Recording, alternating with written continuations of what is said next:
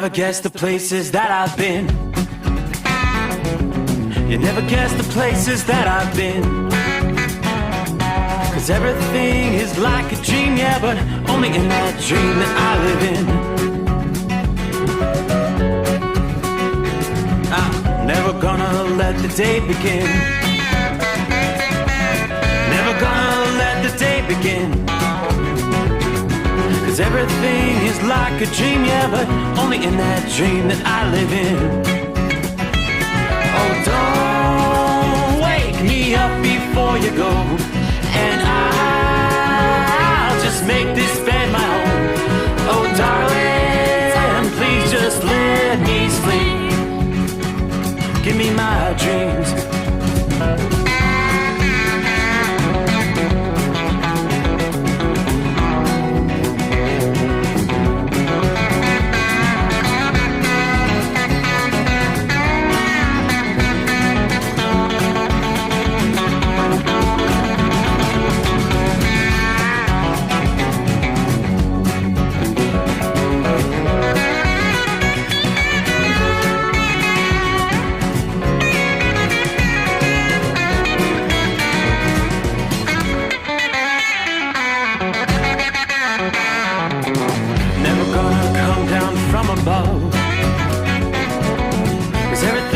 Better from above.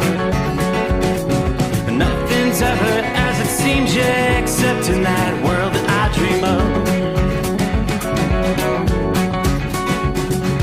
Never gonna lose the ones I love. Never gonna lose the ones I love. 'Cause everything is like a dream, yeah, but only in that world that I dream of. Oh, don't up before you go, 'cause I can't face this day alone. Oh, darling, please just let me sleep. Give me my dreams. Give me my dreams. Give me my dreams.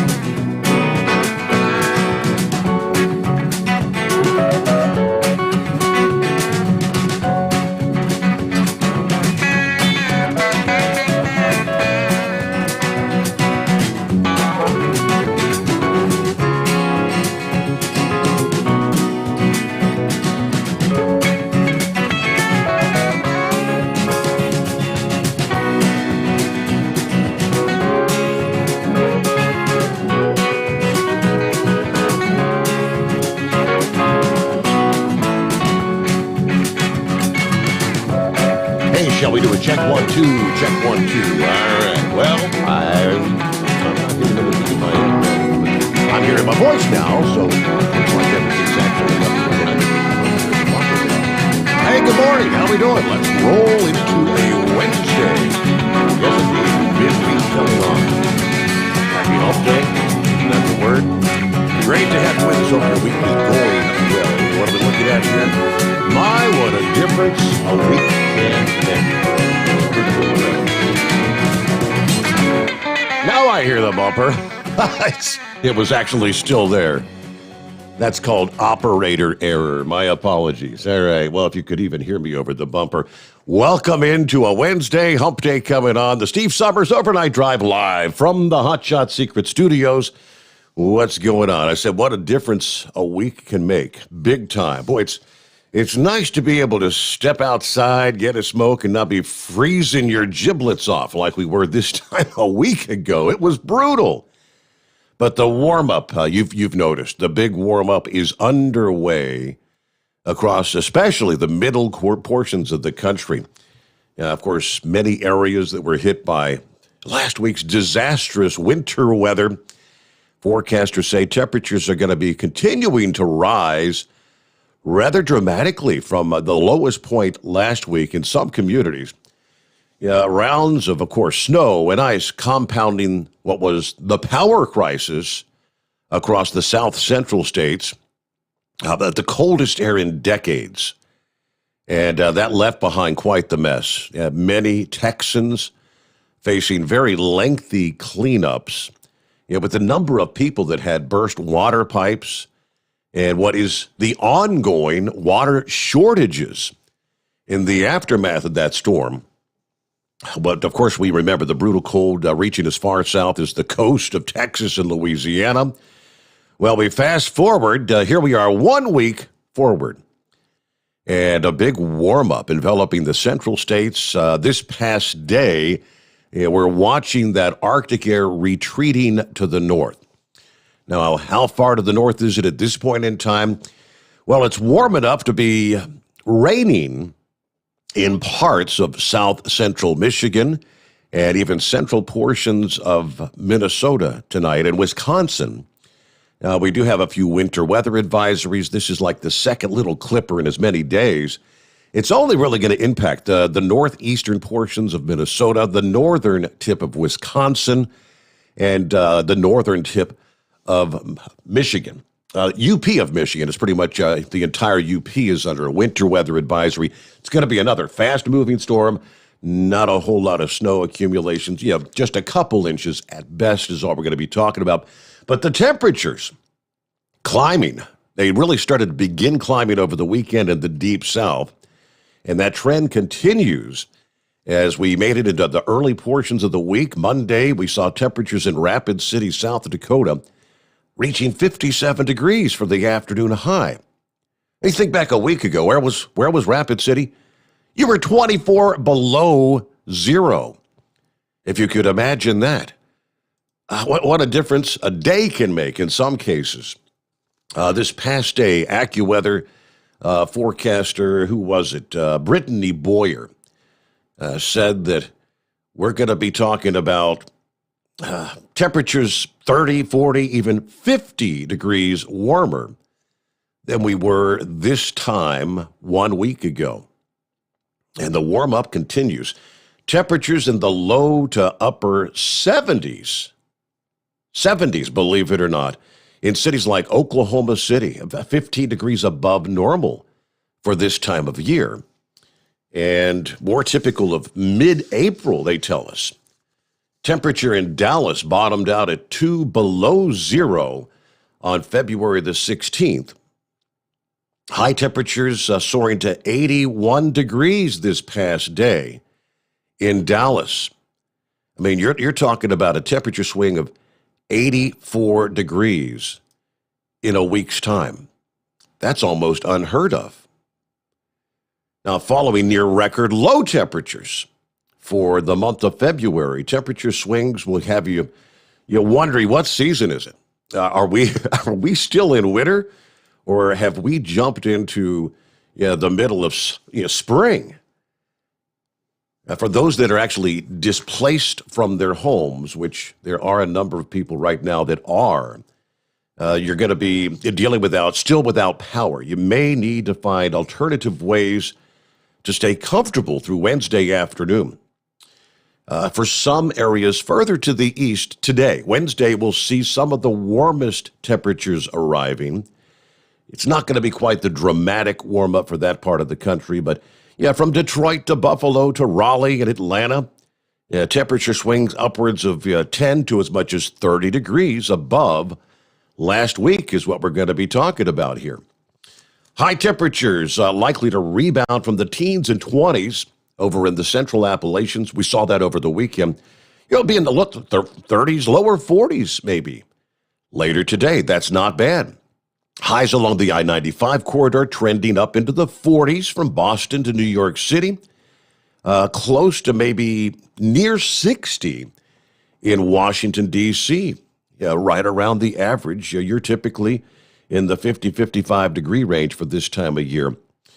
How about Richmond, Virginia? Your forecast high, 64 degrees later today.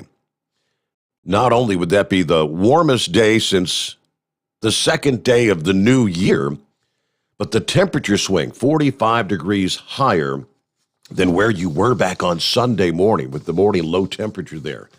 So we're actually looking at a pretty rapid melt-off of the ice and snow on the roads, especially across the Northeast. Yeah, some areas still have 6 to 12 inches on the ground. Now, even though the thaw can cause some pipes that split, but we're still frozen to this point to begin releasing water without notice. Meanwhile, in the Northeast, temperatures forecast to drop 5-10 degrees by Thursday afternoon. Yeah, the Northeast, most reaches of the country should be, well, what they would say close to normal for this time of year by later on Thursday. So there you go. All right, after a relatively quiet first 3 weeks of February in terms of snow events for residents outside the higher elevations of the northern Rockies, at the same time as the warm-up continues in the east, we are looking at a pretty significant, a potent storm that's going to take shape. A cold front's going to begin digging east across the plains, southward through the southern Rockies overnight tonight. And colder conditions will follow in the wake of that. A little leftover energy from that storm that brought the heavy rain and the avalanche concerns to the Pacific Northwest as we started the week with that influx of moisture. That's going to dive southward today. So this energy and the moisture is going to meet up with the cool conditions in place across the southern Rockies as we look toward Wednesday night, and it will indeed bring some snow to the region. Snow first overspreads the Wasatch Range of Utah by Wednesday evening, and then moves over to blanket portions of Wyoming and Colorado overnight, parts of New Mexico and Arizona by early Thursday morning. Places like Salt Lake City and Provo, Utah, you may miss out on any accumulating snow, but the totals are going to pile up over the mountains east of the city. A general 1 to 3 inches across the Wasatch, 3 to 6 inches to be confined just to the northernmost portion of the range. But a more robust amount of snow will be targeting much of Colorado through Thursday. Now, 1 to 3 inches for the lower elevations of Colorado. Many of your populous cities, Denver, Colorado Springs, Pueblo, may get a quick 3 to 6 inches of snow. And, of course, snowfall totals in excess of 6 inches, up to as much as 2 feet, yes, 24 inches, will be confined to the highest elevations there. So light accumulation for the lower elevations, but you get up in the mountains, could be talking up to 24 inches. The bulk of that arrives overnight, Wednesday through Thursday morning. So that Thursday morning commute may be a bit of a challenge for that part of the country. We'll see some travel disruptions across I-70, I-80, and 25, along with some gusty winds brought on by this storm. Unseasonably cold air and a lack of available moisture have actually led to a bit of a lull in any significant snow events for the month of February. For those cities surrounding the Rockies, it's all the action really has been in the eastern reaches of the country. Not uncommon to see these lulls this time of year. January, February are the 2 months of meteorological winter. Neither of these months is actually the snowiest month for cities like Denver, Colorado. January into early February, the jet stream, the storm tracks tend to set up south of places like Denver. And, of course, average temperatures are at their coldest along the Front Range. So Denver, Colorado Springs, currently running an average of 7 to 8 degrees below normal for the month of February. It's no doubt been cold there. But by the time we wrap up and head into early March, this is more moisture becomes available to work with any sort of disturbance that rolls through that part of the country. Even though the temperatures are beginning to rise, believe it or not, March is actually the snowiest month of the year for places like Denver. So whereas much of the country begins to say, hey, we're starting to see signs of spring on the horizon, places like Denver, averaging 7.5 inches of snow for the month of February, while March typically brings along the lines of a foot of snow. So we're just a few days left here in February. Your February total there in Denver, you've only seen 4.5 inches of snow. If you could imagine that.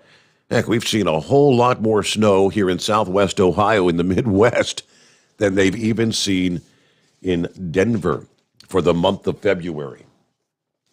All right, there you go. Look at some of our travelers' weather coming up in a bit. We'll look elsewhere around the country. Areas that saw a lot of snow last week in the south. You're seeing that melt away with this big warm-up. Then you're going to follow that with potentially some heavy rains coming up here in just a few days, which could lead to the threat of some flooding issues.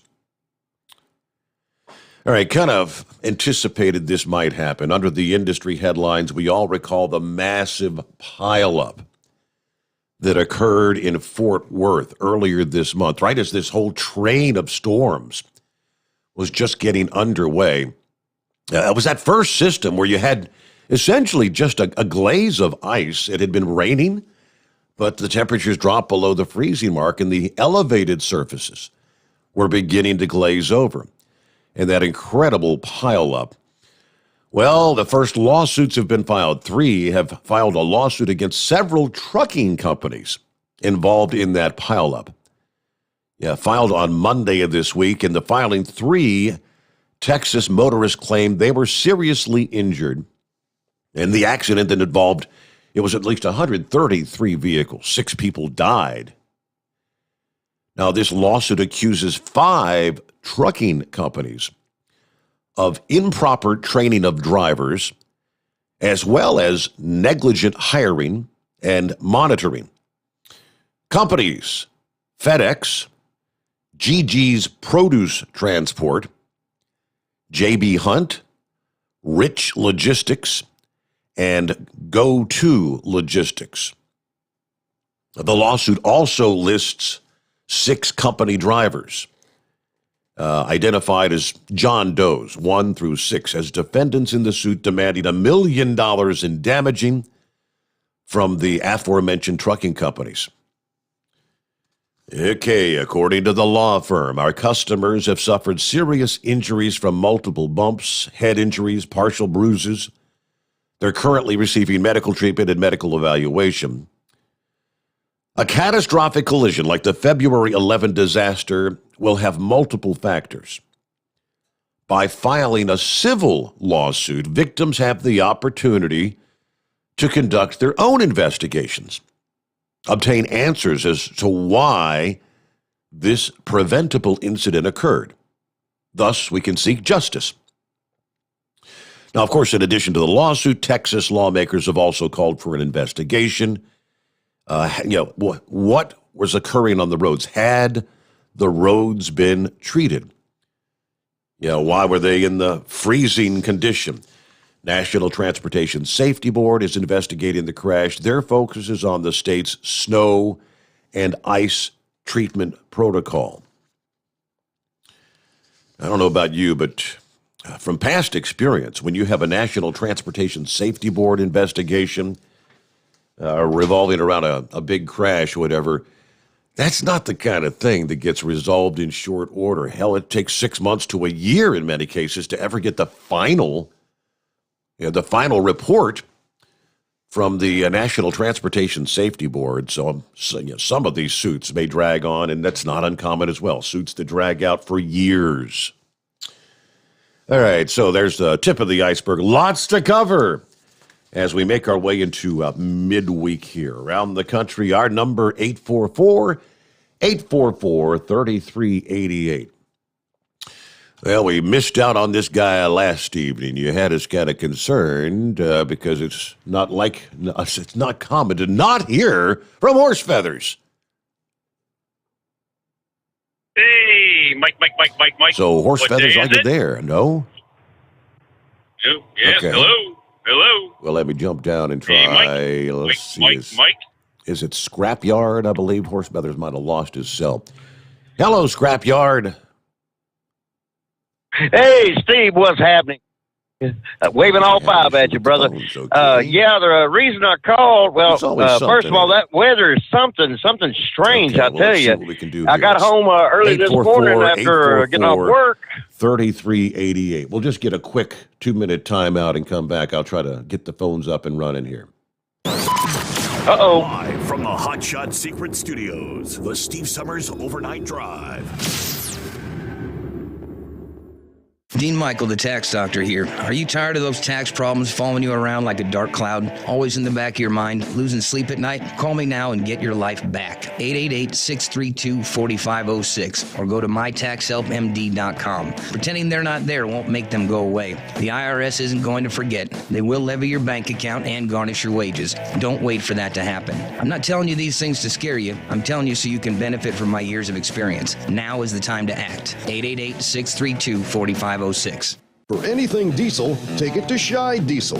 They provide a wide variety of services and diagnostics to determine what the problem is with the latest technology. From simple oil changes and preventative maintenance to fuel system diagnostics and repairs, engine rebuilds and cylinder head repairs, and rebuilds with our in-house machine shop. They also have on-site DPF cleaning for exhaust issues and DOT inspections. If your diesel is asking for some attention, Shy Diesel has the specialist you need for anything diesel. Located in Terre Haute and Lafayette, Indiana, and Effingham, Illinois. Shy Diesel has you covered. Getting a good night's sleep while on that long haul can be quite the challenge. That's why Commercial Vehicle Group has partnered with Serta Mattress to bring you the Bostrom plus Serta mattress for the best night's sleep possible while you're on the road. The Bostrom plus Serta mattress, manufactured with Serta's patented Cool Gel memory foam, acts to dissipate body heat and eliminate pressure points, which reduces the tossing and turning that can be so disruptive to your sleep. The Bostrom Serta mattress comes in 2 thicknesses, 7 and 10 inches, offering support to drivers of all shapes and sizes. The mattress comes in the standard 80-inch length with 4 widths, 32, 36, 39, and 42 inches. For more information on the mattress or where to buy, call us at 800-459-7328. That's 800-459-7328.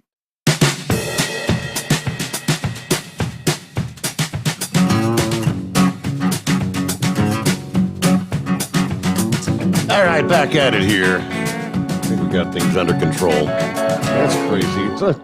It's almost like there may have been some little gremlin in the studio. Buttons pushed here and there. Because apparently, you could hear me, but I couldn't hear you. Let's try again. What's going on, Horse Feathers? Hey, Mike, what day is it? What day is it? It is Gremlin Day. Yeah, apparently. Yeah, the first time I called in, it did the whole phone thing like normal, and it put me on hold, and there was nothing. And I'm like, well, we got that issue again. So I hung up, and I dialed you back, and it put me on hold, and I could hear the show, and I thought everything would be okie-dokie. And then it wasn't. So then I guess you reset something, because it apparently works now. It's working now. Working, yeah. Yeah. See, this what happens there, you know. You got to get yourself a producer. So you need a producer in there because you're supposed to be the high-up, muckety-muck radio show host and doing the whole radio on-air radio thing, and you're supposed to have the producer doing the whole behind-the-scenes thing there. Well, so we taking care of all this technical stuff. Multitasking. Yeah, I know. And now they got you on camera. Now they're watching you do it. Mm-hmm. So anyways, yeah, we ran into some mechanical problems there on Monday morning, and from the time I left Sunday night to the time I got home, it was out about 22 hours, and I had about 3 inches of snow to clean up and got done with all that. And I said, I ain't working last night, so I didn't work last night. I took the night off. I kind of wondered about that. I figured he must not be out there. I thought you might have been sick or something. You never can tell. So. Nope. Try to avoid doing that, but then I did get in trouble. So since I took last night off and had pretty much the day off today till I need to get a little rest to come out, I got told that the wife would have taken the whole day off with me to spend our 25th wedding anniversary together, but I did inform her that I was doing it until like after she left work, and she says I can't call in, tell them I'm not working tomorrow now. So, but anyway, so I got in trouble for that. But what else is new? Anytime I do something, it doesn't matter how I do it, it's always wrong there. But you know what I mean, don't you, Steve? Yeah. Some days are better than others. That's all I know. Yeah. So anyways, I don't know. I really caught up a little bit of yesterday's show there this evening on the way down. Sounded like a pretty good show last night. But yeah, definitely got the melting operations in effect here. We had a pretty decent day there, up about 45, almost 50 degrees there.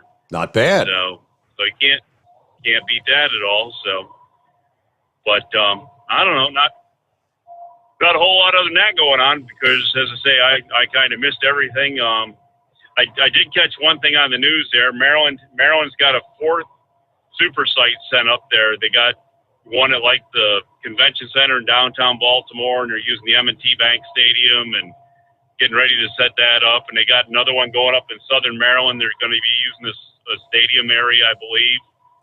But they're having a whole bunch of troubles with their websites, getting people the appointments for the vaccine to get get vaccinated. Yeah. And they said they're working on the website, trying to redevelop it and everything. And they're hoping maybe by the beginning of March, maybe the second week of March, they might have their website re-implemented and re-established and out there. Now, didn't before like the whole vaccine thing started to even go to the FDA for emergency passing to use, wasn't the Trump administration and Mike Pence in charge of this whole COVID deal?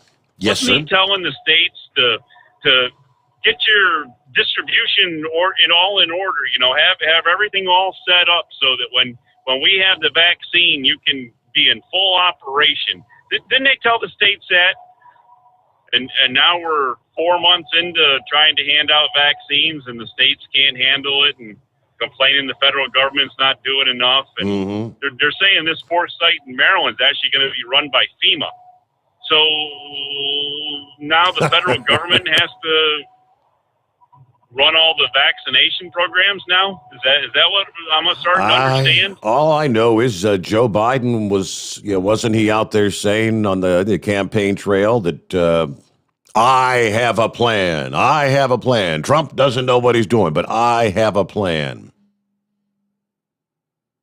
Well, all I know is I haven't seen much get better from what they're doing for handing out vaccinations and all that, but the numbers are going the other way now for the ones they're handing out on the news. They're actually having more second vaccinations being done than they are first ones. So I guess everybody's getting around to needing their second one. So the priorities to them now over the other people getting them to begin with. So I don't know. I guess we'll see. I don't know where I am on the list. I'm sure I'm nowhere as near even worrying about it. So. Not that I've been really worried about it anyway, but it was pretty interesting to hear what you were talking about last night with Trump, with the CPAC and all that. That's going to be fun to watch there this next week. See what happens. See how scared people get and see what they, when he does that, they're going to try to come up with something else to go after him with, aren't they? Yeah, I mean, right. If he gets up there and speaks like that, what do you think they can come after him with now? You got any ideas what the next thing is that they can try to come after him with? Seeing as he doesn't hold office, I guess the only thing they could resort to now would try to be some sort of actual, civil charges of some. They'll try to drum something up. I can assure you that. I was going to say, they going to get him for jaywalking or playing loud music at Mar-a-Lago or what? And hey, speaking of Mar-a-Lago, here's an interesting fact. Do you know where Mar-a-Lago came from? Do you know who it was built for and all that? I technically no. I have no idea. That was put up, I believe. I don't know if her brother built it originally, but that was Marjorie Post cereal. That was Marjorie Post's house. estate. Really? And so that's where that came from. Yeah, she was all in the big, part of the big corporate, building American breakfast food and all that. With her brother had started Post there from when he worked from Kellogg's and got away from them and tried to steal Kellogg's deal with the cornflakes and then started his own. The first thing was the grape nuts, the Post grape nuts, and but anyways, he ended up being sick and ended up taking his own life. He couldn't live with the pain that he had. He took his own life, and then his sister, I believe it was sister, might have been his daughter. I don't know. I can't remember now. Somewhere in that neighborhood. But anyways, it was Marjorie Posthouse, and that's how it kind of ended up with the name Mar-a-Lago. I'll be darned. Part of because of her name. But anyways, so there's an interesting useless fact you can stick in the back of your file cabinet there, and I don't know. Next you time, should probably move on to more intelligent, more interesting callers than me there. Well, we'll know the answer to the question. Out of the way, right? Next time we play Trivial Pursuit, we'll know the answer to the question. Yes, that is correct. All right, Bob from New York, and he says upstate, not New York City. Hello, Steve. How can I listen to you without having the screen on my phone lit up? I'm sure glad you're back on the radio. All right. Well, the options are growing there, Bob. Last night, we introduced for the Android phone. The app is actually up. And I did send him an email, kind of explained it to him. I said, if you've got the Android phone, go to the Google Play Store. You can type in overnightdriveradio.com. All one word, no spaces and whatnot. overnightdriveradio.com. And you will find the app. And for the iPhone, the app has been submitted. They were submitted about the same time to both Android and iPhone powers that be, but just still waiting for the iPhone app to roll out. But that's the way you can listen without the screen lit up. And of course, you're not drawing nearly as much battery power, killing the battery nearly as quick if you don't have the screen lit up. So there's another option for you. Kyle sent me a message this past day. Someone was asking last night, hey, about, when's the merchandise store going to arrive? And he said, merchandise has begun to arrive. Received the first batch of decals and the dash calendars. Yeah, we'll start the process. They got to take pictures for the website store and get them in inventory so they're ready to sell. Now, the T-shirts, the travel mugs, they are in shipment, apparently, as we speak. Should have them by the end of the week or maybe early next week. The Overnight Drive Radio hats are being embroidered as we speak and should be shipped very soon. So it's all in the process. We'll be adding all the merchandise to the website store on overnightdriveradio.com as well as hotshotsecret.com. Yeah, maybe we can give away some autographed merchandise. Yeah, who would want a Steve Sommers autograph?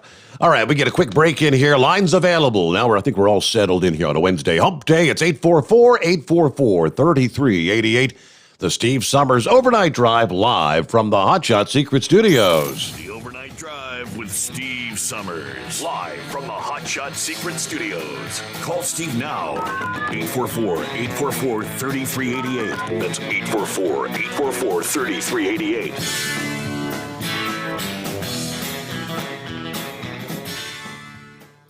Attention all truckers, Dean Michael, the tax doctor here. I want to talk to you about those dreaded tax problems. I know you want to keep on trucking and not even think about them. Well, let's face it, they're not going away all on their own. You need professional help. I've been helping truckers put their tax problems in the rearview mirror for years. I can help you too. Call me for a free consultation at 888-632-4506 or go to mytaxhelpmd.com. It's like I always say, keep your eyes on the road, I'll keep mine on the IRS. 888-632-4506. Pure Flow Air Dog, your leader in fuel air separation system technology. Our systems filter out water, particulates down to 2 micron, and remove all of the air out of your diesel fuel. This allows for nothing but pure, clean diesel fuel to reach the expensive injection system equipped in your vehicle. Not only do our fuel systems protect, they also come in a variety of flow rates to meet your performance needs. Our systems are compact and use OEM-style fittings for an easy installation. Learn more about our product at www.pureflowairdog.com and be sure to follow us on Facebook and Instagram. Protect your investment with PureFlow AirDog. Drivers, you demand that your equipment's reliable and dependable, and that also applies to your headset for communication. Well, our friends at Stellar Electronic have you covered. The Pluto Duo headset bundle is the best communication headset you can find in the industry. No matter the challenging environment you're driving in, the Pluto headset will make you sound crystal clear all the time thanks to their 99% noise cancellation. And the Duo's not only a stereo converter for the headset, but also a power bank so you can charge as you go. Learn more at StellarElectronic.com or visit them on Facebook.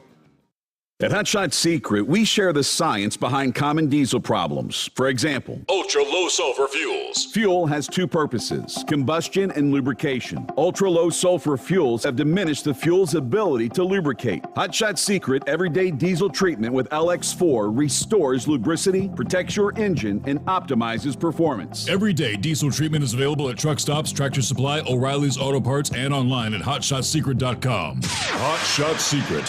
Powered by science. And now, back to the Steve Summers Overnight Drive, live from the Hotshot Secret Studios.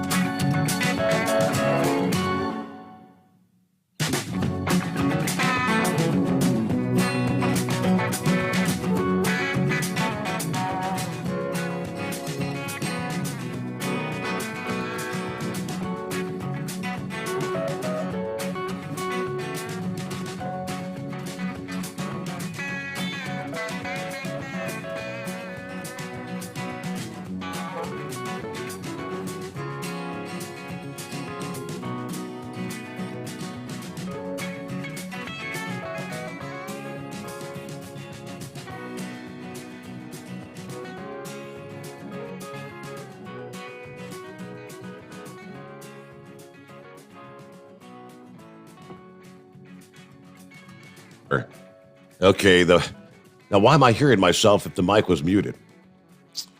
Yeah, well, I was just explaining why I thought that some of the buttons got pushed this past day. I don't know, maybe I don't have them all right yet. But I had the baby granddaughter in the studio this past day. It was our first opportunity. We had to babysit. I can't recall why, but yeah, I got to bring little Aubrey in, and she was all fascinated with all the pretty lights on the board, all these pretty colors. And yeah, Papaw put the headphones on her, and she got to hear some of these things that Papaw does overnight. I didn't think she got her hands on any of those pretty buttons, but maybe she did. So I think we've got everything set right. Let's knock on wood. All right, one trucker's Facebook post inspiring a community-wide volunteer effort to send much-needed supplies to Texans that are indeed following last week's winter storm. Truck driver and trucking company owner Brad Hayes initially made a post asking for help to fill a semi-truck with supplies so he could haul it down to Texas. And the residents of Grove City, Ohio, definitely answered the call with the help of a local bartender. Courtney Kaiser Hayes has managed to collect food, water, clothes, $1,300 cash, and various other supplies in just a couple of days. Now, he said he plans on continuing to collect donations through today, Wednesday. Then he's going to make the haul to Texas. He's volunteering this weekend. I've been seeing these photographs of empty store shelves, and they were building fires around water lawns, and I thought, man, somebody's got to do something. They need some help. So I kind of get goosebumps even just talking about it, just thinking even from a parent's perspective. I couldn't imagine any child, a mother, being without anything. It would be devastating. So anything we can do to help, why not? These people are in a world right now that they're not used to, and If we can help, we'll help as much as we can. All right, Grove City businesses that have jumped on the bandwagon to help collecting donations. The Time Zone, obviously a local business. Southern Columbus CrossFit, Indulgence Hair Salon, Oyo on Buckeye Parkway, the Jolly Pirate Donuts. Maybe they'll send some donuts down. All right, people trying to help out. There are still good people out there. Yes, there are. Would this be Fly Rod? No, it's Captain Ron. Oh, Captain Ron. Okay. Hello, Captain Ron. Way off this time. How are you? Doing all right. What's happening? So I talked to my cousin today. She lives northeast of Dallas. She said it got 78 there, but the potholes now are just awful. So I guess water got down in all the cracks, and now they're having the problems that the northern states have. Okay. With the potholes. So, and I guess they're having milk rationings at some of the stores there. No, that I haven't limiting heard. them to a case of milk at a time. Huh.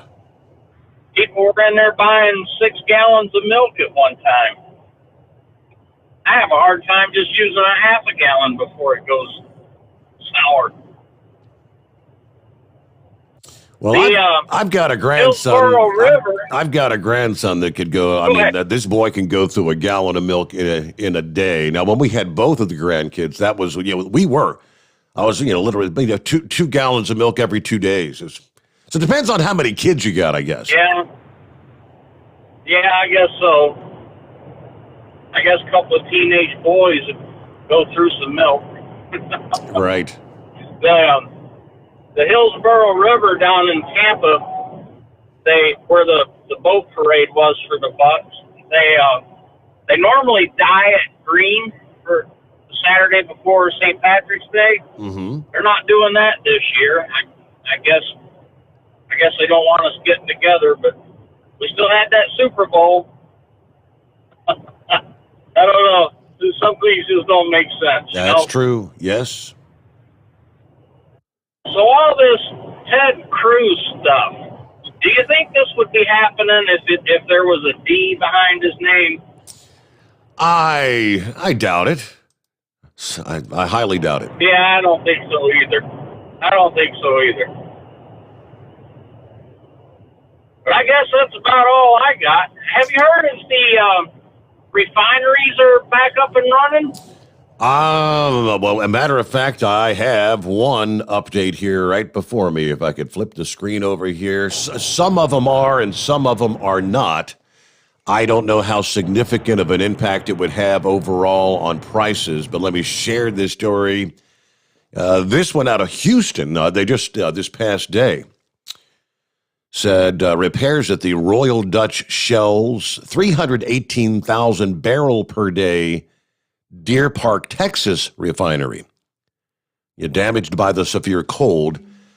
Repairs are probably going to last until April. According to sources familiar with the operations yesterday, now, Deer Park is still being assessed for a potential return to safe operations. According to the spokesman, no timeline has been assigned for a full restart. But refinery production may remain shut down until repairs are completed. They're still determining a timeline for repairs. Now, they shut the refinery's 2 crude distillation units because of a malfunction on the 14th, before the really cold temperatures hit the Gulf Coast on the following day. The 70,000 barrel per day DU1 was shut first, followed by the 240,000 barrel per day DU2 unit. That's the distillation units. Now, apparently there was a seal that had failed on a pump that provides feedstock to other units. Now, they restarted the 70,000 barrel per day gasoline production fluidic catalytic cracker on the 11th of February. after that was shut down for nearly a month, from the 11th of January, where they had a breakdown in the unit's expander, according to sources. A CDU unit, the two that are shut down right now, they break down crude oil into hydrocarbon feedstocks for all other production units at the refinery. The FCC uses a fine powder catalyst to convert gas oil into unfinished gasoline. So this particular facility, the Deer Park Refinery, it's a 50-50 joint venture between Shell and Pemex out of Mexico, Mexico's national oil company. Shell is the managing partner there. So that is one facility that's going to be offline for probably some time to come. It sounds like it could be another month before that gets up and running. Now, in the big picture, the big scheme of things, a 318,000 barrel per day facility being offline is going to have a minimal impact in overall capacity here in this country because we use a lot of petroleum products. Yes, we do. All right, get back to the calls here. Todd, what's happening this morning? Hey, Steve, how you doing this morning? Oh, can't complain. How's your week going? Happy hump day. Yeah, the week's been going okay. I'm over here in Colorado. It's getting windy, and it's dropping in temperature. No snow yet. Okay. I talked to you on, I think it was Saturday I talked to you. You called me at the house. Yes. I'm out of Canada. Remember me? I remember you. I sure do. Yes. I think I think your wife answered the phone initially, and I thought, she's going to think this is some kind of scam. So I tried to explain who I was and what was going on, but obviously you got the message. So, yeah, good to hear from you. Yeah. Yeah, right on. How's the weather doing over in your part of the country? Well, we're beginning the warm up, which that's a good thing. We're going to I was coming out. I left Monday and I came across Michigan. All the roads were good across 80. Now it's getting windy down here in Colorado. And like I said, no snow yet, but it might come down here. Reason I'm calling is you guys got shirts coming and decals and all that stuff? We do, yes. All right. So how does someone get something like that? On your website? When it's not up on the site yet, but yeah, it's going to be overnightdriveradio.com or hotshotsecret.com, where the sponsor of the show. Both of them will have the merchandise available. All right, great. I'd be proud to put that in the side of my sleeve for your logo on the side of my truck. That's great. You guys, are you going to be at the truck shows? Are they going to start up this year, or what's going on with all that? We know Louisville will not be holding a show till March of 2022. The Great American Truck Show is going to be what they call a virtual event this year. So that'll be 2 years in a row with no live event in Dallas. Someone did send me a message this past day. I think the latest issue of Landline from OOIDA said they do have a listing of 4, I guess, smaller truck shows that will be taking place live this year. I'll see if I can't find that list. But yeah, the big shows are they're all postponed again. Oh, really? This whole COVID thing's just really putting a damper on everything. Yes. Trucking, rates, everything else. Fuel, it's just getting out of hand. Begin to wonder, when are we ever going to get the opportunity to get together and have a normal everyday get there? Are we ever going to shake hands again? Are we going to do this fist bump and elbow bump thing forever? Yeah, that's the whole thing. We're going to walk around a mask all the rest of our lives. Yeah. It's the whole thing's getting out of hand. And I don't know. It just seems like it's putting a big damper on a lot of things. We can't go into the average stores without a mask, and it's just everybody's just getting a little bit upset with each other. But like I said, I'm going to look on your website. That'd be great to have that your logo on the side of my sleeve for my truck. I'll tell you that. All right. Yeah, I think they were looking to order some, because they have, if you can see, if you see the show or whatever, you got some of these smaller decals that we've got here and there around the studio. I think they're getting some bigger little graphics that you can put on your door or whatever, or the side of your truck, whatever. So, yeah, that'll be, I think the decals have already arrived, if I'm not mistaken. All right, I'll check your website out tomorrow when I wake up, and you have yourself a fantastic morning, and the rest of the drivers out there, be safe, keep between the ditches, and get down the road. All right, thank you much, I'll talk Todd. to you later, Steve. You got it. It was good chatting with you over the weekend there, yeah. Yes, he was the guy that had called in, from Canada, obviously. Yeah, said he actually spends more time in the U.S. driving truck, but I had offered him one of our Hot Shot secret codes for being a first-time caller out of Canada. He's one of several, I think, that said he found the show from Cue Ball. Yeah, when Cue Ball ran, he set up 4 hours when we had our debut night, and he was kind of like he was doing his own YouTube presentation, and Cue Ball's got a lot of followers from his YouTube page. And he was kind of simulcasting with, he had our screen up and on his big screen in his living room. And Todd found out about the show there. I offered him a coupon code, and he said, for whatever reason, I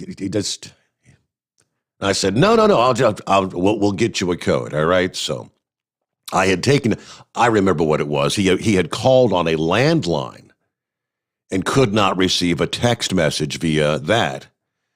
And he said, well, maybe I'll send you a message at the toll-free number and give you my cell phone number. And several days had passed, and I hadn't heard from him. So I said, all right, I'm gonna call the landline number, which I did. I think that was like Saturday morning. And he said, his wife answers the phone, and I'm trying to say, hi, my name's Steve Sommers, and I run a radio show, and is Todd there? And no, he's not here. So it's all right. So how do you explain to someone off the wall? You're so used to getting these calls about, well, I'm calling about your last opportunity for your extended car auto warranty. I said, I need his cell phone number. I said, tell you what, just take down the number you've got on the screen, and he can call me later. He'll tell him who called, and he'll know who I am. So he got his code. All right, all things worked out, but I just wanted to know. I said, I wasn't BSing you. I wasn't just pulling your chain. Yeah, we'll get you a code so you can try some of the Hot Shot secret products. So there you go. All right, quick look from the email bag before we get back to your calls. And we got plenty of room for you at 844-844-3388. Got an email first. Heads up coming east or west on I-20. All truck stops and rest areas are full. Double parked, etc. The backup in freight is sitting and waiting for customers to reschedule appointments. And you can tell it out here, east of Dallas. So good luck finding parking. Okay, so I-20, I guess he's saying east of Dallas. Yeah, where the warm-up is taking place, but after so many appointments were delayed or rescheduled from last week to sometime this week, as many of these operations were without power. Some are still without water, may not be open. So you've got all kinds of freight down there, apparently, trying to get in. And I would imagine a lot of that may also be loads of emergency supplies, emergency shipments, water, food, whatever it might be. Now, probably a lot of FEMA loads trying to get into the Dallas area because there's still, again, a lot of people that do not have water, and water was at a premium. I think we had the story last evening. Some of those water distribution centers were running out of water. They're running out of donated water. People have gone an entire week now without water, and in some cases, it may be quite the length of time before they do actually get released from the, boil water advisories. But all right, got an email from Tater. He said, we've both downloaded the app. It's working great. Yeah, we just got to our destination. It's about the time to get a little bit of bunk time. But Tater, thanks for checking in before hitting the hay there. Then Billy the Kid sends me an email. I was able to track down the big moose thanks to Popeye. Had a nice talk with him. I explained my situation with my current contract, and he agreed to let me stage an extra trailer at his place north of Dayton. This guy is like a walking, talking owner-operator encyclopedia. At first, I was a little taken aback. He looked like he was going to rip my head off. But after talking a few minutes, it was like we'd been friends for years. Such a nice guy. But I'll tell you what, I don't think I'd ever want to tick him off. Yeah, that's a reason he's called the Big Moose, right? Now, Billy, the kid said, I'm 6'4", 250 pounds, and I felt like a midget standing next to this guy. His first question to me was, are you an OIDA member? And his second question was, are you running Hot Shot Secret? All right, I'm going to be running days this week, so I'll catch your program on the podcast. But can't wait to hear Chris on the air once again, which, of course, not this Friday, but the following Friday. If you weren't with us last evening, Chris Gabrelchik we're talking about. Yeah, the boss man, the top dog there, the founder, creator of Hot Shot Secret. He's agreed to join us on the first Friday of each month. So Chris' next visit with us will be the first Friday there in the month of March, which is just around the corner. All right, let's get on over to the Heat Wave on a Wednesday. What's going on this morning, Heat Wave? Well, Steve, I had a really nice conversation with Monty earlier this evening. It was about 2 hours long, and, you know, I really have to hand it to you. I have to thank you. Ever since you've been on, your daddy and then you, and then when you came back, you make everyone feel like we're just one big old happy family out here, you know, and we can talk to each other as if, you know, we've known each other forever. And I do thank you for the opportunity to using your platform to speak my mind on a few things. And Chris, thank you very much again for bringing him on. Hopefully this will be a lifelong partnership with y'all and us. Mm-hmm. Last night, you said you were going to email me Monty's number, and I was looking on both of my emails that I have on the phone, not realizing I had a third email that came with the phone, which is what I sent you the pictures on. So I'm looking, and I can't see an email from you. Completely oblivious to the other email I've got on this damn thing. And so I called Flyrod, and I said, Flyrod, who is Monty? And we got to racking our brains, and the only thing we could think of was Monty, the board member of OIDA. Yeah. So I made a bigger ass out of me than I did of y'all. I went ahead and I called OIDA, and I said, I think Monty is waiting for the Heat Wave to call him about solar panels. And they were a little surprised by it. And I was like, maybe it's the wrong Monty. I don't know. And I says, y'all have a Monty there? And they came back and he says, well, yeah, he's the one of the board members. Because I said, I think he's the one that met with Donald Trump when he was president and was there, and he gave us a really good, wouldn't call it a lecture, but he was telling us, what was going on and what he experienced and how great of a man Donald Trump really is. And they came back and he says, oh yeah, he's the board member. And he says, well, he's not here, but we can give you a voicemail that you can leave it with. So I mentioned you in the show because I don't know if OIDA knows about you being on again. And all I can say is, Mr. Monty from OIDA, I'm sorry, didn't mean to disturb you. It wasn't him. But if you want to talk about solar panels, by God, you can pick my brain too. Yeah. So did you get the right guy? See, his email is like Monty Python. Remember the old Monty Python? Yeah, and his real name is Jamie. So. Yeah, I did find that email after I made the phone call, and okay. All right. I called him and I left a voicemail with him, told him when to give me a holler, and I went ahead and shot a message to Fly Rod, and he's like, now you have a story to tell. I was like, yeah, I do, don't I? So, no, Monty and I, we had a really, really good talk. I think it surprised him how much, the solar panels cost me anyways, and that I have them financed separate to my mortgage. And, like I told him, I says, well, I've got it for 20 years for being that much. And I said, the panels are good for 25 years. Is how long that warranty is on them. And we talked about other things other than solar panels. It's just a really good, like I said, it's just a really good program that you have, that the drivers can interact with you and interact with others.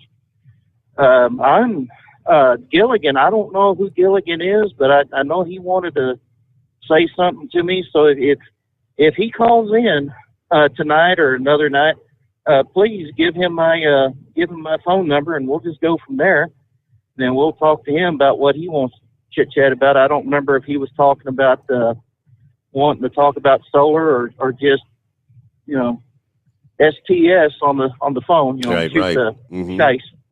Yeah, I got you. All righty. So we're here in Idaho right now, and it's a little breezy, a little chilly, but it's kind of a partly cloudy sky out there. It is snow flakes flying in certain areas. We were just at the new pilot location, not pilot, but the new Love's truck stop there at the 141 on 84. I don't remember what the name of the community was, but there was a few flakes flying, and there's two other drivers that had left Portland that are headed for Denver. So we're all trying to get there before the big snow job hits. I caught like the very beginning, and then I had to do business in the store. Now, did you say they were expecting 2 feet of snow up in the higher elevations? Highest elevations. Yeah, the lower elevations, of Denver and whatnot, 1 to 3. You get up in the mountains, up to 24 inches. All right, more on the Travelers weather coming up here. Hey, lines wide open here on a Wednesday hump day. It's 844-844-3388, the Steve Sommers Overnight Drive, live from the Hot Shot Secret Studios. USA Radio News with Dan Naraki. Coronavirus cases and hospitalizations continue to fall in the U.S., with cases down 40% over the last 14 days, and hospitalizations at their lowest level since early November. But Dr. Anthony Fauci says that doesn't mean we can get complacent. The director of the National Institute of Allergy and Infectious Diseases tells CNN that we have to continue both mitigation efforts and vaccination programs to continue those downward trends. We've got to, as quickly and as efficiently as possible, get as many people vaccinated as we can at the same time that we continue with our public health measures. Because when people look at that curve every day in the newspaper, it's very steeply going down, which is terrific news. The infections per day are going down. We can't pull back on that and get complacent, because if we do, we could see a surge. This is USA Radio News. If your credit card bills have gotten out of hand and you care about your credit, call Consolidated Credit now. If the interest rates on your credit cards are so high, it'll take years to get out of debt. Call Consolidated Credit now. They've helped over 6 million people with credit card debt. Without destroying your credit, they can consolidate your debts into one lower payment, reduce your interest rates, and get you out of debt fast. The program works. Call Consolidated Credit now. Call 800-406-0046. 800-406-0046. That's 800-406-0046. Consolidated Credit Counseling Services, Inc., 5701 West Sunrise Boulevard, Fort Lauderdale, Florida, 33313. Licensed by the New York Department of Financial Services and by the Vermont Department of Financial Regulation. Maryland DM 1492, Oregon DM 80092. Licensed by the Virginia State Corporation. Commission license number DC 83. Service may adversely affect the individual's credit. Non-payment of debt may lead to additional finance charges or collections activity, including legal action. Not a loan company. 4 members of the board of Texas's power grid operator will resign following the blackouts during last week's winter storms. Chairwoman Sally Talberg, Vice Chairman Peter Crampton, Finance and Audit Committee Chair Terry Bulger, and Human Resources and Governance Committee Chair Raymond Hepper announced their intent Tuesday to resign from the board of the Electric Reliability Council of Texas. More than 3 million people were left without power following the brutal winter weather last week, with ERCOT citing frozen equipment for the loss of power output.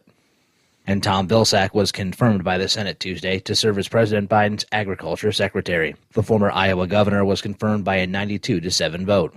Vilsack previously served in the same position under President Obama, the only of his cabinet members to serve for Obama's entire term in office. During his confirmation hearing, Vilsack cited the coronavirus pandemic and climate change as necessary priorities, saying the problems facing the department are completely different than the last time he'd served as secretary. This is USA Radio News. You've heard me talking about MyPillow for 3 years, folks. It's the truth. I get the best sleep of my life with a MyPillow. You can do it too.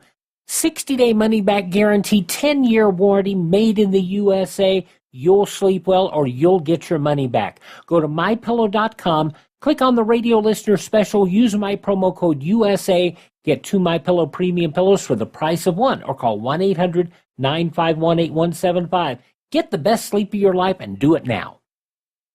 A New York woman fired for wanting to wait to get a coronavirus vaccination has people asking if employers really can require their employees to get the shot. Tim Berg has more from the USA Radio News Phoenix Bureau. A woman said she was fired from her server job at a New York City restaurant over not yet wanting to get the coronavirus vaccine, which the restaurant said was a requirement. Bonnie Jacobson fired from the Red Hook Tavern in Brooklyn after she told management she wanted to hold off because she and her husband are trying to have a child, and it's unclear if the vaccines could have any impact on that. Jacobson being labeled an anti-vaxxer, but according to psychologist Adam Grant, he tells me sometimes people just want more information, and for that they're labeled as anti-this or anti-that. If you're somebody who has some legitimate fears about the side effects of vaccines, and you have a choice between being a vaccine believer or a vaccine skeptic, you're going to probably go to the skeptical side.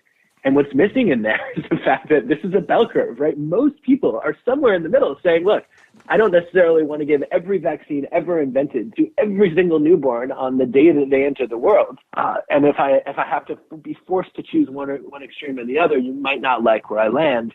What we want to do is we want to see the shades of gray. From the USA Radio News Phoenix Bureau, I'm Tim Berg.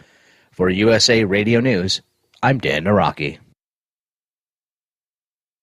At Hot Shot Secret, we share the science behind common diesel problems and their solutions. For example, ultra-low sulfur fuels. The primary function of diesel fuel is combustibility. One of the little-known aspects of fuel is its role as a lubricant to metal-on-metal moving parts. The introduction of ultra-low sulfur fuels diminishes the fuel's ability to lubricate because sulfur, which has been mostly removed, has lubricating properties. Hot Shot Secret Everyday Diesel Treatment with LX4 delivers unmatched lubricity. Third-party testing confirms that it takes 3 times the amount of leading fuel treatment to match the lubrication benefit of 1 dose of Hot Shot Secret. Everyday Diesel Treatment is a fully formulated 6-in-1 premium fuel treatment for every fill-up, every time. Everyday Diesel Treatment is available at truck stops, Tractor Supply, O'Reilly's Auto Parts, and online at HotShotSecret.com. Hot Shot Secret, powered by science. Because Channel 19's a little congested. Call Steve now at 844-844-3388.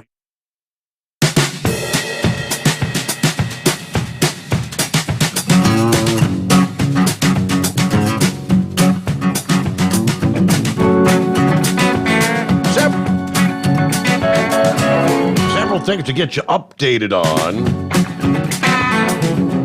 Well, let me start here with the much-needed thaw-out from the bitter cold and rounds of winter weather has begun. And things looking better. And the southern plains, and thanks to the big surge we're seeing get underway as far as temperatures are concerned, and several days of sunny conditions. However, as recovery efforts continue in Texas and other hard-hit states, this little spring preview is going to come to a halt. You're going to deal with a spell of wet, potentially stormy conditions starting late this week. The system we were talking about last hour that's going to bring some moderate to heavy snow to Colorado Wednesday night into Thursday, then begins to shift eastward, beginning to draw moisture in from the Gulf of Mexico. And as the storm drifts eastward, rain will be developing from the Texas, Louisiana coasts to Oklahoma and Arkansas Thursday. Similar setup to what we saw last week. The only difference is we're not going to have the cold air in place. So you're not going to deal with snow, thank goodness. But following last week's calamitous winter storms, the forecast calling for rain may not seem so bad, but it could be somewhat troublesome if you're already dealing with home damage from last week's storm. Once the atmospheric faucet, as they refer to it, is turned on, it may be difficult to turn off in some areas. Now, they say by Friday, the area of rain is going to consolidate along a nearly 1,000-mile-long zone, stretching from north-central Texas and south-central Oklahoma all the way over to upstate South Carolina and western North Carolina. Even though the initial storm will come and go, moisture is going to remain behind roughly the same zone this weekend and maybe into the first part of next week. As along that line, as each additional disturbance moves through that zone, we'll be watching for more rounds of drenching rain, and that could lead to some flooding problems. Cumulative rainfall over what will be a 5 to 7 day period is going to range from 2 to 4 inches. And forecasters are cautioning there's the potential possibly for double that amount. Now, the rain's going to fall on some areas where 1 to 2 feet of snow fell during that winter weather siege last week. Fortunately, all the snow will have melted prior to the rain's arrival. It should allow most rivers in the region to handle the new runoff. However, the combination of wet soil, repeated rainfall, could lead to some localized small stream flooding, urban flooding during those periods of heavy rain. So especially where there's some lingering snow piles that may be blocking some of the storm drains. Now, part of the area forecast to receive drenching rain is really experiencing abnormally dry conditions, according to the U.S. Drought Monitor. Parts of Arkansas, Tennessee, Mississippi, Alabama. In addition to multiple days of wet weather, there's the potential for severe thunderstorms to come into play as well. We expect at least a couple rounds of heavy, gusty thunderstorms in this weather pattern near the south and west to east bands of persistent rain. So with locally strong disturbances in the jet stream likely to accompany this pool of warm, humid air out of the Gulf of Mexico, indeed, there will be the possibility of severe thunderstorms. So it's far enough out right now where the coverage, the intensity has not yet been determined. Sunshine will boost temperatures and make the atmosphere more unstable. That may then increase the intensity as well as the coverage of thunderstorms.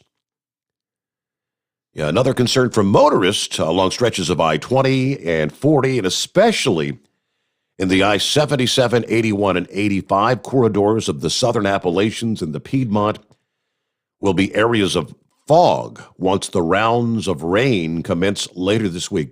Fog can be especially dense over the ridges.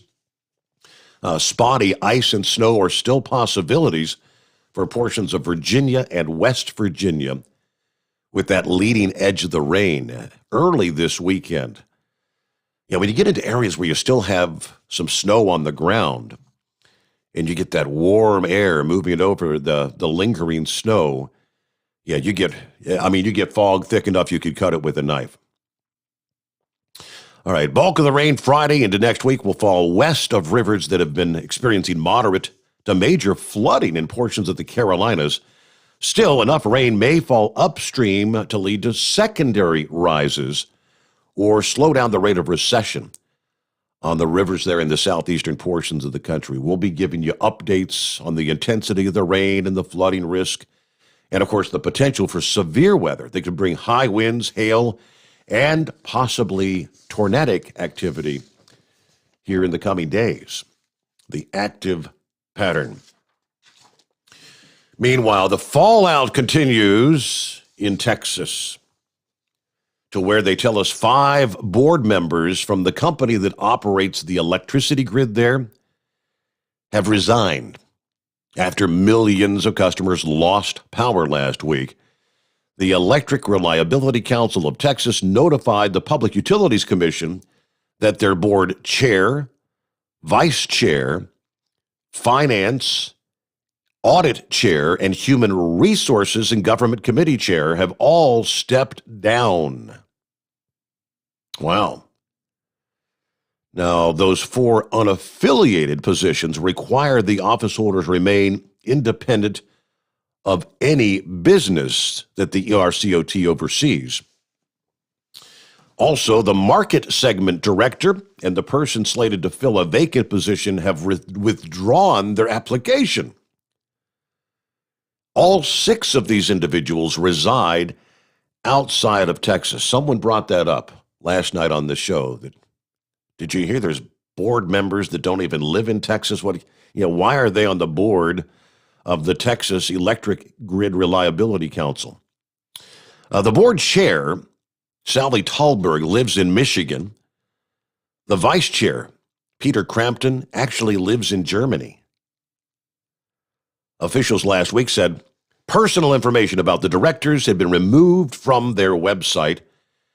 As board members were being harassed, out-of-state board members were singled out by many residents there. Of course, the board criticized for their handling of the power outage last week.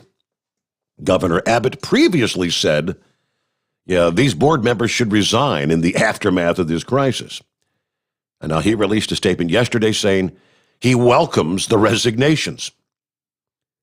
The lack of preparedness, the lack of transparency, this is unacceptable. We will ensure the disastrous events of last week are never repeated. All right, there's a board of directors that governs the nonprofit Electric Reliability Council there in Texas. It is overseen by the Public Utilities Commission. There's 15 directors, including the 5 unaffiliated positions. Right now, they say all those vacancies will remain vacant for the time being. None of them going to be replaced right now. But what a disaster, what a catastrophe. Kind of the oxymoron. You've got the Electricity Reliability Council, which proved that grid was anything but reliable in last week's cold weather outbreak. All right, let's see. Right on the heels of Heat Wave's call, got an email from Monty Python. He said, I'm enjoying the program again tonight. Thanks for passing my number on to Heat Wave. Yes, we had a good chat, made new friends. Thank you so much, Steve. We appreciate that. You got it, Jamie. Yeah, over the years, the audience with this program, or the previous, the Steve Sommers audience. So many people have made acquaintances, become good friends. For those that, many over the years would join us on the cruises. You get to spend a whole week together, become lifelong friends. A lot of people have become friends. So it is kind of like one big family out there with this particular program. All right, it says on my screen, Charles Bon Jovi. Who the heck we got on the line? Oh, yeah. I went by Checkpoint Charlie before. I called you a few times over the years. I started, I've been down here nearly 30 years. I started with your dad, and God rest his soul. He got me hooked onto you guys, and really enjoyed your show over the years, and hearing, keeping up with the news. The transportation news that you provide is really invaluable. I just really thank God that you were able to get back on the air. I did not realize how valuable of a show you provide until you were off the air. And I just want you to know that from the bottom of my heart, this is just one truck driver out here going up and down the road hauling chicken. Just wanted to say, thank you from the bottom of my heart for doing what you I never was able to get on any of your cruises. However, I think if we're ever allowed to go on a cruise again, I think I would be more than happy to sign up for your cruise, because it sounds like everybody has a great time on your cruises. Yes, and, yes, they do. And I'm just grateful. I'm really just grateful. I was thinking about something other than welcoming you back about a topic, and I don't know, maybe, I don't know if you've heard anything about it, but my company, as well as a growing number of companies out here, have these drive cams installed in the vehicles, and I get it. The insurance industry is pushing them, and they give them the companies breaks for having them on there. And I understand safety and all that. The problem I have with it, though, is I get it. If there's an event, it triggers 8 seconds back and so many seconds forward. I get that. But the real problem that I'm having, the real dilemma that I'm having now, is my company came out with new guidance saying it records 24/7. It never shuts off. Correct. Both forward and backward. And have you heard of any, any kind of lawsuits or anything, any legislation that would make this illegal? Because I think this is, it's one thing if you're in a day cab and you go to work and, okay, I get it.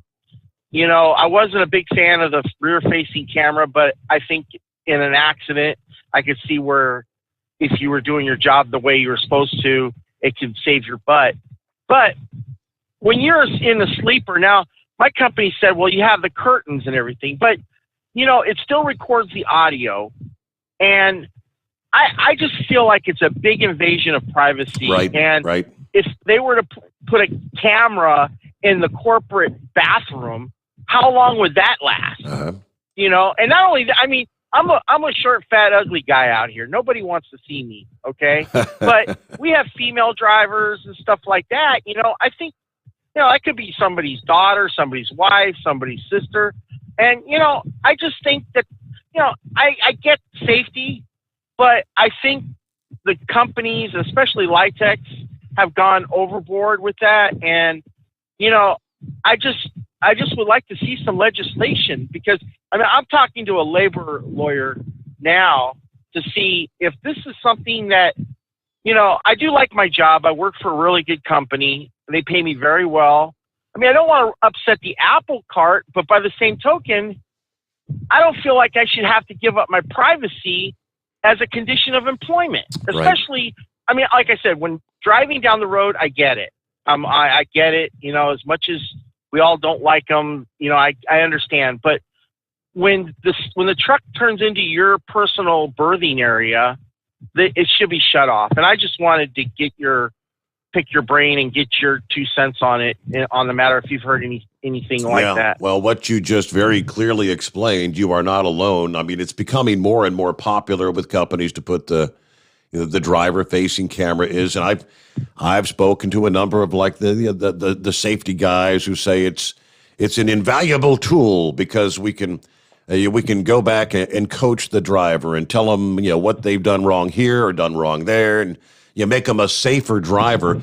And as you said, it's the company's individual decision to make it a condition of employment. There are a lot of companies that first started putting these in. I can't recall the name of the company. One company lost nearly half their veteran drivers when they went about putting these in, because many feel just like you. So, the company's perspective, I guess, is if you don't like it, you don't have to drive for us. But hey, this is our rules. Everybody's got rules. I've heard from some of my Canadian friends that it's against the law to have rear-facing cameras up in Canada. I don't know if that's true or not, but I just think there needs to be some kind of legislation or legal action against Litex to stop this. I mean, I understand going down the road. I get that. Yes. Okay, fine. Coaching and all of that. I get that. But when the truck stops and you're in a sleeper berth, there's no reason why. I mean, fine, have the outward facing camera on. I get that in case you get hit in a truck stop. I understand that. But there's no reason why that inward facing camera and microphone, I might add, should be on when that truck is parked and stopped. I mean, that's just, I don't know. I hope somebody, I haven't reached out to OIDA, but I hope somebody, because this is just over the top. You know what I'm saying? Gotcha. And Steve, again, thank you so very, very much. Like I said, you provide such valuable knowledge and information you pass, and you're out here with us all, and I'm just very grateful that you got back on the air. And thanks to Hot Shot Secret. I've never used the product before, but you know what? I'm gonna go buy me some Hot Shot Secret, because you know what? They put my buddy Steve Sommers back on the radio, and I just appreciate that. That is Thank where you the so true much. thanks needs to go. Yeah, I mean, yeah, in all honesty, it's so ironic. I guess it was 5 or 6 months before I was released from my previous gig. One night I said, by no means am I ready to retire, and by no means would I like to be forced into retirement. And, there you go. 6 months later, it was all over, and I was at a loss. I mean, I don't know. This is what I've done pretty much my entire radio has been my thing. But I've been working overnights and up with the drivers. And, when Chris and I sat down and I said, I think I'd like to do the overnight thing. And, so many people said, well, man, you could go to any day part. You could do it, you're live from noon to 5 in the afternoon like a normal person or whatever. But I said, no, my audience has been with me during the overnight hours for so many years. So that's what I opted to do. And all the thanks needs to go to Chris, the Hot Shot Secret family, all those individuals that are working behind the scenes to get this up and running and continue to grow. And I am also so thankful to be here. Don't know what else I'd be doing, right? I am looking through some of the comments via the Facebook or the YouTube. I get like a consolidated stream. I get to see what everybody's saying from all the different feeds. Let's see. Billy says, morning, Steve, 37 degrees in Kennedy, North Carolina. Alan says, me and my wife love listening to the program. I've been listening to you at work from my AM radio on a gun post radio as a correction officer in Michigan. Good show. Hello to Matthew this morning. Yeah, good to have you with us, Matthew. Happy camper. Our 24 inches of snow has begun to disappear here in northern Indiana. Yep. Even at this late hour, here we are. The sun has gone down, but you can still hear the water flowing down the streets into the storm drains because, we've been well above the freezing mark. We're talking 50-plus degrees for high temperatures, 50 to 55 here. That's the official Cincinnati forecast. Just a little south and east of us, like deep southern Ohio and parts of Kentucky, are looking at highs in the mid-60s later today. All right, Fuzzy Overbeck checking in. Fuzz is in the house. All right. Edna, greetings from Maryland, where my ice-encrusted snow has begun to melt. Haven't had that much snow, but it's been caked under layers of ice. Yeah, because you had your little bit of snow, and then you had the ice storm that just kind of encased it all.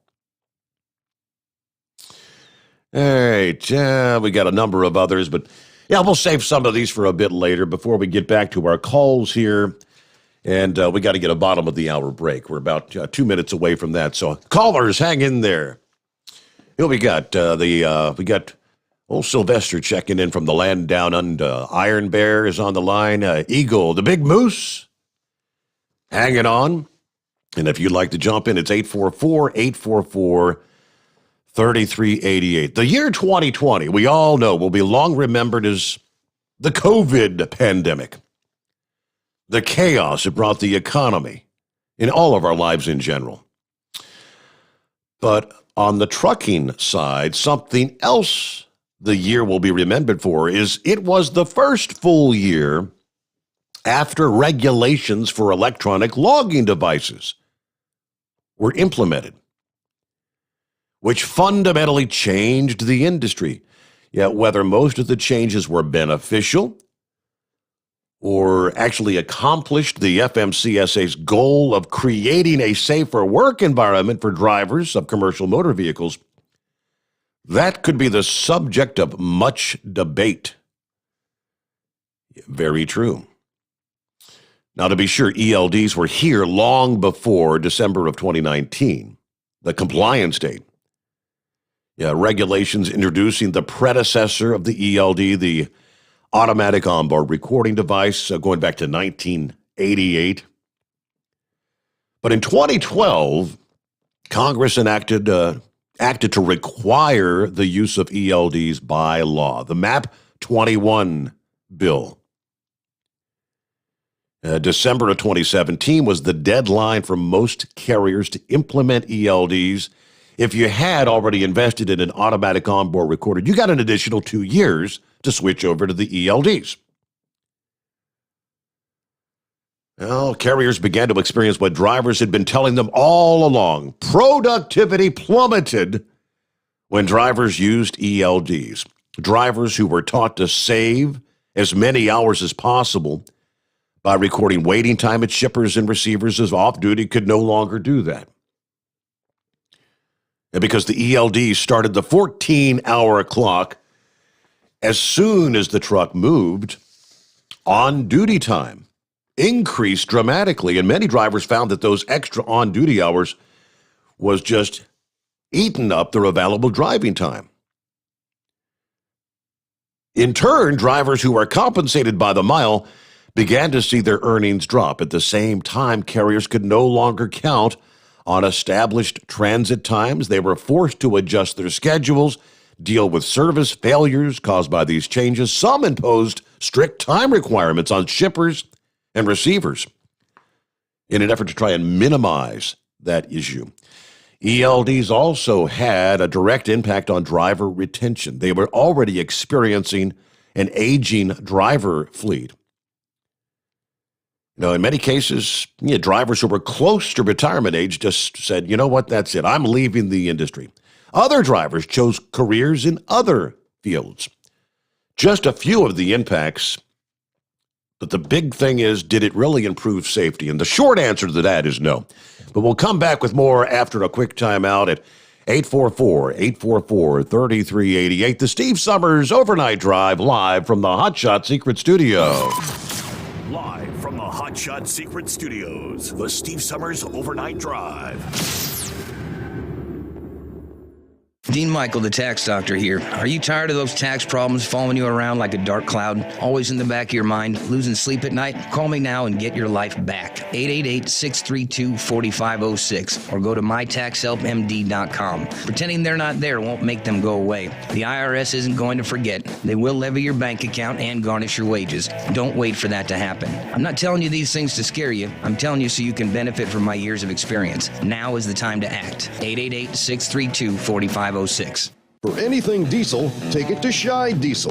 They provide a wide variety of services and diagnostics to determine what the problem is with the latest technology. From simple oil changes and preventative maintenance to fuel system diagnostics and repairs, engine rebuilds and cylinder head repairs, and rebuilds with our in-house machine shop. They also have on-site DPF cleaning for exhaust issues and DOT inspections. If your diesel is asking for some attention, Shy Diesel has the specialist you need for anything diesel. Located in Terre Haute and Lafayette, Indiana, and Effingham, Illinois. Shy Diesel has you covered. Getting a good night's sleep while on that long haul can be quite the challenge. That's why Commercial Vehicle Group has partnered with Serta Mattress to bring you the Bostrom plus Serta Mattress for the best night's sleep possible while you're on the road. The Bostrom plus Serta Mattress, manufactured with Serta's patented Cool Gel Memory Foam, acts to dissipate body heat and eliminate pressure points, which reduces the tossing and turning that can be so disruptive to your sleep. The Bostrom Serta mattress comes in two thicknesses, 7 and 10 inches, offering support to drivers of all shapes and sizes. The mattress comes in the standard 80-inch length with 4 widths, 32, 36, 39, and 42 inches.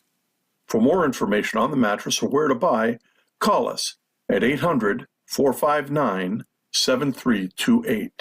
That's 800-459-7328. At Hot Shot Secret, we share the science behind common diesel problems. For example, Fuel additives.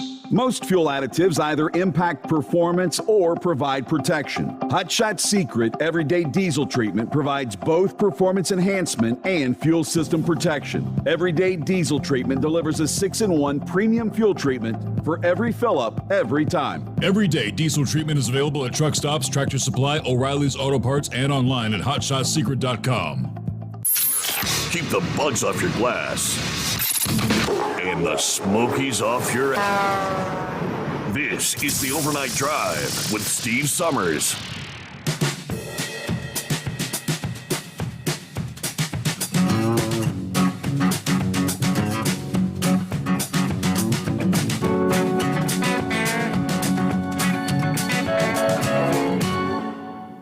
All right, jump right back into it here. Guess I gotta say, hello, Mama. That's Lola. Listening in from Flintstone, Georgia. All right, yeah, I'll try to have a good night. Thank you much. Thanks to Stephen. Glad you're back on the job. Yep, I'm glad to be here. Yeah, who else out there? Yeah, old Chevy guy rolling up on your 6, right? Thanks for tuning in, everybody out there. Great to have you with us here on a Wednesday. Mike. We call it Hump Day. And we get, let me finish up with the ELD scenario. We left off talking about driver retention. With the mandatory use of ELDs, and at many carriers, the use of inward-facing camera systems that the previous caller was talking about that record the driver's every action. New drivers are becoming harder to attract. We're talking a profession that, for decades, traditionally attracted independent-minded individuals. People that didn't like, you don't like the boss looking over your shoulder or peeking into your cubicle. You like the freedom of being your own boss.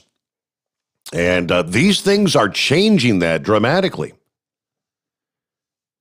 What used to be a job with a minimum amount of supervision is hemorrhaging drivers due to what is perceived micromanagement. Another unintended consequence of ELDs was the boom in sales of pre-year 2000 model year trucks, which are exempt from the ELD requirement.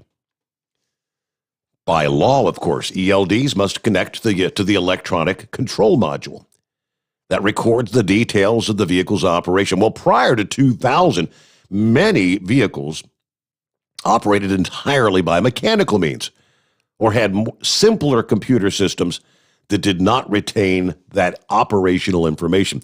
Some truck manufacturers had been offering what they call glider kits, essentially new trucks without powertrains, and then relying on dealers to install pre-year 2000 components that were usually rebuilt before installation.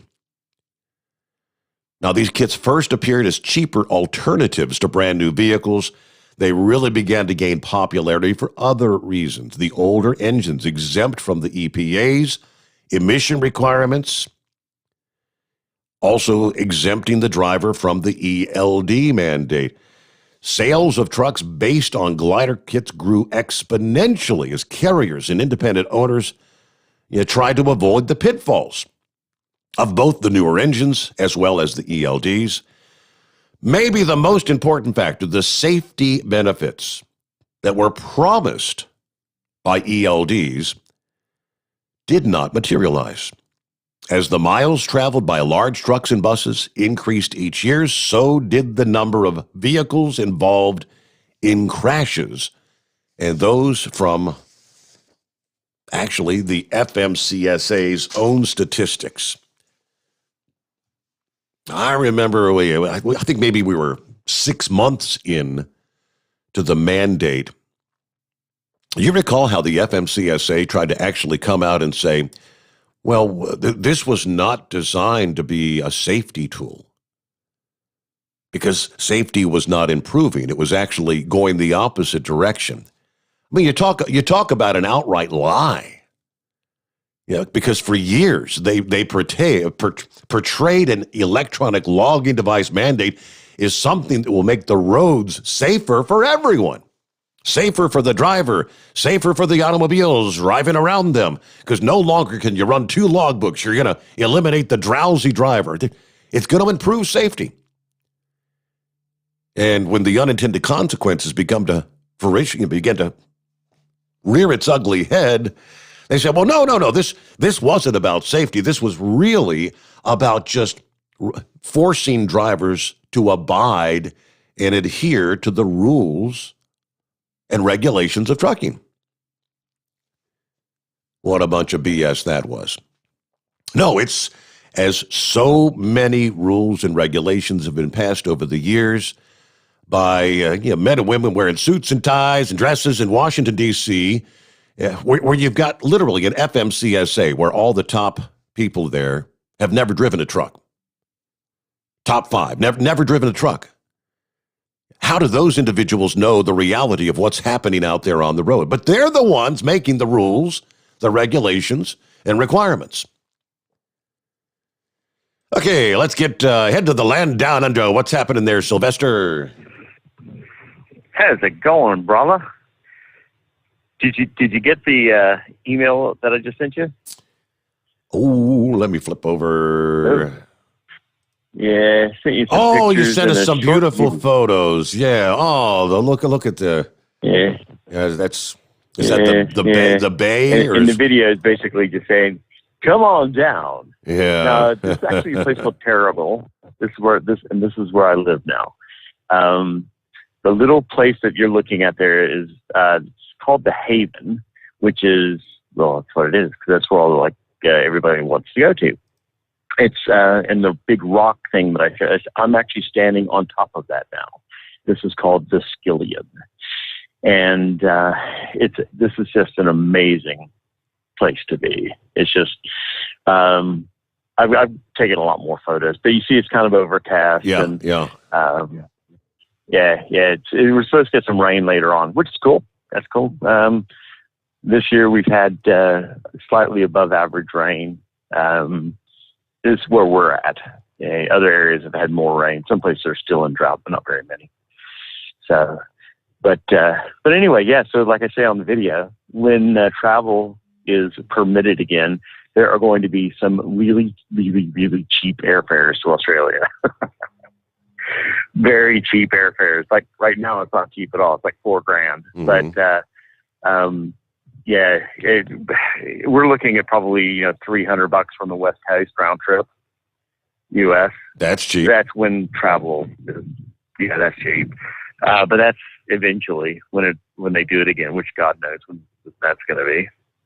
But yeah, so no, I just wanted to touch base with you, let you know. One of the things that we've been talking about, of course, is the Australian government and Facebook, going at it. I sent you another email, and the Aussie government has put a little caveat or an amendment into the rule, and Facebook said, "Oh, okay, that's good for us." So now Facebook has backed away from their banning of news sites on the sharing news information. Mm-hmm.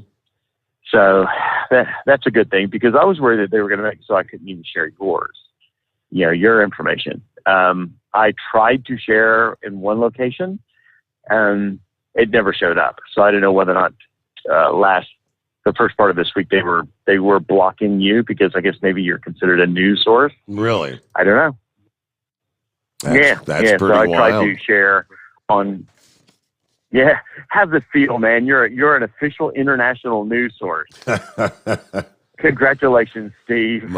So I mean, I shared the story, I think night before last, that Canada was jumping on the bandwagon. They were talking to Germany and France and UK, and so I guess what Facebook is seeing the light. This and we no, this ain't gonna work. We gotta come some sort of a. Well, no, the government actually backed up. The government actually said, unintended consequences. Maybe this is a bit draconian. What we'll do is we'll say if it's an end user sharing something from, a news article, so they don't really have control over that. So, maybe that's okay. And, so anyway, it was the Aussie government that actually backed down. Okay. So, honestly, like I said, I don't blame Facebook and I don't blame Google. The Australian government was in their normal, how do I put it nicely without getting struck by lightning? Because I'm sure they're listening to this phone call. They like to control everything. Seriously. And let me tell you, folks, I said this one time before, I am in your future. Don't let this happen. The thing is, most Aussies don't even get it. They think, because they're all in the quote unquote new normal, and they think, AOC, she's so good. Oh, she's standing up for the people. Bull crap, she's standing up for the people. She's an idiot, and etc. They say, that Trump, that orange hair, blah blah blah, ha ha ha, or Trump, ha ha. Or I get people walking up to me at work going, oh, what about that Trump? I'm like, going, dude, seriously? You guys need to worry about Australia, not worry about everywhere else. And they didn't like that. Yeah. But anyway, so it's really, so Australia, I gotta love this place. But you know what? They really need to figure out that they need to, it's kind of like people at, musicians at concerts. Shut up and sing. Yeah. Remember the Dixie Chick? Oh yeah. Yeah, kind of like that. Shut up and sing. Like Aziz, you shut up and mind your own business. But anyway, in saying that, it's a beautiful place. So that one photo. Actually, I'm going to do another shot because I can actually see where I proposed to Susan, and it is like totally awash with waves now. I wish I had my good camera with me. All I got is the phone. But yeah. So what are your plans, man? What's happening? I know that the iPhone app has been submitted. See, I've got an iPhone. Okay. Because I don't want Google looking at my rectum every time I make a phone call. Any kind of timeline? Has Kyle said anything about a timeline, or it's just been submitted and you're just waiting word back? Yeah, that's where it stands. Yeah, because Android, they've already got it done, and according to I guess people that he's talked to, they said that anytime a company submits an app, Android for whatever reason tends to get them approved a little faster than iPhone, but based on the fact that the Android is approved, it should be up anytime, I would assume. So. Yeah, you would hope so, yeah. So one thing I want to point out, so I'm standing up here on this place called Biscuit, and I'm looking north. And from where I'm standing, I see 1, 2, 3, 4, 5, 6, 7, 8. Yeah, 8 freighters, right? These are all coal freighters. Really? They take coal from Newcastle, and they take it to, guess where? China. The Chinese have put an embargo on Australian coal. So a news article a few weeks ago talked about these sailors that are out here on these ships. So these ships were booked by Chinese companies, which means Chinese government, to come pick up coal here in Australia and bring it back. The problem is a lot of these are leased by China, but they're not owned by Chinese companies. So they're now sitting out here. There are ships out here that have been sitting off the coast of Australia for 6 or more months. And a lot of these, they're not allowed to land. They're not allowed to come into port. So, like, I see one of the ships is way out on the horizon. So what they've done is they've gone out to the horizon to go dump all their, you know what, and then they'll come back and anchor again. I don't know what they're eating, because they're not allowed into port. So there are ships that have been out here for 6 or more months. Wow. And that's because the Chinese have said, Australian coal, we've backed off the amount of Australian coal. We're going to use our own coal, which guess where they get most of their coal from? North Korea. Mm. So, though they're not supposed to get it from North Korea. But there's a little bitty swath of land that actually goes through Russia first and then to China, or is it China and then to Russia? It's one of the two. And the only way that it can get to them is it's got to go to Russia and then to China. So, because there's no Chinese port there, or wasn't at one time. So,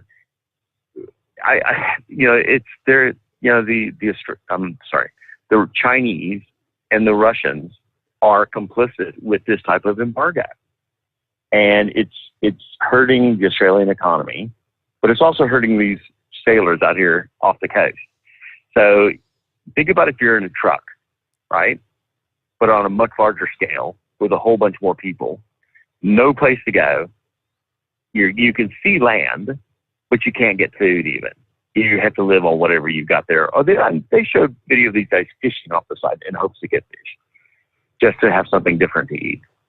Because my understanding is they're basically just eating rice. So the wonderful Chinese are doing this to these people that were leased by them to go bring them coal. So every time, folks, when you go buy a Chinese product, remember this. Anyway, you're supporting Steve? the communist regime of China. Yes, they are still communist. They are not our friends. Yeah, they are not our friends, and don't even believe it. Funny, I'm standing here right now. I came from work, then I had to run out and go do an errand. Had to go pick something up for Susan. And I'm wearing Australian-made boots, U.S.-made socks that I brought with me, diamond gusset shorts, which I brought with me, which I'm going to need to buy more. I was really hoping to be back over there in January to buy, like, new clothes, like American-made ones. I can't get them over here. Yeah. And American-made undies. The only thing I'm wearing that's Chinese is the shirt that I'm wearing because the company that I work for provided it. So it breaks my heart. I can barely find any clothes Australian made over here. I can buy boots, but I can't buy like jeans that are Australian made. I'd buy American made if I could find them. It's funny because I was talking to somebody and say, hey, I'm looking for American made or Australian made jeans, and they kind of laughed and I said, oh wait, you got Levi's? And I said, dude, those haven't been made in the U.S. since the '80s. And he said, oh, sure they are. They say USA right on the thing. I said, no. They say Levi Strauss, whatever, California. And then if you look on the inside, it says what? It says made in China or made in Malaysia or made in Honduras, wherever they are. They're not U.S. made. Yep. And it's sad. So, but anyway, I'm trying to think. So this whole thing about Ted Cruz, I just want to chime in. So, and I will divulge again, I worked for this campaign during the primaries back in 2016. I have a mountain of respect for the man. I believe that he did the right thing by coming back. My reasoning is because the optics look bad. Yep. And I will tell you that whatever his judgment is, though, that's what I trust. Met the man. He's the real deal. He's a brilliant tactician. As far as the things that are being said today, the majority of it's coming from what? CNN and them. Nobody else is talking about it except for CNN. So essentially, have you heard him say anything else about it? Has Ted Cruz said anything else about it in the last week? I'm not seeing anything coming out of Ted. No, I mean he owned up to the mistake. He admitted it was a mistake. I mean he came right out and said, from the moment I got on the plane, I was having second thoughts that I probably shouldn't be doing this, and but too little, too late, right? And it was. Yep. Well, I got to tell you, I respect the man, and I believe that he made the right decision. And I will tell you that the only people talking about it are people either A, that don't like him in the first place, and B, the news media that's trying to twist it. So what we should do is we should do like what Ted Cruz has done, just shut up and let it go. Move on. All right. Absolutely. Well, thank you brother. for checking in. You got it. Yeah, have a good morning there in the land down under where here an hour or so ago. I think you said it was, 72 degrees? Yeah, very nice. Hey, you know what? When spring rolls around and we're heading into summer, when Sylvester calls in, we got to remember to rub it in because he'll be going into his winter season. So we'll all get to laugh and make fun of him when we're basking in 80-degree weather, and he's down there shoveling snow. Personally, I almost, inside I chuckled a little bit when I saw the story. Remember a few weeks ago when the story came out, right about inauguration time, maybe the day of, the day after, Nancy Pelosi, and whether it was she or her husband, but they had plopped down what was it, 1,200,000 and something, a big buy of Tesla stock. After which Joe Biden signed that executive order about going to all electric vehicles, and he set out the timeline and all this, which we know it's not feasible.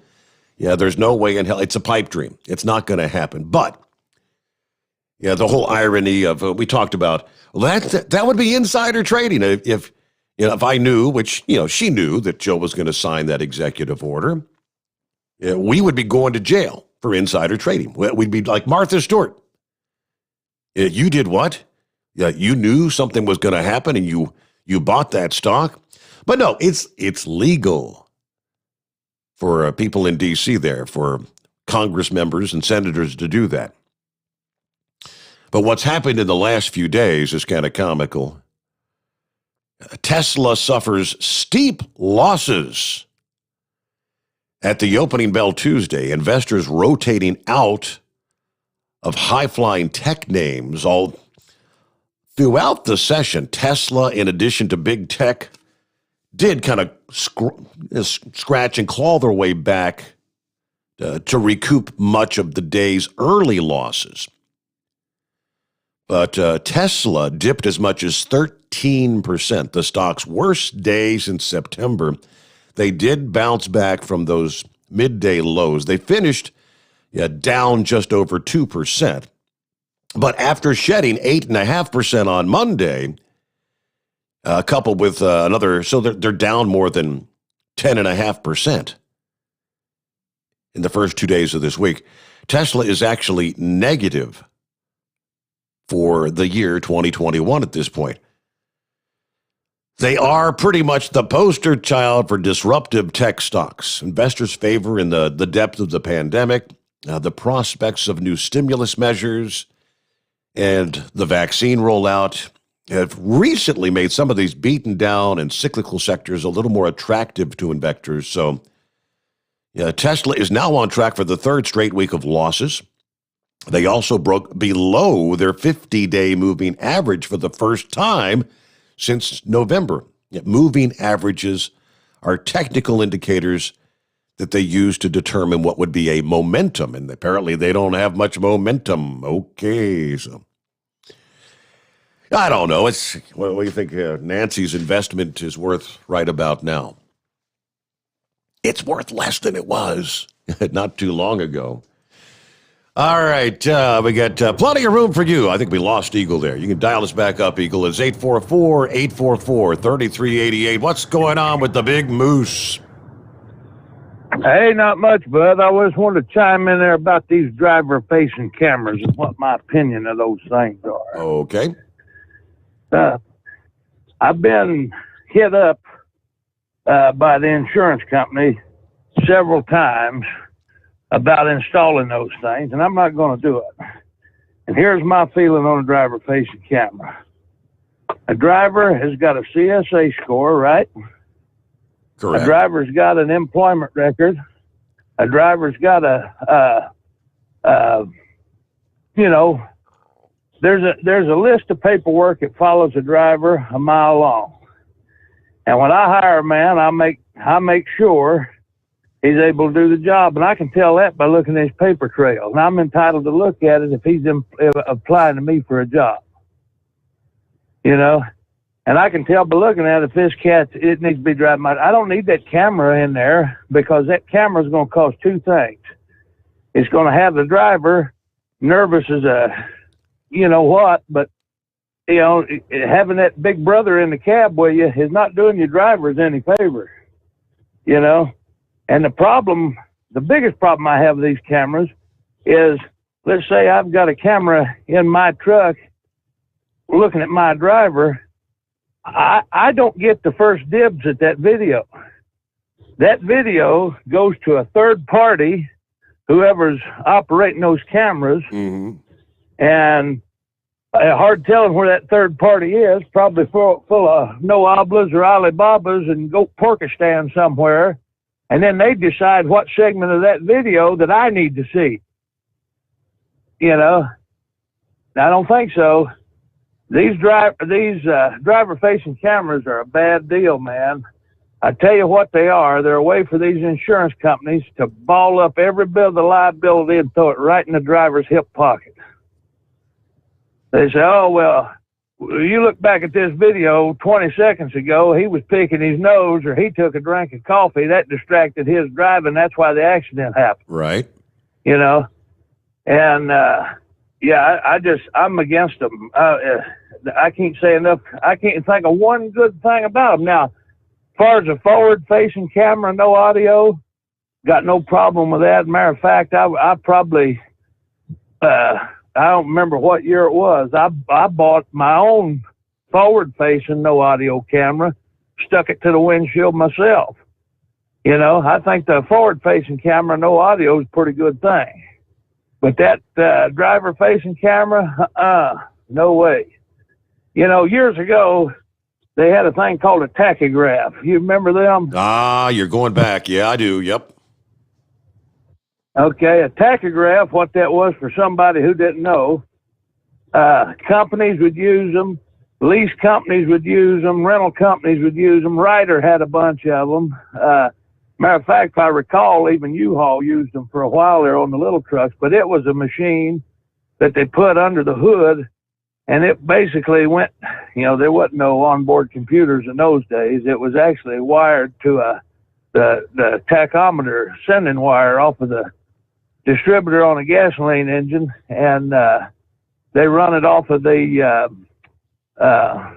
dwell sensor on a diesel.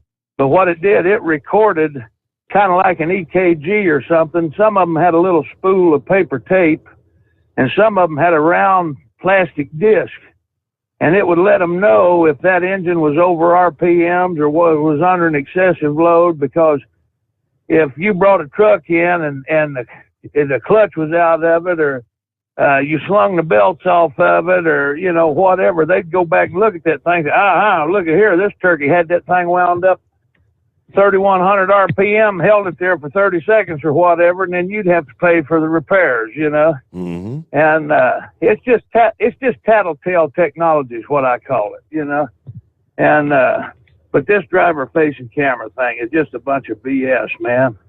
And I tell you what, they say, oh, well, it's coming down the pike. Every truck on the road is going to have a driver-facing camera. Well, I tell you what, and you can bank on this in Denver. If they pass a law that says I'm required to have a driver-facing camera in my trucks, I'll roll them some bitches right out in the middle of the parking lot, douse them with unleaded, and set fire to them myself. Because ain't going to happen.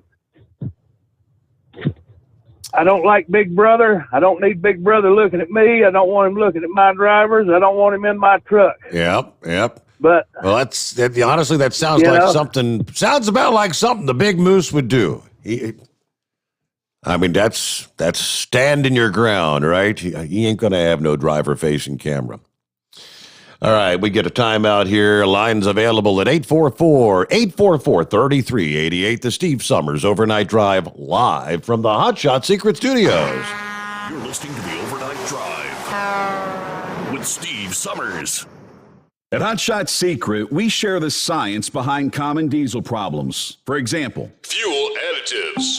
The purpose behind most fuel additives is to impact performance of your diesel or provide protection to your fuel system. Hot Shot Secret Everyday Diesel Treatment provides both performance enhancement and protection with 6 key components. This fully formulated premium fuel treatment includes the performance-enhancing cetane boost, injector cleaner, and LX4 lubrication, as well as protection against water with a demulsifier and rust inhibitor, plus a stabilizer that minimizes fuel filter clogs. Everyday Diesel Treatment delivers a 6-in-1 premium fuel treatment for every fill-up, every time. Everyday Diesel Treatment is available at truck stops, Tractor Supply, O'Reilly's Auto Parts, and online at HotShotSecret.com. Hot Shot Secret, powered by science. PureFlow Air Dog, your leader in fuel air separation system technology. Our systems filter out water, particulates down to 2 micron, and remove all of the air out of your diesel fuel. This allows for nothing but pure, clean diesel fuel to reach the expensive injection system equipped in your vehicle. Not only do our fuel systems protect, they also come in a variety of flow rates to meet your performance needs. Our systems are compact and use OEM-style fittings for easy installation. Learn more about our product at www.pureflowairdog.com and be sure to follow us on Facebook and Instagram. Protect your investment with PureFlow Air Dog. Drivers, you demand that your equipment's reliable and dependable, and that also applies to your headset for communication. Well, our friends at Stellar Electronic have you covered. The Pluto Duo headset bundle is the best communication headset you can find in the industry. No matter the challenging environment you're driving in, the Pluto headset will make you sound crystal clear all the time thanks to their 99% noise cancellation. And the Duo's not only a stereo converter for the headset, but also a power bank so you can charge as you go. Learn more at StellarElectronic.com or visit them on Facebook. Do you have a Dodge pickup and hate your automatic transmission? Of course you do. Levon Miller at Firepunk Diesel here, and we specialize in heavy-duty and performance transmissions for your 3/4 or 1-ton Cummins-powered truck. So if you're interested in turning your stock slush box into a towing monster, call us today at 614-733-3744 or visit us online at shop.firepunk.com. Dean Michael, the tax doctor here. I have one question for you. Do you want to stop worrying about the IRS? If the answer is yes, then look no further. I've been around for years. I've helped countless people across the country, and my success rate speaks for itself. So now you know where to find good, honest help with your tax problems. What are you waiting for? If you owe more than $10,000 to the IRS or haven't filed in years, call me now at 888-557-4020 or go to mytaxhelpmd.com for a free consultation and get your life back. Whether you're a diesel pickup performance enthusiast or just looking for a small upgrade, when selecting common rail fuel system components, look no further than Exergy Performance. At Exergy, you'll find injectors, pumps, and more, engineered like no others on the market using state-of-the-art equipment run by people that have been in the business for decades. So if you're in the market for common rail components at any power level, contact Exergy Performance or one of the many dealers listed on our website at exergyperformance.com. At Hot Shot Secret, we share the science behind common diesel problems and their solutions. For example, ultra-low sulfur fuels. The primary function of diesel fuel is combustibility. One of the little-known aspects of fuel is its role as a lubricant to metal-on-metal moving parts. The introduction of ultra-low sulfur fuels diminishes the fuel's ability to lubricate because sulfur, which has been mostly removed, has lubricating properties. Hot Shot Secret Everyday Diesel Treatment with LX4 delivers unmatched lubricity. Third-party testing confirms that it takes 3 times the amount of leading fuel treatment to match the lubrication benefit of 1 dose of Hot Shot Secret. Everyday Diesel Treatment is a fully formulated 6-in-1 premium fuel treatment for every fill-up, every time. Everyday diesel treatment is available at truck stops, Tractor Supply, O'Reilly's Auto Parts, and online at HotShotSecret.com. Hot Shot Secret, powered by science. Live from the Hot Shot Secret Studios, the Steve Summers Overnight Drive.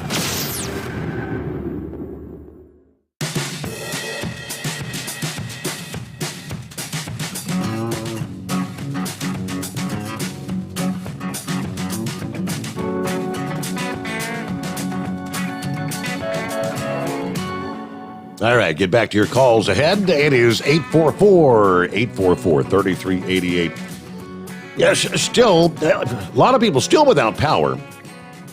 With as much time as come and gone from the back-to-back snow and ice storms over the past week or so, the numbers, vastly better in Texas. As of a little before 11 o'clock this past evening, still 9,723 without power in Texas. Elsewhere, there's even more, 12,573 in West Virginia, 10,477 in Kentucky, 6,100 plus in Oregon, another 6,100 plus in the state of Mississippi. I think there's a lot of people with a lot of what used to be frozen food. It's all done. Toss it out, freeze. They probably already emptied out the freezers. But all right, before we get to some of the other industry headlines, let me jump up and Eagle, I believe, was able to get back through. Hello there, Eagle. What's going on? Yeah, I dropped the phone call. I had to get back on. Let me see something. Okay, I want to talk about a couple of things. First of all, I'm going to focus on this Ted Cruz situation. Then I'm going to talk about this guy wanting to know about these facing cameras. I'm going to discuss that. Yep. And then I'm going to discuss a guy that used to call your show on your previous location. And he was a guy caused a lot of distractions. And unfortunately, I ran into this guy at a truck stop over the weekend. And I want to discuss. discuss some of the things that he said. What'd you say? I was just laughing. I think I might know who it is, but I'm anxious. Go ahead, Eagle. I want to discuss some of the things that he said about you and the previous host of this show. But first of all, Ted Cruz, let me start out with this guy. Ted Cruz, this guy here, as I told you last week, this guy here did nothing wrong. This guy here did what any other individual would do who had the opportunity. This man home was in the dark last week like many other Texans. He had no power, no water. And his family wanted to get to another location with warmer conditions, and that's what he did.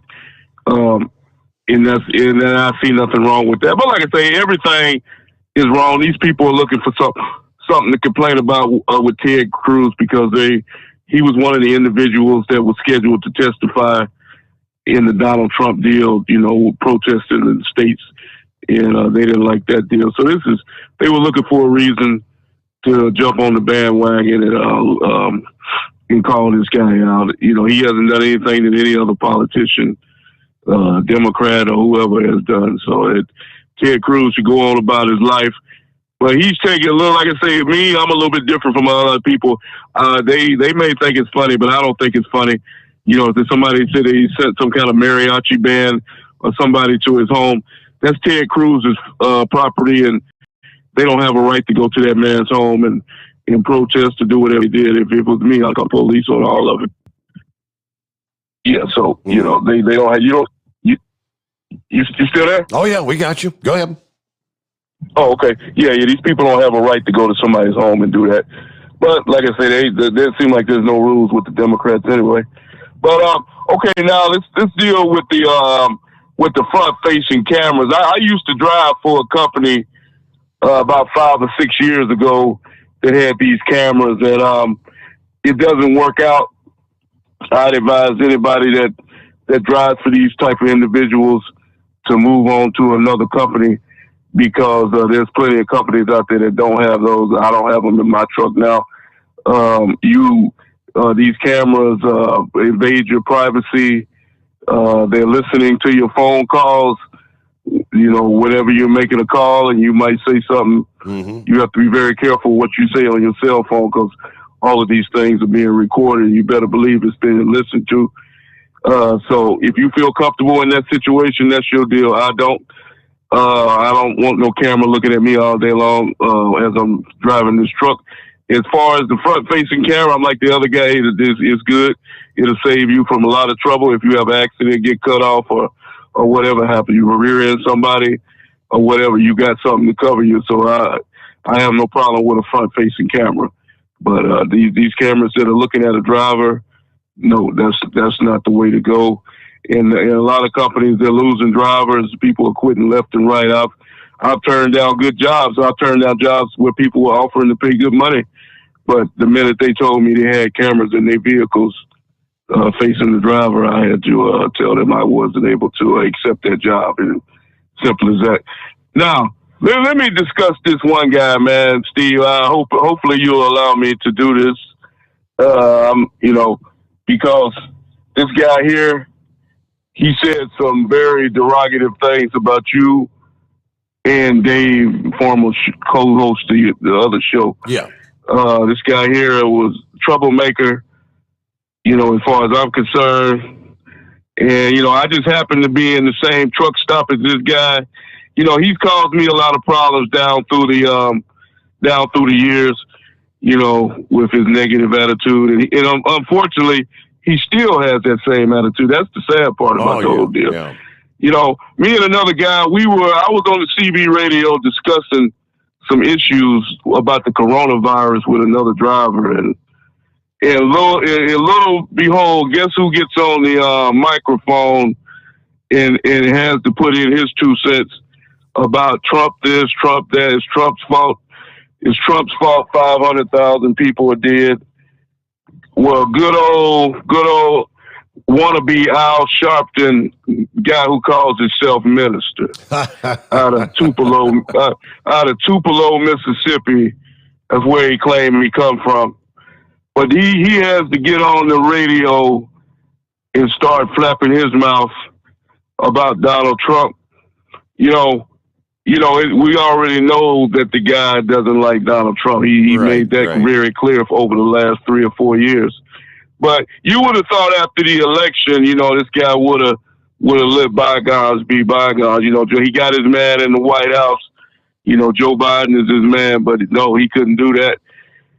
He had to continue bad-mouthing Donald Trump, blaming him from everything to the coronavirus, down all the way to the so-called insurrection that took place at the state capitol in Washington. He blamed Trump for that. And everything else bad just don't happen in the United States. Guess what? It's Trump's fault, as he likes to say. But you know something, Steve? Here's what really upset me the most about this guy is that this guy here, he continues to speak this racial stuff. Yeah.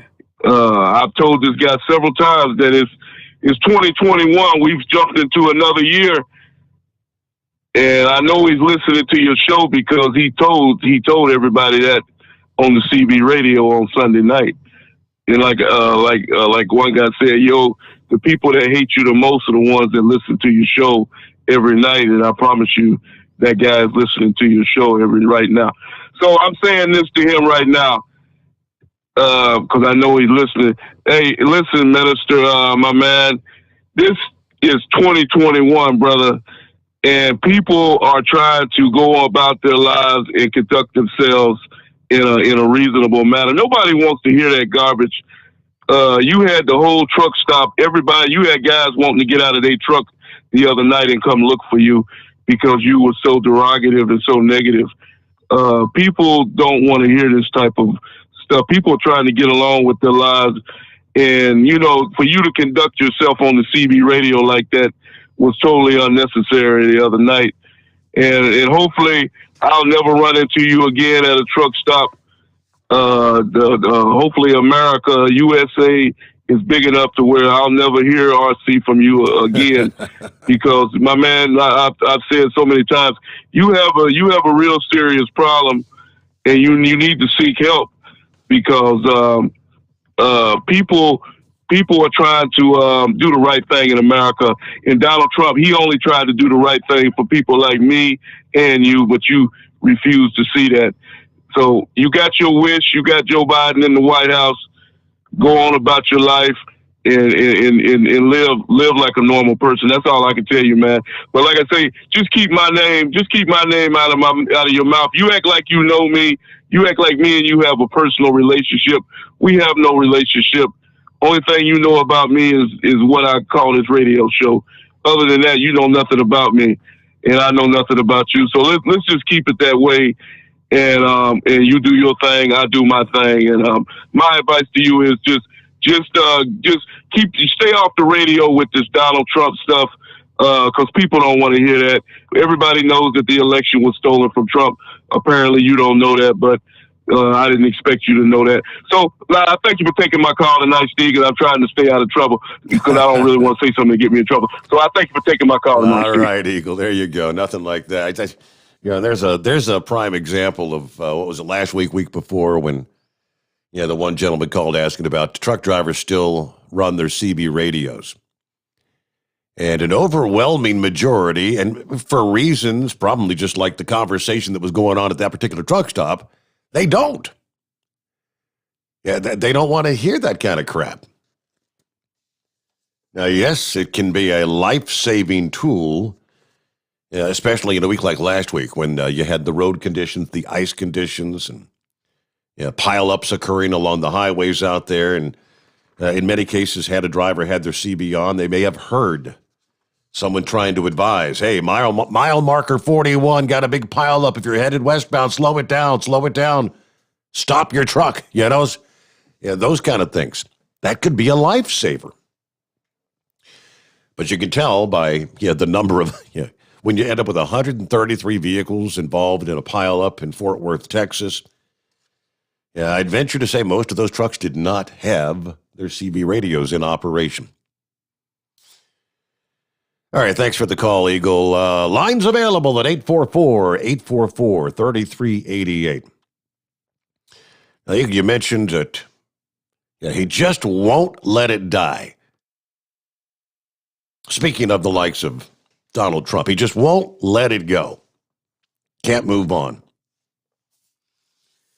Now, we spoke last evening about the fact that many are anxious, anticipating what Donald Trump's going to have to say at the CPAC coming up this weekend.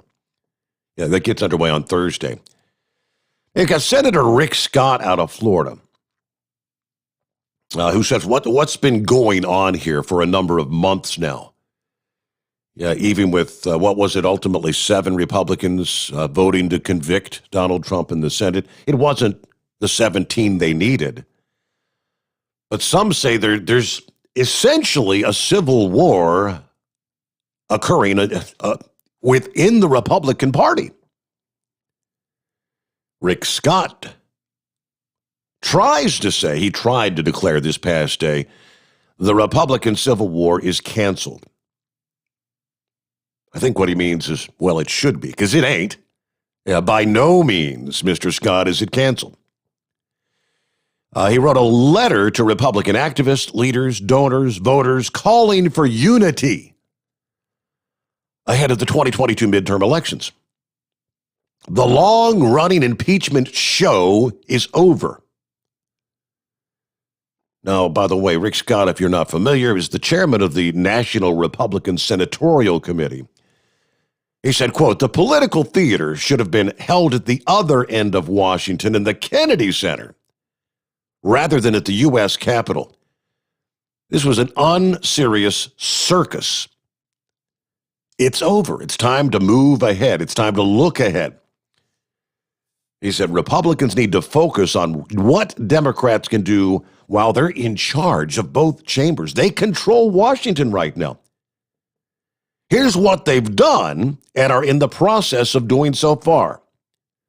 cutting border security, granting amnesty to illegals, canceling the Keystone Pipeline, destroying thousands of jobs, allowing men to compete in women's sports, banning fracking on federal lands, making us less energy independent, using our taxpayer dollars to pay for abortions in foreign countries.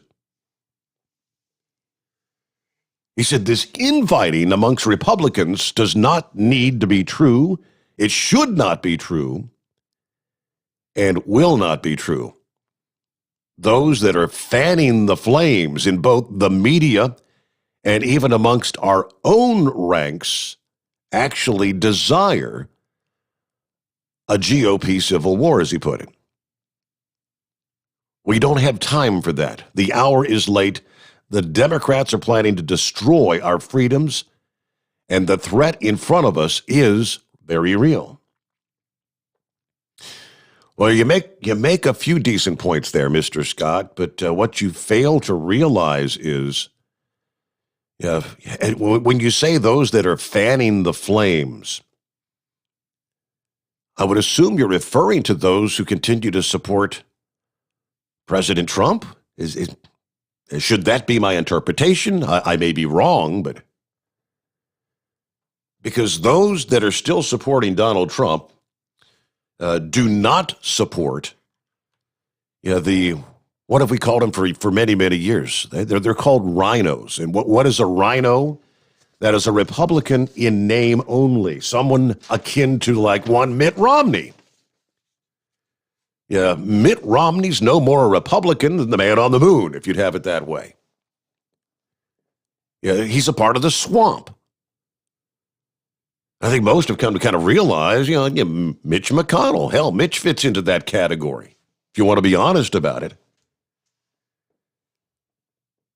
Somewhere down the line, is there a way to bring those factions back together to get on the same page? I say no. It's almost akin to trying to get Republicans and Democrats to work together. Well, when you have diabolically different views, and there are those in the Republican Party, so-called Republicans, that have diabolically differing views as to what the true conservative Republican in this country, which there are many, many, many millions of, I don't think there's any bringing them together. The divide amongst the GOP right now is, in my personal opinion, I'm just one guy, it would be akin to the divide we've seen between the Democrat and Republican Party. There's no way you're going to bring the two together. And despite the calls to let's unify. You got Joe Biden, up there saying we all need to come together. Let's all work together. We need to unify. But actions speak louder than words. Those words come out, and then what you do, action-wise, is the exact opposite. You actually do things that are dividing the country more. But, what's your take? It's 844-844-3388. Lines available. Is this Dan? Yeah. How you doing, Steve? Not too bad. What's going on, Dan? Yeah, go ahead. Okay. Yeah. I was going to ask a couple things before I get into what I'd called about. Do you have an app now that we can listen to online with an app as opposed to YouTube? The Android app is up and running. Do you have an Android or an iPhone? I got an iPhone. Yes. iPhone is still, it was submitted at the same time as the Android app was submitted to the companies. They've got to go through what they call an approval process or whatever. So, so Android is on. It's been up and running. Okay. So iPhone should be coming in short order. And we just started. We just mentioned the Android app last night, and a lot of drivers are making the flip over. And it's really easy. Of course, it's free. And with the click of one button, you get a notification when the show starts. You can click the button, and there it is. You can listen live. Oh, great. I can't wait for the iPhone. And the screen doesn't have to be on. You now have and I don't have to have my screen on. Correct. With correct. You can't darken that, and that gets a little bit to what Eagle was talking about with screens being exposed and so forth. So the other thing is, and you got a news service now too, which I really like. So that's good. But what I had called about was, well, just to chime in on what you were saying, if Mr. Scott can declare the Civil War over, or the war within the Republican Party over all day long, just like I could declare I'm a millionaire, or I won this, or I won that, framed that there's only two candidates running. That's Liz Cheney on the House, and that's Mitch McConnell in the Senate. And I would say those of us who appreciate what President Trump, by the way, Mr. Scott, President Trump championed everything and actually got done. You know what I'm saying? Right. Those causes that you're talking about. And no way will I support any Democrat, any Republican who says that they will vote for McConnell for the leader in the Senate and vote for Liz Cheney as the second behind the McCarthy, the leader of the Republicans. I won't. As a matter of fact, I'll go out of my way to vote for the Democrat in the general election should they survive that election. And I think the Republicans obviously didn't get their lesson the way they bailed on President Trump and failed to support him. And to vote for Mitch McConnell is nothing's more disgusting other than maybe voting for Liz Cheney. And so that's kind of what it was. I did call in about, I don't know if you saw that article by Julie Kelly from American Greatness, about the January 6th compilation of how many arrests have been made and what all the charges were for misdemeanors. And by and large, there was only one shot fired, and that was the shot that killed Ashley Babbitt, the unarmed Air Force veteran, by a Capitol Hill police officer. And the gun charges that they have, none of them are for inside the Capitol. They are for such things as having guns inside the District of Columbia. They have very restrictive gun laws, or using a face shield as a weapon. But they're not any shots. They've now debunked the fact that the Capitol police officer who was killed was not killed by a hit in the head by a fire extinguisher. I saw that this past day. It was not the fire extinguisher. So did they make a determination of what it was? No. Okay. Well, I'll tell you what there. No, they haven't made a determination. Okay, Dan, if you could, having a hard time here? No, if you could hang on for just a minute. We're trying to get on a real schedule where I hit the top of the hour on time and I hit the bottom of the hour. So as we used to, I'd put people on hold and come back, which we'll do in 3. The Steve Sommers Overnight Drive, live from the Hot Shot Secret Studios. Live from the Hot Shot Secret Studios, the Steve Sommers Overnight Drive. Dean Michael, the tax doctor here. Are you tired of those tax problems following you around like a dark cloud, always in the back of your mind, losing sleep at night? Call me now and get your life back. 888-632-4506 or go to mytaxhelpmd.com. Pretending they're not there won't make them go away. The IRS isn't going to forget. They will levy your bank account and garnish your wages. Don't wait for that to happen. I'm not telling you these things to scare you. I'm telling you so you can benefit from my years of experience. Now is the time to act. 888-632-4506. For anything diesel, take it to Scheid Diesel. They provide a wide variety of services and diagnostics to determine what the problem is with the latest technology. From simple oil changes and preventative maintenance to fuel system diagnostics and repairs, engine rebuilds and cylinder head repairs, and rebuilds with our in-house machine shop. They also have on-site DPF cleaning for exhaust issues and DOT inspections. If your diesel is asking for some attention, Scheid Diesel has the specialist you need for anything diesel. Located in Terre Haute and Lafayette, Indiana, and Effingham, Illinois, Scheid Diesel has you covered. Getting a good night's sleep while on that long haul can be quite the challenge. That's why Commercial Vehicle Group has partnered with Serta Mattress to bring you the Bostrom plus Serta Mattress for the best night's sleep possible while you're on the road. The Bostrom plus Serta Mattress, manufactured with Serta's patented Cool Gel Memory Foam, acts to dissipate body heat and eliminate pressure points, which reduces the tossing and turning that can be so disruptive to your sleep. The Bostrom Serta mattress comes in two thicknesses, 7 and 10 inches, offering support to drivers of all shapes and sizes. The mattress comes in the standard 80-inch length with 4 widths, 32, 36, 39, and 42 inches. For more information on the mattress or where to buy, call us at 800-459-7328. That's 800-459-7328. At Hot Shot Secret, we share the science behind common diesel problems. For example, Fuel additives. most fuel additives either impact performance or provide protection. Hot Shot Secret Everyday Diesel Treatment provides both performance enhancement and fuel system protection. Everyday Diesel Treatment delivers a 6-in-1 premium fuel treatment for every fill-up, every time. Everyday diesel treatment is available at truck stops, Tractor Supply, O'Reilly's Auto Parts, and online at hotshotsecret.com.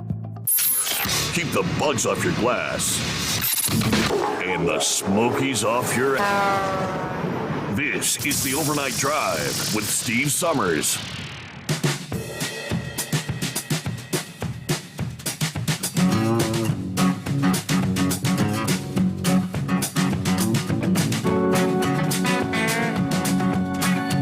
All right, let me jump in here. Let me see here.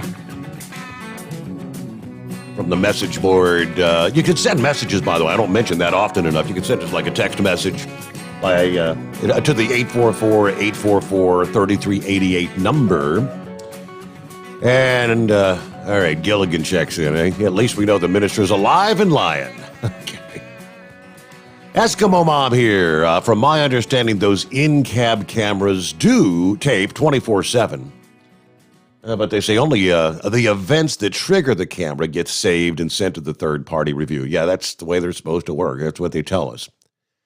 All the others are supposedly discarded by the system. Now, my company actually has the inward-facing cameras in the trucks, but they are disabled, and we've got a cover over them, over the inside lens, for privacy issues. All right, let's see. Steve, I go by Double Trucker. I actually won the second place prize this past Friday. I just wanted to say thanks to you and Hot Shot Secret. And then he's, like an hour ago, he said, I won the second place prize and I still haven't heard from Hot Shot Secret yet. Well, I know they send out emails. They check your email and maybe check your... I don't know if it's possible that it had gone maybe to your your junk file or something. I had last week's the email was SWICK, WICK 71 at somethingerother.com. If that was you, Double Trucker, yeah, check your junk mail. I think this past day, Dave with Stellar Electronic said they were reaching out again to the first place winner with the Stellar Pluto Duo headset, which we've got one more to give away this week. The email for that was KE4RK at somethingrother.com. I know that what's her name had already sent an email. She said, I'll send another email trying to get a hold of them. Some people maybe just don't open email if they think it's like a spam mail or something, but if you weren't listening Friday morning, if that's your email, KE4RK at whatever it is.com, Yeah, you were the Pluto Duo headset winner last Friday morning. Yeah. Respond to that email so they can get it sent out to you. All right? Everything's covered. Shipping, it's all covered there. So, and for Double Trucker, I guess maybe check your email again. All right, we left off with Dan. I thank you so much, Dan, for hanging in there. Let me pull you back up. And, we left off talking about the infighting amongst the Republicans, and I don't see it going anywhere. No, it's not. I mean, I'm really kind of disappointed in Rick Scott making a statement like that. If it does anything else, it emboldens those of us who appreciate what President Trump did for the country to even be more loyal to him. As I said before, does the man, quite frankly, sometimes he kind of got on my nerves. You understand what I'm saying? Sure. But and he'd expect blind devotion. There's things that he did, like the stimulus checks and stuff, I don't agree with. Not just because I didn't receive one, but I don't agree with that. And I don't want to get into it, but I mean, anyway, but I understand where he's coming from. I didn't agree with a lot of his appointments, but if you look at what he did and how he engaged and looked after people that would never be in the Republican Party or vote for Romney or for any of the Bushes. And I know people in the Deep South that would not vote for George W. Bush, would not. And I don't believe they voted for his dad. But President Trump, just as I said before, but what's got me upset is the way they treated the man. Do they honestly think somebody else on that 2016 that he ran in against the primary, one of the other Republicans, would have beat Hillary Clinton? Are they kidding? Who do they think that they are? Yeah. But I think they're content with losing. And if they think they're going to force candidates on us, that's fine. I'm someone who has never, to my best of memory, voted for a Democrat. But I will. If my Congresswoman, Ann Wagner in Missouri, cannot answer, are you going to support Liz Cheney? And if she doesn't answer or says, yes, I am, I will not only not vote for you, I will vote for the Democrat, because you cannot be trusted. And it's obviously it's going to take a purge in the Republican Party to get it back for President Trump. And that's just that's the way I look at it. Yep. And I don't and Mitch McConnell, well, you know what? He's the offset. He's the same age as Biden. He's 78 also. So he's the offset to Biden. The Democrats would love Mitch McConnell. He got up there and trashed President Trump. If he felt that way, why didn't he vote to impeach him? Yeah. Why didn't he vote for the impeachment? If you honestly felt that about that man, and I'll tell you something, Steve, the problem that these Republicans who voted in the House for the impeachment and the senators, Romney just did it because he hates the president. Correct. Okay? They cannot honestly say anything was fair about that, or that it was constitutional or anything else. So how do they explain it? How do they explain why they voted for him? Now that the facts are coming out about January the 6th, how are you going to discuss that? You understand what I'm saying? How would you defend your vote? It was obviously a knee-jerk reaction. Well, if you vote like that on something this important, what else do you lack integrity on voting, or lack in restraint or good intellect to vote for something? You can't be trusted. And if a person, Steve, there's one thing about it, and I mean this, I've seen this on both sides. I'm 73 years old. I've seen this on both sides, both political parties. If you are a person of integrity you will attract voters, all voters. But if you are dishonest, like Romney, you understand what I'm saying? Or Absolutely. The Bushes, Yes. you're done. You're done. And the example I always use is Paul Wellstone out of Minnesota, the individual that was killed in that plane crash. Paul Wellstone was a liberal, but Bernie Sanders is another example. Sanders attracts voters because they know where he stands. Made a statement one time. They said, "Who are your best friends in the Senate?" He goes, "Quite frankly, a lot of Republicans." And I could see, you'd rather sit down with an honest-to-God, honest liberal than you would somebody that's somewhere you don't know. You can't trust what they're saying. Nobody likes liars. And are people who will stab you in the back.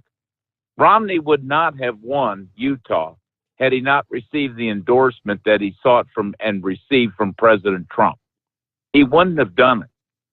And before he could even be sworn in, he was trashing the president. And I don't forget things like that. And most Americans don't forget things like that. The support for President Trump is genuine. It's not groupies. And as much as they'd like to say that. So I agree with you, Steve. I think that, Senator Scott, you can sit there and you can say what you want. But as Lindsey Graham said, without Trump, we go nowhere. And that's why I believe that Scott made that statement. I firmly believe that's why he made that statement. Senator Scott made that statement because they know this is not going away. And I will not vote for, I mean, as much as I like Mike Pence, I just don't think he's what's going to do it in 2024. It may not be President Trump, but it'll be somebody who is outspoken. You understand what it's like, someone who is plain spoken and outspoken like he is. So I appreciate you bringing that up. But did you see the article by Julie Kelly? That I did not. American Greatness? I did not. If you want, I'll email it to you. But next time somebody wants to talk about it, you read those charges that have been filed. And they're misdemeanors. And you mean to tell me you're wasting the FBI's time?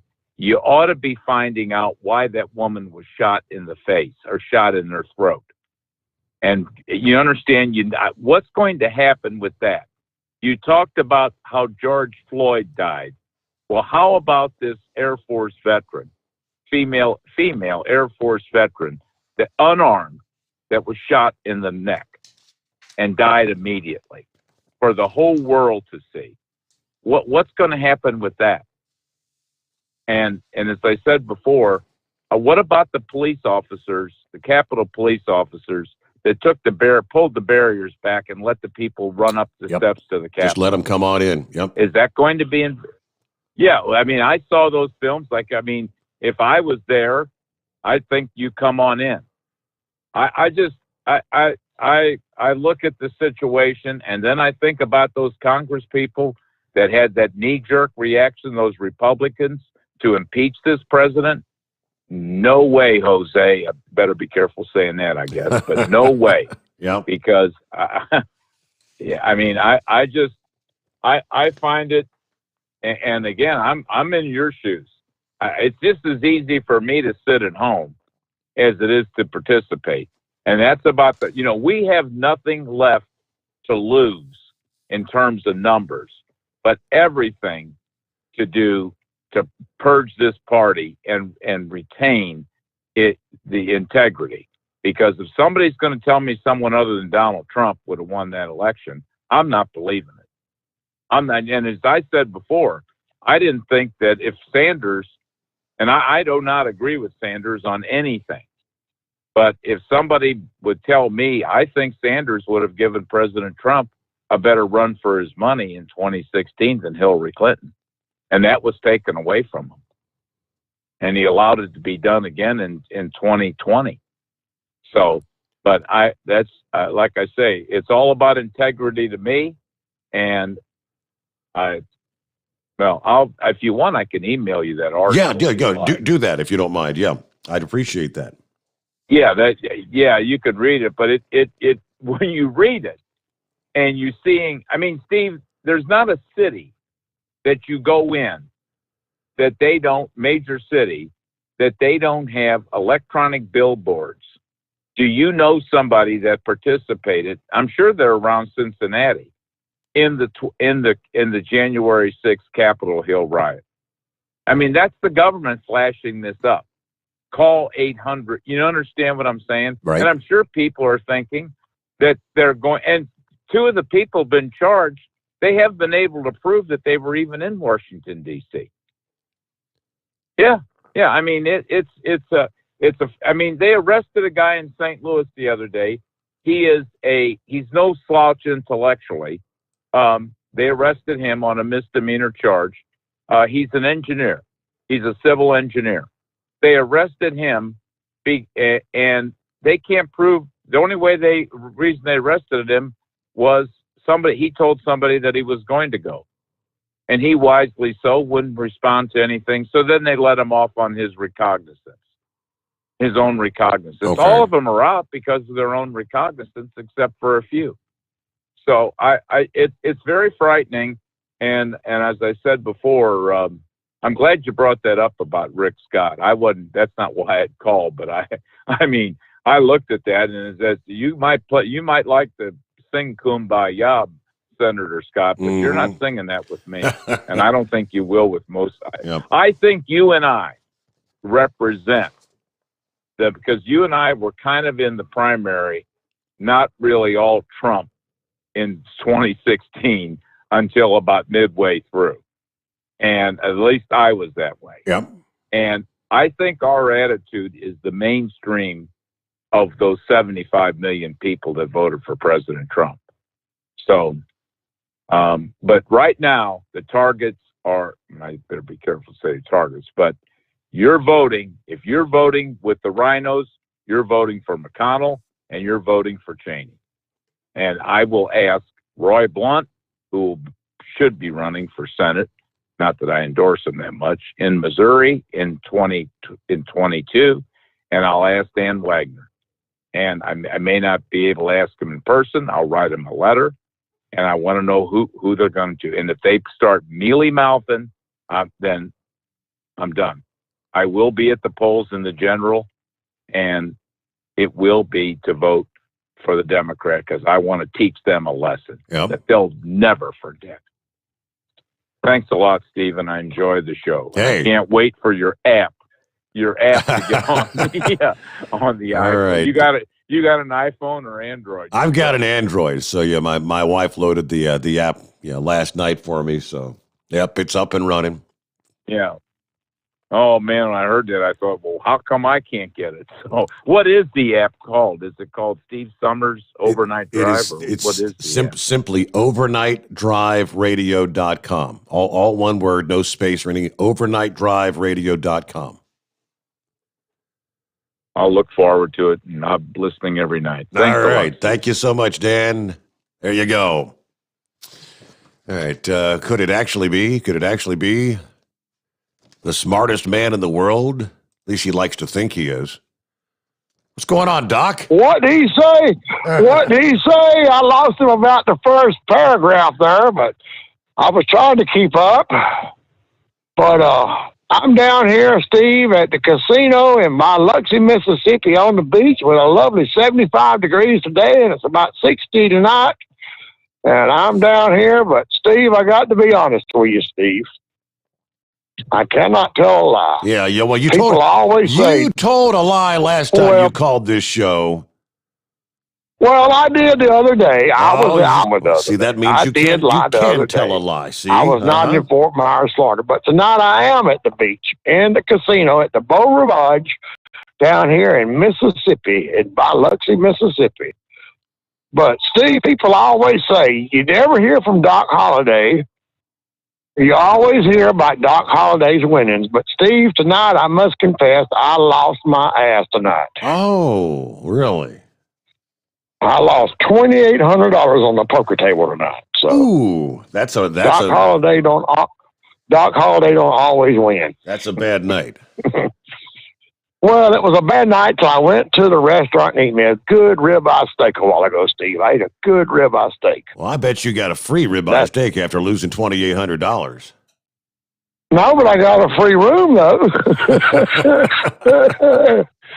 I got a free room. But all this politics stuff, Steve, I just can't keep up with it. I just quit listening to it. I just know Joe Biden's a bum. That's all I know. In my opinion, he's a bum. Kamala Harris is a bum, in my opinion. So that's all I got to say about politics, Steve. All right. All I know is I hope they don't take our guns away, because I'm not giving mine up. I will not give mine up for nothing. But I just enjoy life, Steve, every day. I live life to its fullest and take a little time off every now and then.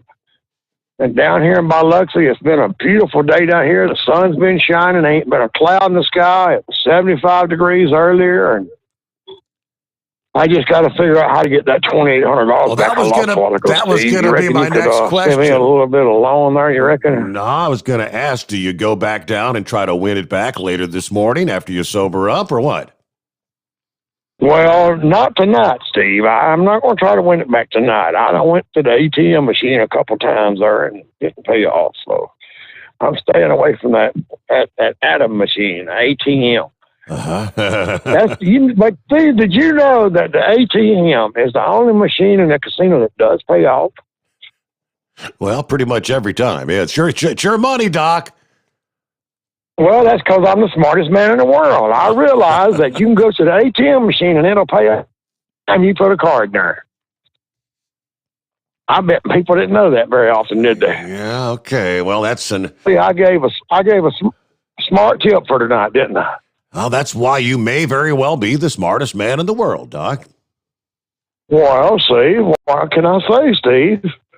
Because I went to the ATM machine, and every time I went to that machine, Steve, it gave me $500. Every time I went over there. Really? It gave me $500. Every time I put a little blue card in there, it said VISA on it, it gave me $500 every time I went to it. I'll be darned. So anytime you're at a casino, if you'll put that blue card in there that says VISA on it, or MASTERC, wait a minute, Steve, I'm trying to spell that. Anyway, anytime you put a blue card in there, it will give you $500. Put it in there. That machine will pay off every time. Every single time. Then you go to the other table and you watch it disappear. Watch it disappear and go right back over there, and it'll give it to you again every time. So you really ain't losing if you're hitting that thing every time. But it depends on how many times you hit it now. After so many times, it won't give you no money out. Then you got to go to what they call the CASHI. Wait a minute, let me spell that. I'm just going to say it. Cashier. That's right. You can go to the cashier and get more money, too. It's called a cash advance. Yeah, cash. Oh boy, that's when you're really getting. See, I'm giving all kind of good tips here tonight, Steve. These people should buy my book, Doc Holliday, on how to, if you don't win, how to get money in the casino when you don't win. Now, what's that run? 1995. 1995. 3 easy payments on Doc Holliday's How to Get Money from the Casino's ATM machine when you don't win. Sounds like a winner to me, Doc. All these tips. But I talked to my friend today, Dean at Tax Help MD. Yes. Now I understand he's going to be on your show Thursday night. Thursday night, Friday morning. That is correct. Now I'm going to say this, laying all jokes aside, Steve.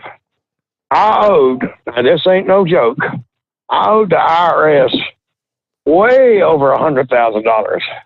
And wow. Dean at Tax Help MD helped me get out of all that and make me. Now, he didn't help me know where I didn't have to pay anything. He didn't do that. But he got me on a plan to where I didn't have to worry about it no more. Now I pay them so much a month, every month.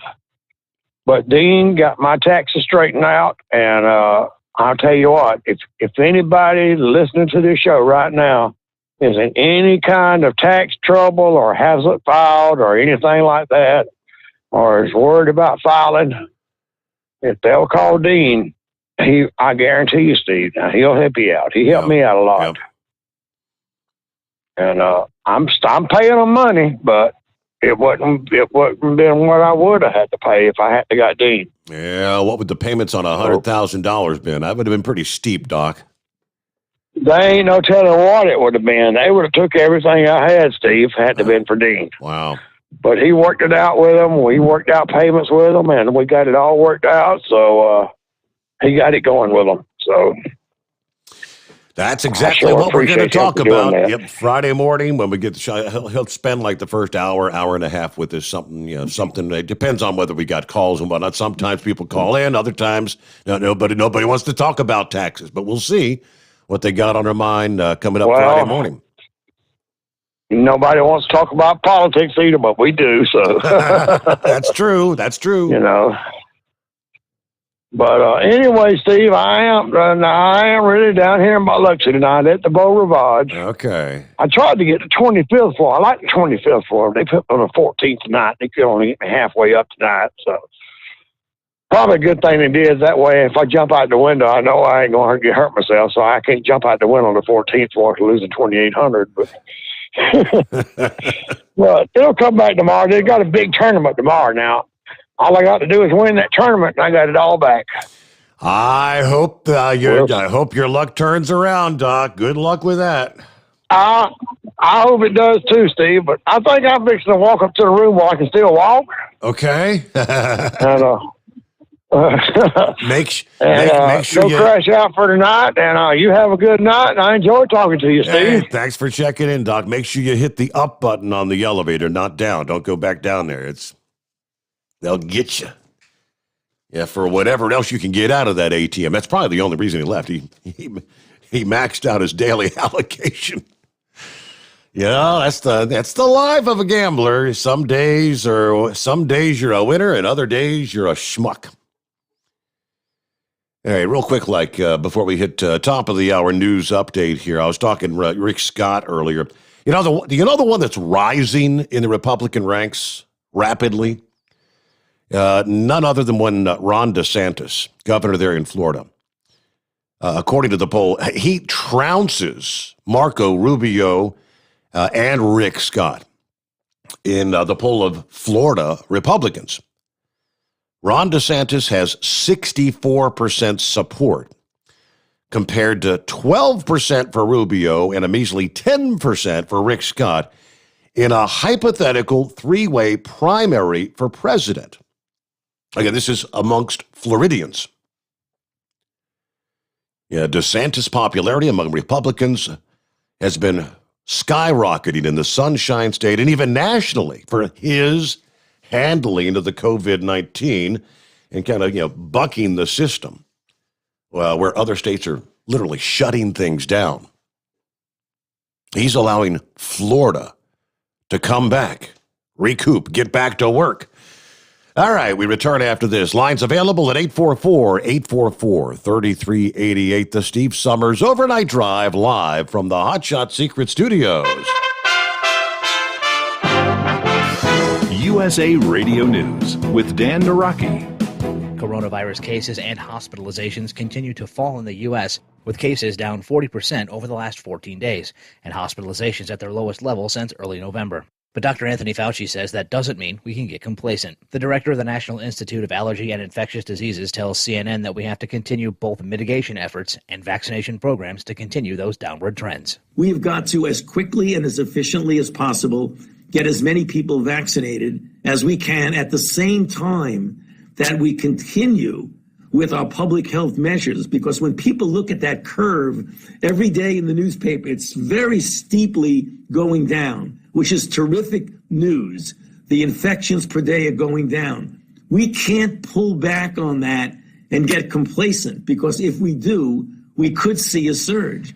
This is USA Radio News. If your credit card bills have gotten out of hand and you care about your credit, call Consolidated Credit now. If the interest rates on your credit cards are so high, it'll take years to get out of debt. Call Consolidated Credit now. They've helped over 6 million people with credit card debt. Without destroying your credit, they can consolidate your debts into one lower payment, reduce your interest rates, and get you out of debt fast. The program works. Call Consolidated Credit now. Call 800-406-0046. 800-406-0046. That's 800-406-0046. Consolidated Credit Counseling Services, Inc., 5701 West Sunrise Boulevard, Fort Lauderdale, Florida, 33313. Licensed by the New York Department of Financial Services and by the Vermont Department of Financial Regulation. Maryland DM 1492. Oregon DM 80092. Licensed by the Virginia State Corporation. Commission license number DC 83. Service may adversely affect the individual's credit. Non-payment of debt may lead to additional finance charges or collections activity, including legal action, not a loan company. 4 members of the Board of Texas's power grid operator will resign following the blackouts during last week's winter storms. Chairwoman Sally Tallberg, Vice Chairman Peter Crampton, Finance and Audit Committee Chair Terry Bulger, and Human Resources and Governance Committee Chair Raymond Hepper announced their intent Tuesday to resign from the board of the Electric Reliability Council of Texas. More than 3 million people were left without power following the brutal winter weather last week, with ERCOT citing frozen equipment for the loss of power output. And Tom Vilsack was confirmed by the Senate Tuesday to serve as President Biden's Agriculture Secretary. The former Iowa governor was confirmed by a 92-7 vote. Vilsack previously served in the same position under President Obama, the only of his cabinet members to serve for Obama's entire term in office. During his confirmation hearing, Vilsack cited the coronavirus pandemic and climate change as necessary priorities, saying the problems facing the department are completely different than the last time he'd served as secretary. This is USA Radio News. You've heard me talking about MyPillow for 3 years, folks. It's the truth. I get the best sleep of my life with a MyPillow. You can do it too. 60-day money-back guarantee, 10-year warranty, made in the USA. You'll sleep well or you'll get your money back. Go to MyPillow.com, click on the radio listener special, use my promo code USA, get 2 MyPillow premium pillows for the price of one, or call 1-800-951-8175. Get the best sleep of your life and do it now. A New York woman fired for wanting to wait to get a coronavirus vaccination has people asking if employers really can require their employees to get the shot. Tim Berg has more from the USA Radio News Phoenix Bureau. A woman said she was fired from her server job at a New York City restaurant over not yet wanting to get the coronavirus vaccine, which the restaurant said was a requirement. Bonnie Jacobson fired from the Red Hook Tavern in Brooklyn after she told management she wanted to hold off because she and her husband are trying to have a child, and it's unclear if the vaccines could have any impact on that. Jacobson being labeled an anti-vaxxer, but according to psychologist Adam Grant, he tells me sometimes people just want more information, and for that they're labeled as anti-this or anti-that. If you're somebody who has some legitimate fears about the side effects of vaccines, and you have a choice between being a vaccine believer or a vaccine skeptic, you're going to probably go to the skeptical side. And what's missing in there is the fact that this is a bell curve, right? Most people are somewhere in the middle saying, look, I don't necessarily want to give every vaccine ever invented to every single newborn on the day that they enter the world. And if I have to be forced to choose one extreme or the other, you might not like where I land. What we want to do is we want to see the shades of gray. From the USA Radio News Phoenix Bureau, I'm Tim Berg. For USA Radio News, I'm Dan Naraki. At Hot Shot Secret, we share the science behind common diesel problems and their solutions. For example, ultra-low sulfur fuels. The primary function of diesel fuel is combustibility. One of the little-known aspects of fuel is its role as a lubricant to metal-on-metal moving parts. The introduction of ultra-low sulfur fuels diminishes the fuel's ability to lubricate because sulfur, which has been mostly removed, has lubricating properties. Hot Shot Secret Everyday Diesel Treatment with LX4 delivers unmatched lubricity. Third-party testing confirms that it takes 3 times the amount of leading fuel treatment to match the lubrication benefit of 1 dose of Hot Shot Secret. Everyday Diesel Treatment is a fully formulated 6-in-1 premium fuel treatment for every fill-up, every time. Everyday Diesel Treatment is available at truck stops, Tractor Supply, O'Reilly's Auto Parts, and online at HotShotSecret.com. Hot Shot Secret, powered by science. The Overnight Drive with Steve Summers. Live from the Hot Shot Secret Studios. Call Steve now. 844-844-3388. That's 844-844-3388. Yes, indeed. That means we are back for another hour as we cross over the midnight hour on the West Coast. At 3:06 Eastern Time here on a Wednesday morning. Hump Day is upon us, indeed. All right, Scooter checking in via email. I said, Steve, about 3 weeks ago, Tucker Carlson chronicled how the deceased Capitol police officer had talked to his brother via phone almost 2 hours after the insurrection or riot was over. The officer's brother said he died later that evening from a stroke, but not a damn peep from the mainstream media. I did not catch that particular edition of Tucker Carlson. Of course, he's on at a time of night where I don't get to see him hardly ever. All right, we left off there talking about Governor DeSantis, the rising of Governor DeSantis in the Republican ranks. It was a Fabrizio survey conducted last week, shared with the Politico. Now, they say when they conducted a similar survey back in July last year, at that point in time, DeSantis finished ahead of Marco Rubio by only 11 points. Now, to refresh your memory again, it was 64% DeSantis and 12% Rubio this time around. A lot has changed since July. But they point out, in order to run for president, you need to have your home state, first of all. You got to have your home base. And obviously, clearly, DeSantis has that. Fabrizio also asked Republicans who was the biggest Trump supporter among those three Florida Republicans. Well, not surprising. DeSantis received 67%. Scott picked up 9%, and Rubio 7%. Obviously, Republican, pretty much exactly what Dan was saying here just a bit ago. The Republicans in the state of Florida, they want someone that they can believe, that they can trust. And some of the things, obviously, like we shared about Rick Scott's statement this past day, declaring the Civil War in the Republican Party is over. Well, you can say whatever you want, but we know that's not the reality, Mr. Scott. I'm sorry. All right, get back to the calls here at 844-844-3388. Yes, Horse Feathers. Yeah, thanks for taking me back, Your Honor. Hey, I was thinking when you were talking about with Sylvester there, and he said he was looking north at the ships. You realize he's got to stand there and look north at the equator? Doesn't that seem odd that you'd stand somewhere and have to look north to see the equator? If you're there, anyways, it's not odd. For them, I guess it's odd that we have to look south for the equator, right? There you go. But I don't think that a lot of Australia gets snow. Probably where he's at, he probably won't even get snow. I think only a very small portion of southern Australia really gets, or the higher elevations even get cold enough to do that. I think most of it doesn't it stay pretty warm there most of the year round? I know they have their winter season in the southern hemisphere. I'm honestly not real familiar with the weather in Australia. Next time we talk to Sylvester, we'll get an update. We'll have to get a scoop on that. Yeah. Well, maybe if they do have winter down there, maybe we can move the Winter Olympics from China.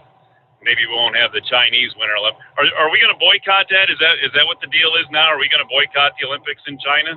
The winter ones coming up? I haven't heard too much about it. I heard a little bit of noise. There was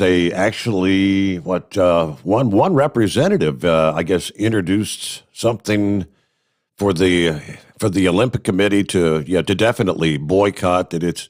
It would be a disgrace for the United States to participate in games with what is going on with human rights in China right now. So I don't know if I don't know if they'll go or not.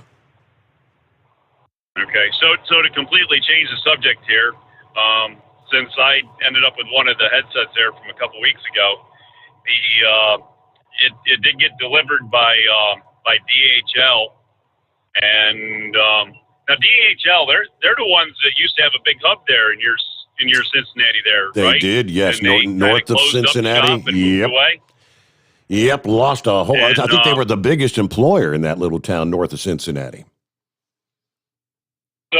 So anyways, it got my headset got waylaid at the Cincinnati airport for DHL's delivery, and took a few extra days to get here. And it showed up the other day during one of the snowstorms, and apparently the DHL driver didn't want to drive down my quarter-mile long driveway, which wasn't in bad shape. I mean, it was probably almost as good as the road he drove on, if not as good as the road he drove in on, but decided to leave it out at the mailbox in a snowbank, and with more snow on the highway to be plowed into the snowbank at the mailbox. So he took a picture of it and where he left it, and I got a thing from DHL that says, "Hey, would you rate your delivery satisfaction?" And I hate to say it, but I had to give DHL 1 star for that, which was a pretty unsatisfactory delivery, because, you know, to leave a electronic piece of high-priced electronic device like that out in the snowbank In the elements. edge of the road, you know. Yeah. Yeah, and the thing is it's a quarter mile from the house, you know. So anybody driving up and down the road, well, there's a box at the mailbox to, hey, just pick up and carry away, you know. Sure. So, anyways, not real impressed with that. So, but anyways, hey, I heard you talking there about Coca-Cola earlier there, that whole deal that we have to, all us white people have to learn how to act more black. Oh no, we have to be less white. Be less white. That's the way it works. Oh, we have to be less white. Oh, Yes. okay.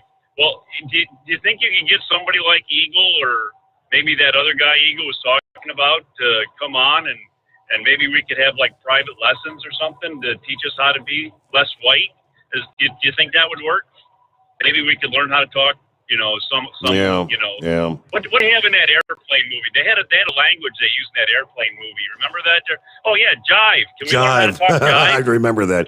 See, that would be so politically incorrect in this day and age, though. You couldn't release a movie like that. No way.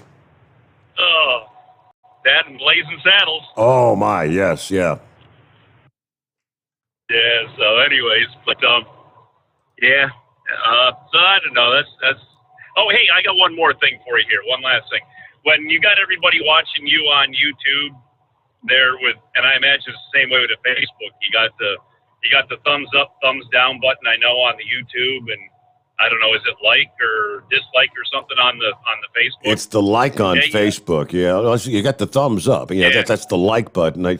YouTube, you got the subscribe, and then I think that's equivalent to a like if you subscribe. Well, there's a thumbs up, thumbs down button for every broadcast. Oh, yeah. There is, and yes, there's somebody out there that tunes in every night, and it may be that guy Eagle was talking about that gives it a thumbs down every night. Possibly. Yeah. So, but anyways, I was just going to say, you know, because I know you were looking for reviews and stuff, and the reviews you did on, you know, for the show and that, for helping your sponsorship out. But if everybody's watching there on Facebook, or, you know, even if you watch the replay, you can still do it on the replays. You know, give you a thumbs up, you know, click the thumbs up and put as many, you know, get as many on there as you can, you know, because I see some other YouTube channels out there that do shows, and I mean, one's even a caller that calls into your show, and he has his channel, and I mean, he's got over 1,000 thumbs up on some of his shows that he does. So, Really? you know, I think there's no reason that, you know, you can't have a bunch of thumbs up on your shows too. So, but yeah, if you're watching or listening on Facebook or YouTube, I say give a thumbs up there, because I know that, you know, as you say, the sponsors be looking at all that, and we want to make sure that your show's out there promoting the way it needs to take care of the sponsors. And speaking of sponsors, it'd be good to hear Dean come on there, because, you know, he's another one of those ones that kind of like Doc Holliday, but I think he does better than Doc Holliday, don't you? When he goes down there to to handle the money back and forth. Yeah, you know, Dean's had some good days, and Dean's had some not so good days. That last cruise, now, there were several times when we were watching him, he was hitting pretty good, but he told me, he said he was down pretty bad already. So, Yeah, well, you know what they say about that business, sir. You got to know when to hold them, and you got to know when to fold them. But anyway, speaking of that, I had a brother-in-law that was out in Vegas here not too long ago. He was telling me that you can't even touch the chips anymore. That you have to let the other people, the people behind the counter there, behind the desk that are doing the job, that they have to set your chips in for you, Really? and then they pull them out, and they don't. So you can't sit there and twiddle your chips and all that. Some people had a habit of doing that. That was their lucky thing to do, was stack chips and twiddle chips and all that. And I don't know if you can bring your own chips in to twiddle. I don't know. Find something. I guess you have to find something else to twiddle while you're sitting at the table now, huh? That could be scary. you have to ask Doc about that. So- Yeah, I guess I'm not surprised with the COVID thing and whatnot. Yeah, because they don't want everybody touching the same chips, right? Yeah. You can only touch your own little thing to twiddle. You can't touch somebody else's thing to twiddle anymore. Well, what about the cards? If you're playing blackjack, you gotta peek at your cards. Nope, they turn your cards for you. You don't get to touch nothing. Yep. So that's the way I understood it, was from what my brother-in-law said. So That's I don't pretty know. wild. I think I'm just going to keep living in Punxsutawney Phil's hole here until all this blows over, right? There you go. All right. Well, we definitely got our 6 more weeks of winter, so he did call that correct. But he brought up the whole Coca-Cola, the less white thing, and the fallout continues there. And looks apparently they've actually yanked that material was yanked offline, because it had gone so viral, angering so many people. It was called the Confronting Racism course, offered by LinkedIn Education, which was utilized by the Coca-Cola company. We already went through the whole thing about, the be less white.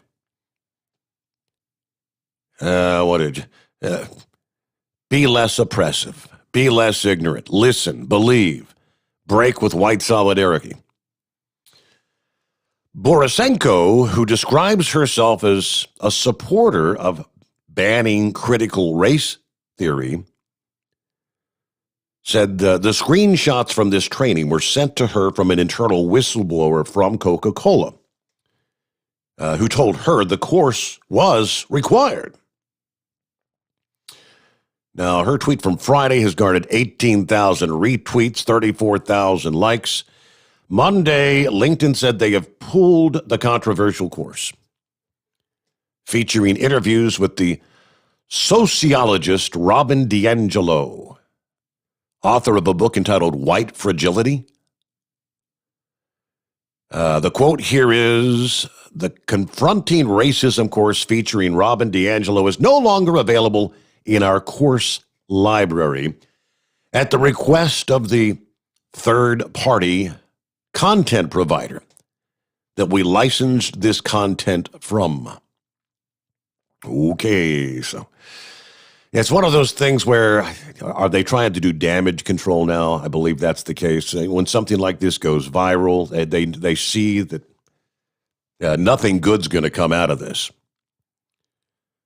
So, yeah, try to make it disappear as quickly as possible and hope people just forget about it.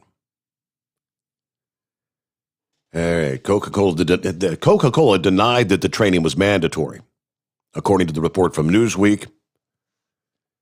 But Borisenko told Newsweek that she spoke to multiple workers that said it was, in fact, required.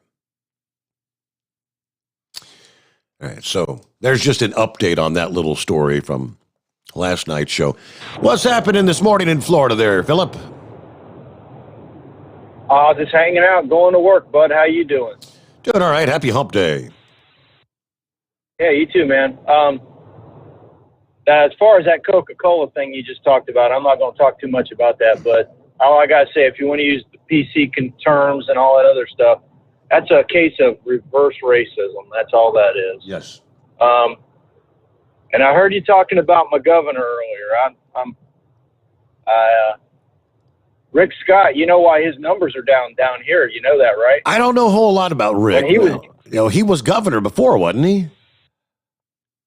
Absolutely, and he didn't do jack crap in our state. He caused more controversy than anything in our state. I mean, there was a lot of craziness that went on when Rick Scott was as our governor. DeSantis has stepped up to the plate. Scott never did step up to the plate. I mean, a lot of the state workers, they hated Scott, but they loved DeSantis. And when your state employees love you, you know you're going to get things done.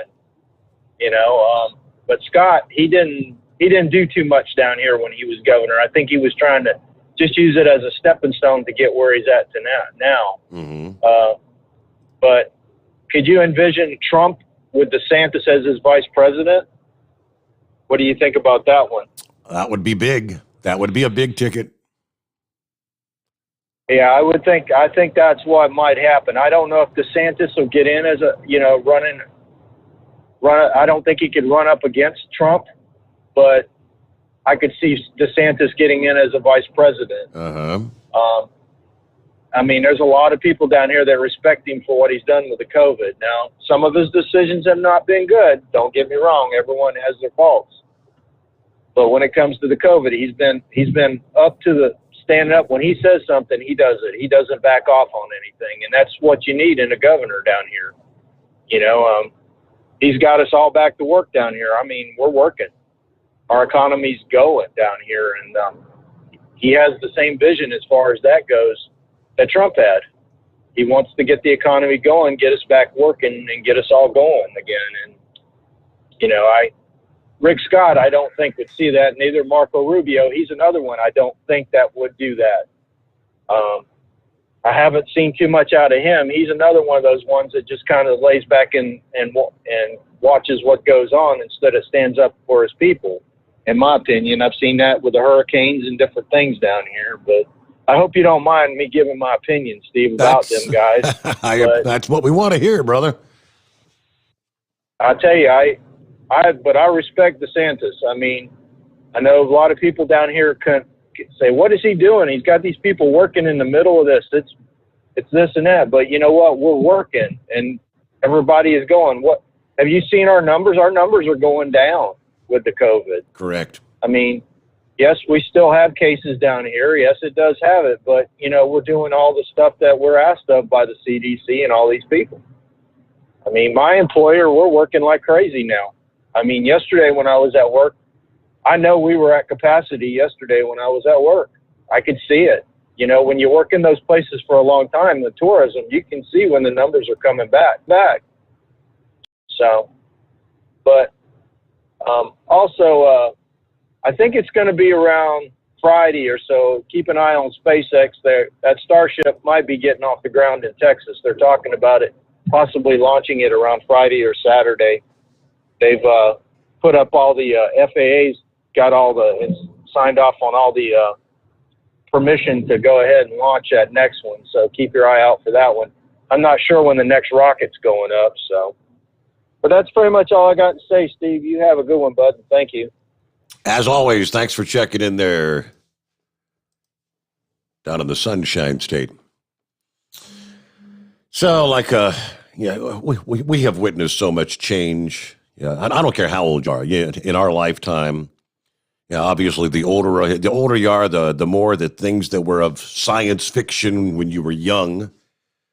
People my age can look back at things like the Jetsons. Where you could talk to somebody on a television screen, actually talk back and forth live. That was all fiction. It's all reality now. And according to the story from Interesting Engineering, a real life, almost Star Wars like weapon is very close to becoming a reality. It appears the U.S. Army is developing and building a laser weapon capable of vaporizing its targets and disrupting enemy tech signals, thanks to pulses and signals. This may well be the world's most powerful laser to date. The laser will be called the Tactical Ultra-Short Pulsed Laser for Army platforms, to which they say will be 1 million times more powerful than any other laser platform before it, according to the New Scientist. The first to publish the news about this, the platform will be different from current laser systems as it will emit short pulses that rely on low energy. In contrast, current lasers typically emit continuous beams. The new system is being designed to reach a terawatt for a short 200, what the hell is a femtoseconds? Femto? Well, that would be 1 quadrillionth of a second. Really? In that time, the ultra-short pulsed laser would be able to vaporize a drone. On top of that, the hope is it will also be able to disrupt electronic systems in its vicinity, turning it into what would be literally a functional electromagnetic pulse, or EMP. As far as the reports, it states the U.S. is aiming a trial of a prototype by next year, 2022. Such types of laser weapons are extremely useful when combating fast-moving small drones or missiles. And when it comes to using them against human enemies, they can cause a number of reactions, from skin irritation to blindness.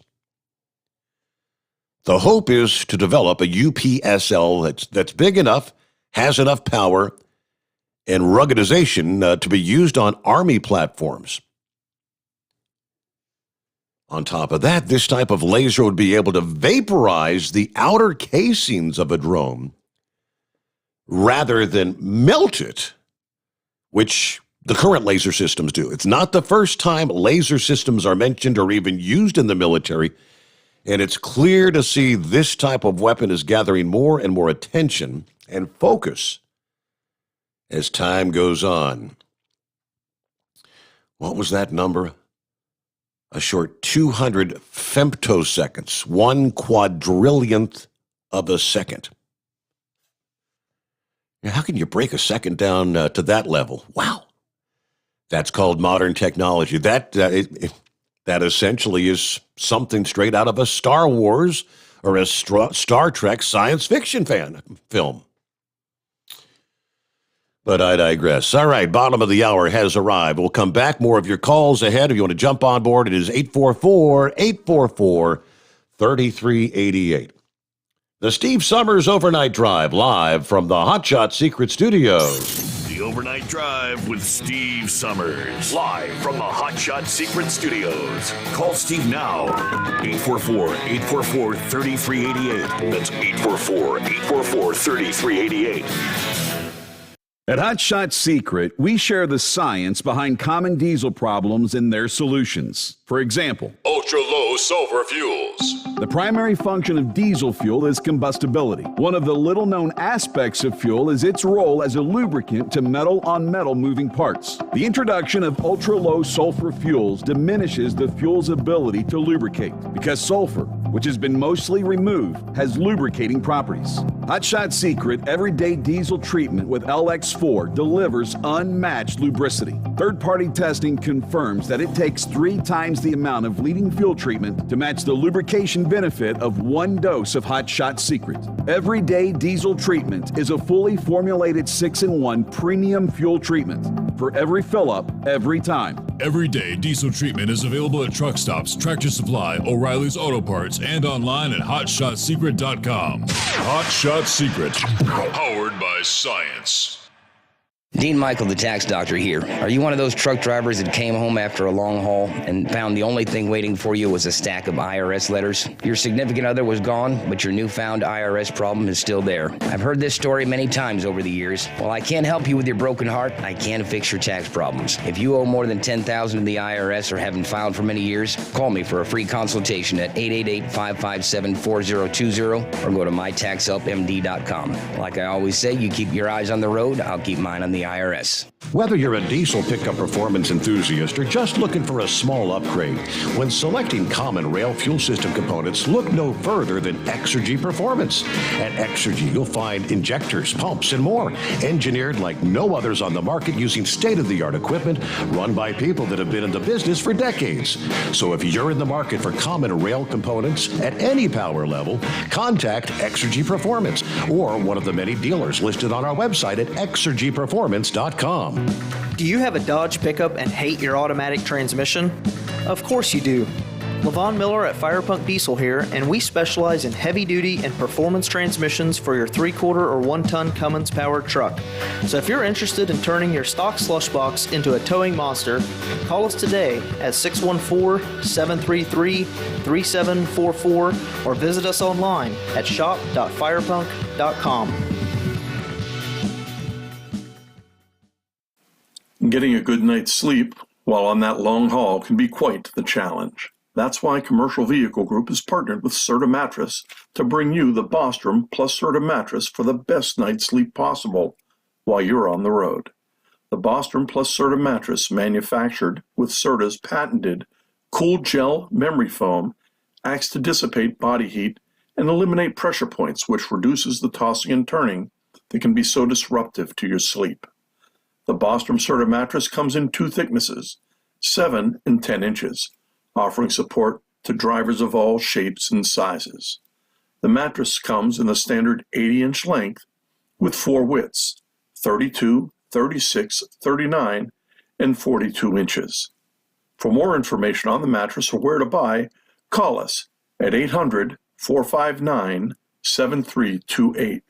That's 800-459-7328. 7328. At Hot Shot Secret, we share the science behind common diesel problems and their solutions. For example, Hot Shot Secret Stiction Eliminator. Stiction, that sticky friction, undermines the performance of diesel engines and is difficult to remove from the oil system. Hot Shot Secret Stiction Eliminator is a powerful synthetic cleaner that targets stiction, contains no harmful solvents, and is formulated to be left in the engine to safely dissolve stiction for thousands of miles. It works as you drive. Our proprietary carbon nano lubricant is blended with Stiction Eliminator, filling in microscopic irregularities inside your engine, providing a smoother surface for enhanced lubricity, reducing friction and wear. Third-party ASTM testing verifies that Stiction Eliminator removes 2 times as much stiction than any alternative on the retail shelf. Use Stiction Eliminator to solve an existing problem or as a preventative maintenance. Hot Shot Secret Stiction Eliminator, available at truck stops, Tractor Supply, O'Reilly's Auto Parts, and online at hotshotsecret.com. Hot Shot Secret, powered by science. And now, back to the Steve Summers Overnight Drive.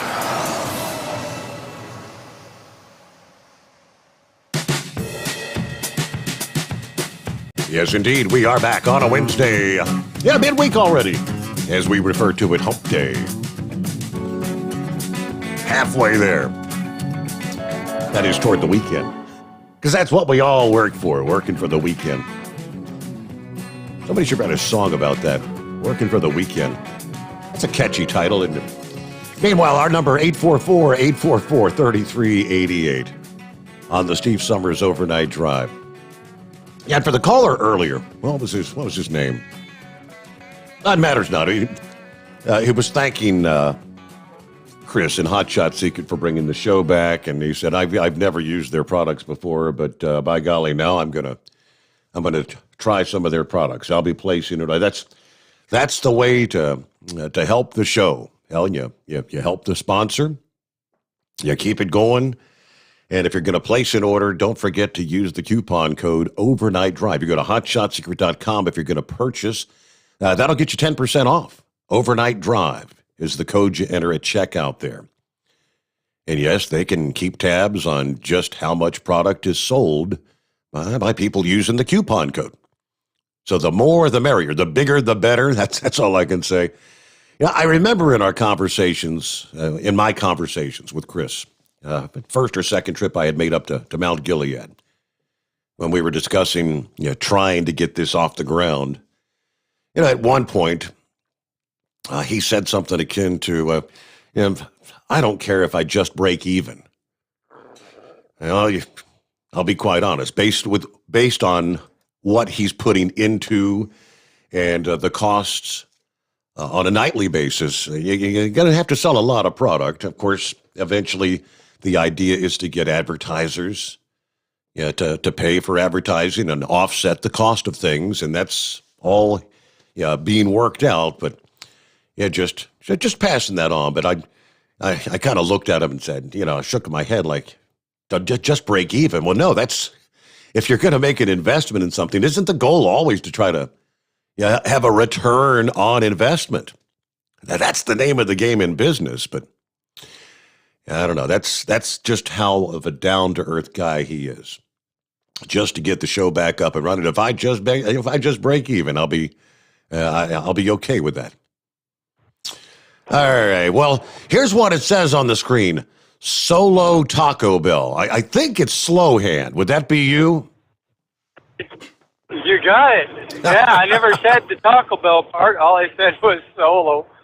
And I think the part following came from that I just wanted to talk about random things because they say to say what you want to talk about. So that's what it says. So it says Taco Bell random stuff. So it says you wanted to talk about. It got Taco Bell out of talk about. Okay.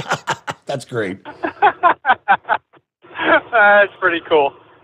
All right. Yeah, well, cool. At least it got solo this time. So right on. Back in like the late 80s, Loverboy did a song called "Working for the Weekend." I don't know if you remember that song. Exactly what I was talking. I was being kind of facetious, Yeah, "Working for the Weekend." That was a great song. Everybody loved that song. That was a really good song. Great song.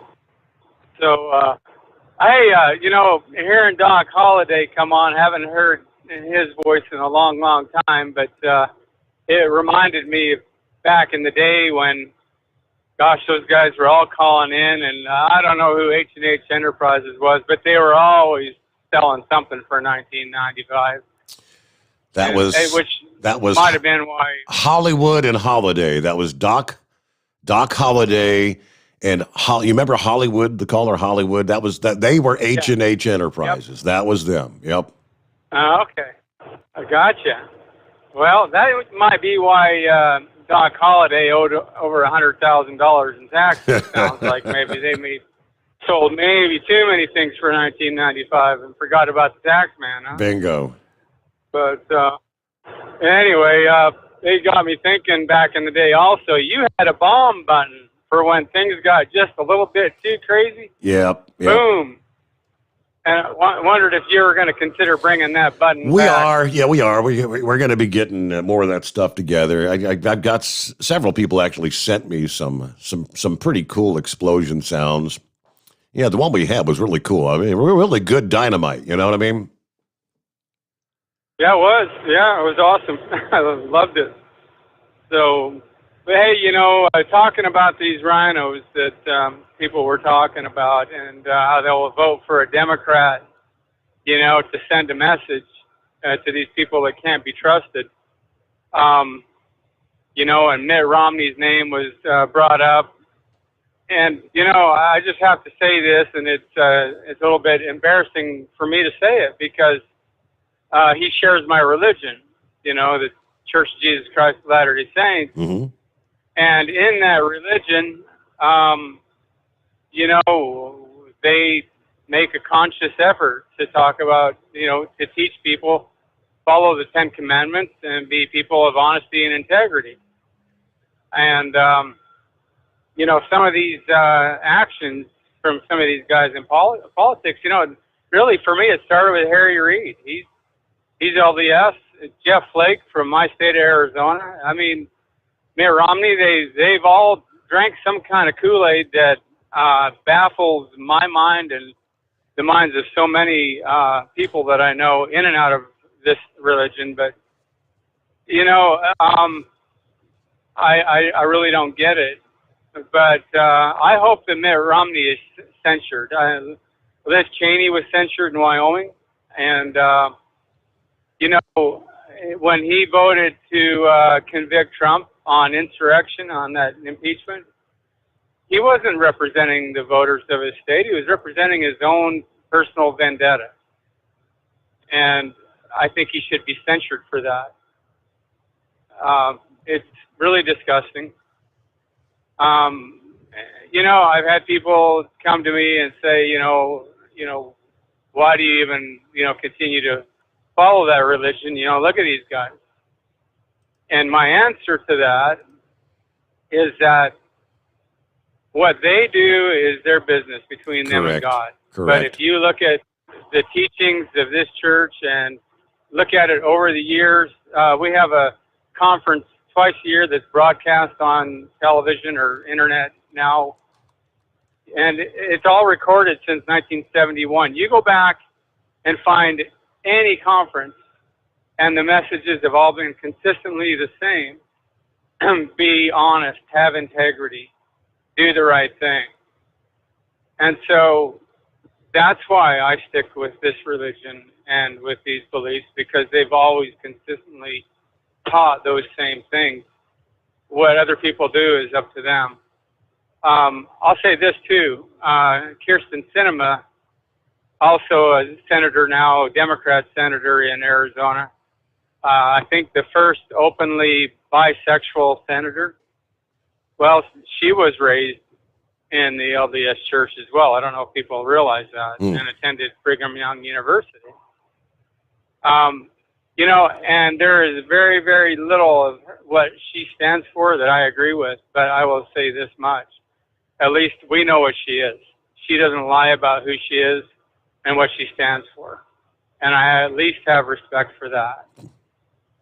So that's what I wanted to say about that. I was listening to, I think it was Big Moose talking about these cameras and all this stuff. I'll just make a quick comment on that. I agree with everything that he said and Eagle said about that. My only other comment about this industry is that every year we get more and more regulations and restrictions in the industry to supposedly make the industry safer, which, as you were saying about the ELD, has been actually counter to that. The one thing that is always bypassed when it comes to the FMCSA is a standard of training. And I don't know if it's because these big carriers, mega carriers, have their hands in the back pocket of the FMCSA, but they have their own truck driver training programs that are woefully inadequate. It just seems to me that, if you want a safe industry, you get training that has a standard. But anyway, that's my thoughts on that. And good to chat with you again tonight. I'm glad you got the solo part of the name. So, cool. Yes, I did. Well, thank you for the Taco Bell discussion there. Thank you so much. Right on. All right, there you go. Slow hand. All right. Yeah, we'll talk. He mentioned these representatives are supposed to be doing the will of the people, the people that elected them to represent them in Washington, D.C. In a state like Wyoming, where I know in 2016, Donald Trump beat Hillary Clinton. It was, Wyoming was 67% of the vote for Donald Trump. It was like 21% for Hillary. I mean, overwhelming support. I think the numbers were right in that vicinity. Yeah, close to 70% for Trump as well in 2020. And you've got Liz Cheney up there not doing the will of her constituents, and she's paying the price already. Utah is similar. I mean, not quite as overwhelmingly as Wyoming was, but, the results for the 2020 election out of Utah, Trump, 58% of the vote, Biden, 38.4%. No, yes, this was the report going back to early on election night when the state had been called, obviously, for Donald Trump, but the 2016 percentage from 4 years prior, the numbers were similar. So there you go. Yeah, Romney's supposed to be representing who? Yeah, his constituents there in the state of Utah. Meanwhile, let's get back to the calls here. And yes, Sylvester. So I guess you're going to explain to me how wrong I was about the weather. So you're not going to be breaking out the snow shovel anytime soon? Seriously, after all the good things I think about you, you bring this up. But that just hides the knife in my back. Sorry. In this case, the snow shovel in my back. Steve, I've actually sent you an email. Did you get it already? Yeah, you just sent me like a chart or whatever, a graph of what the average temperatures are there in the land down under. Yeah, that's where I live. That's terrible. And that's all in Celsius. I apologize in advance. That is Celsius. But 18 degrees Celsius is about 64. That's the average high temperature in July, which is the coldest month. The average low temperature, as you see, is 9 degrees Celsius, which is 48. 48. Well, you suck. You suck. Yeah, it don't get that cold. Okay, so if you did get snow there, it would be kind of a freak scenario. It'd be like getting snow in Brownsville, Texas. Yeah, exactly. which, as we both know, now it happens. So back in August of 1997, I think it was. Might have been 96. I had snow where I lived in August 31st. So and it was so cold. The way I remember the date, I think it was either the 30th or the 31st. That was the night that my place burned down. Oh. And yeah, as I stepped out to get away from the flames spreading through my place and threw a basket of clothes with my computer in them into the van, it was backing down the driveway. It was snowing. So yeah, that's how I remember that date. That was cold. That was a very, very cold winter. But we're expecting a very cold winter here because it's actually been a pretty mild summer. But you saw the photos I sent you, and yeah, beautiful. Susan as well because she's working. And it was cool today. It wasn't hot at all. So, and right now would be the equivalent of August. What is this? 24th. So, and August 24th is a hot day usually in the States. Hey. And you were at like 72. Well, it's more like a fall day. Yeah, for sure. Yeah. So it's already cooled down a lot more than what we would normally have here. So yeah, it's all this global warming, plastic climate change. I'm telling you, it's a pain. It's a pain, man. But yeah. So yeah, and I wanted to say that who was it? Was it the gas hauler? What's Horse Feathers? Mike. Horse Feathers. Horse Feathers. Good old Horse Feathers. Yeah, it doesn't get cold here, man. And I will tell you, once everybody's allowed to travel, you should come down in January. When you're iced over up there, you can barely get off the runway because it's so much snow and ice. And come down here and enjoy a nice shrimp on the barbie, as they say. So, but yeah, and you saw my photo. Well, you commented about my photo of the chicken. I'll do you some crayfish down there, some lobster. How about that? Okay, yeah. That was some good looking chicken you had there the other day. Yes, indeed. Yeah, and I'll introduce you to some real beer, not that whale urine. Wait a minute now. Miller Lite you drink. I don't like the beery taste in beer. Real. I mean, people say what I drink is like pea water or something, but yeah, like a Guinness. I tried a Guinness once, and I thought I was going to barf. And I don't like most of the Mexican beers, the Dos Equis and the Coronas. Is like they're too beery tasting. No. Yeah, no. I'm talking there's one down here called Platinum Blonde. Dude, this is a smooth, nice tasting beer. Not one like those Mexican beers, like you said, got that heavy hops taste. Yeah, they're skunky. Corona, sorry, skunk. Yeah, beer. they get skunky. Yeah. Well, the thing is that because it's in clear glass, that's why they make it amber. That's why most beer bottles are dark, is because the light reacts with the hops and it makes it skunky, right? And that's a Corona thing. That's skunkiness in it. Not my thing personally, but oh well. But yeah, no, get you a Platinum Blonde here, and of course, your lovely bride would be more than welcome here. Not when I'm saying Platinum Blonde, I'm talking the beer. All right, she might indulge in some nice Australian wine. You have some good wine there. Oh mate, let me tell you about Australian wine.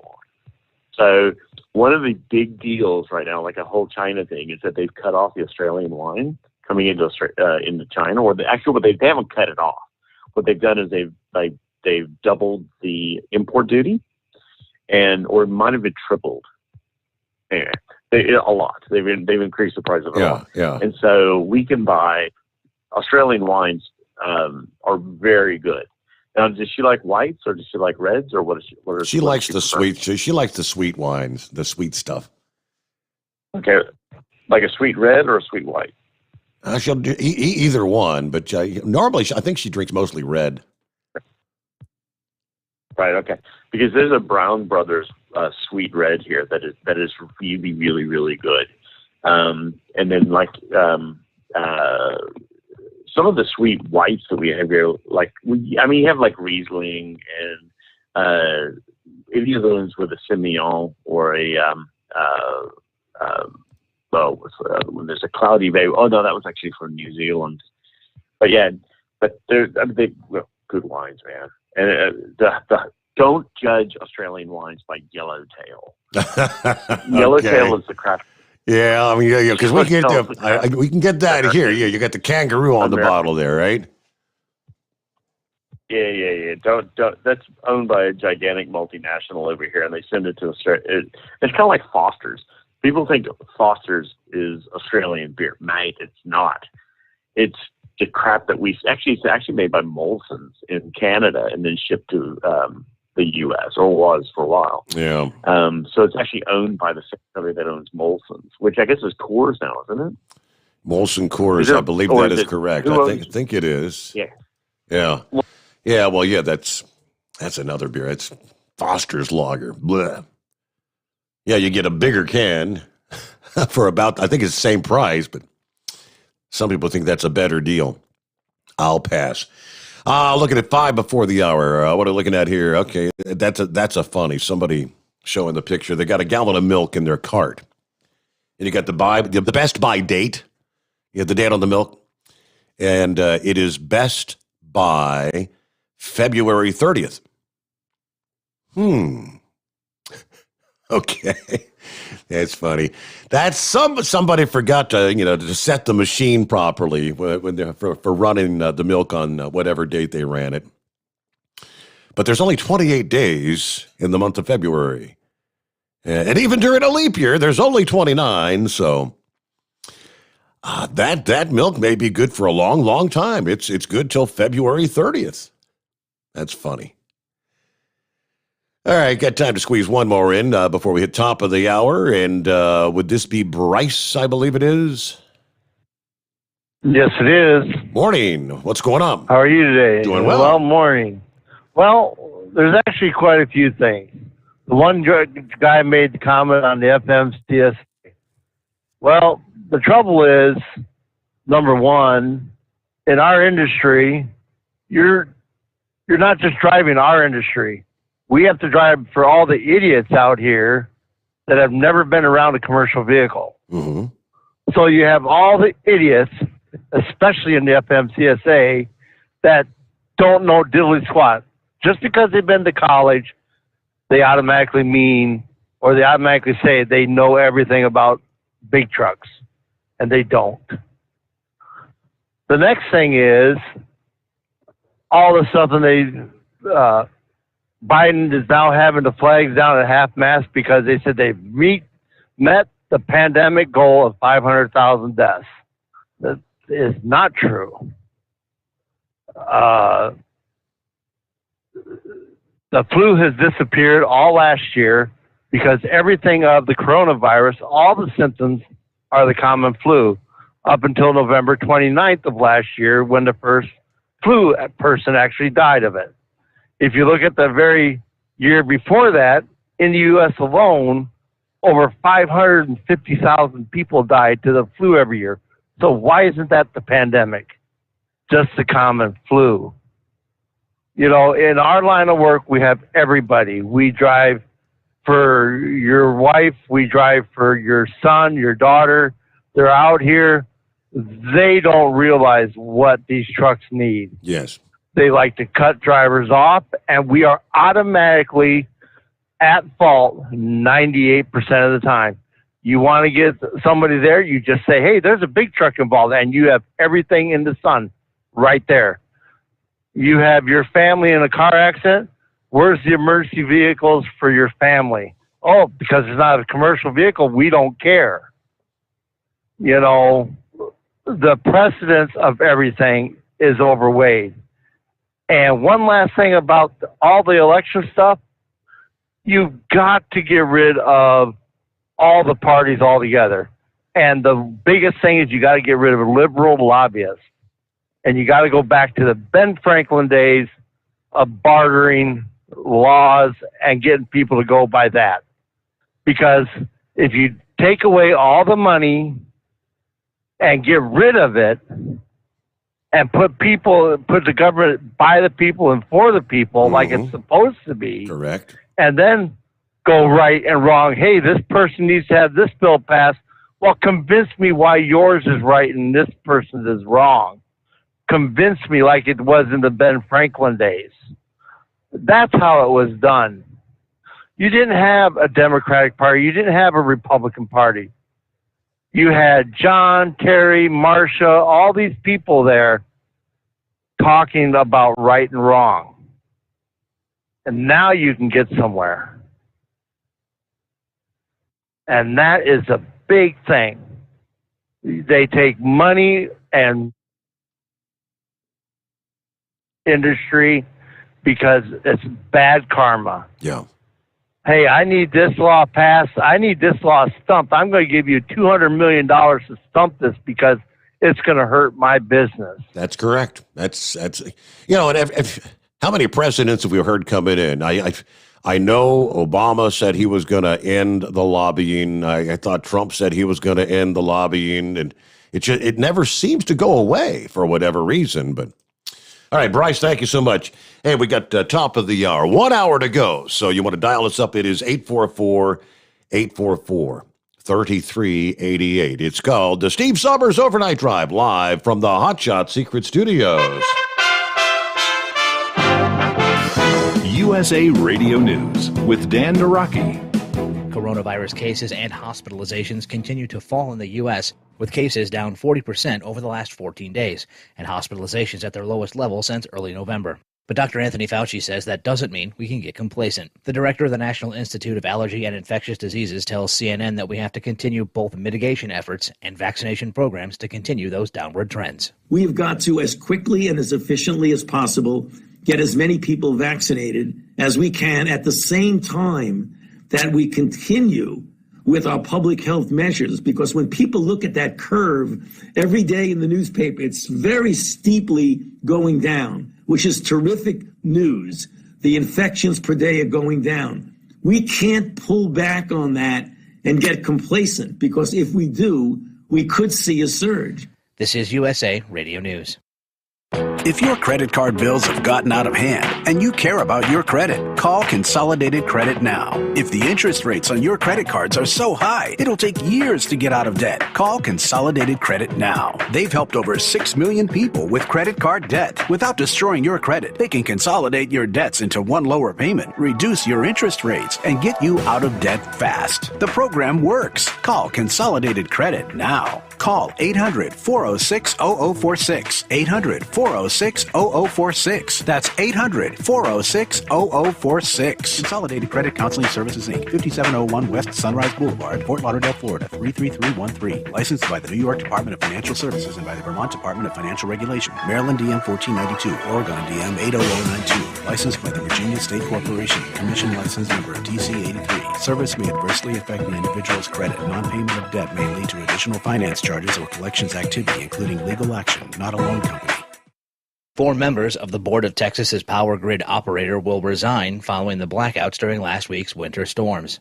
Chairwoman Sally Talberg, Vice Chairman Peter Crampton, Finance and Audit Committee Chair Terry Bolger, and Human Resources and Governance Committee Chair Raymond Hepper announced their intent Tuesday to resign from the board of the Electric Reliability Council of Texas. More than 3 million people were left without power following the brutal winter weather last week, with ERCOT citing frozen equipment for the loss of power output. And Tom Vilsack was confirmed by the Senate Tuesday to serve as President Biden's Agriculture Secretary. The former Iowa governor was confirmed by a 92-7 vote.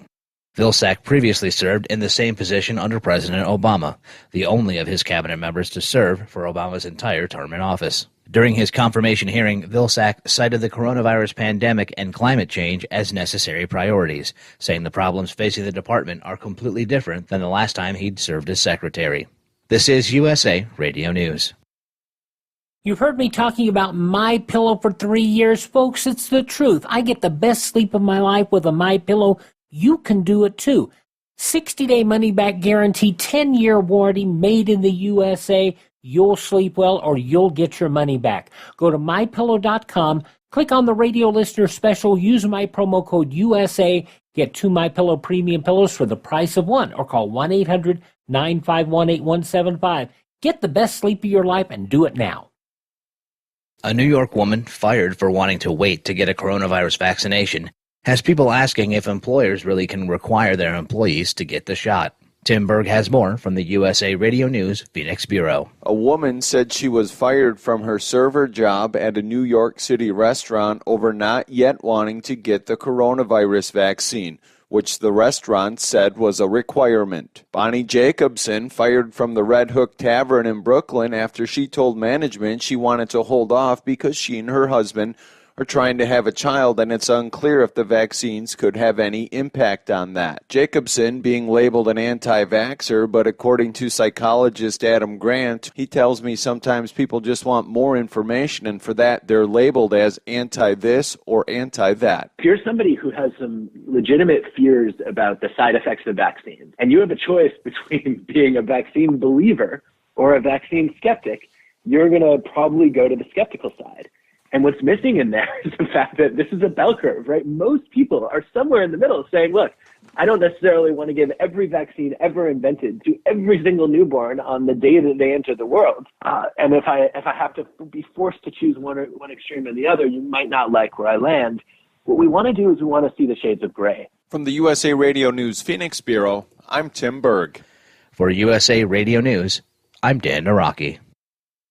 At Hot Shot Secret, we share the science behind common diesel problems and their solutions. For example, ultra-low sulfur fuels. The primary function of diesel fuel is combustibility. One of the little-known aspects of fuel is its role as a lubricant to metal-on-metal moving parts. The introduction of ultra-low sulfur fuels diminishes the fuel's ability to lubricate because sulfur, which has been mostly removed, has lubricating properties. Hot Shot Secret Everyday Diesel Treatment with LX4 delivers unmatched lubricity. Third-party testing confirms that it takes 3 times the amount of leading fuel treatment to match the lubrication benefit of 1 dose of Hot Shot Secret.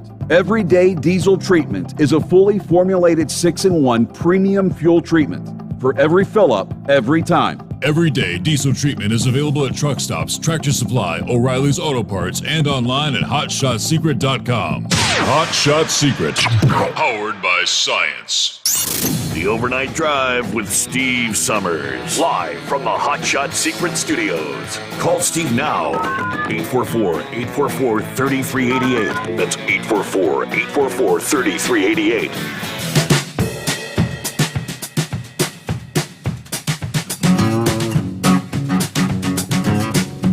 All righty, what do you say? One more time around here on a Wednesday. That's interesting.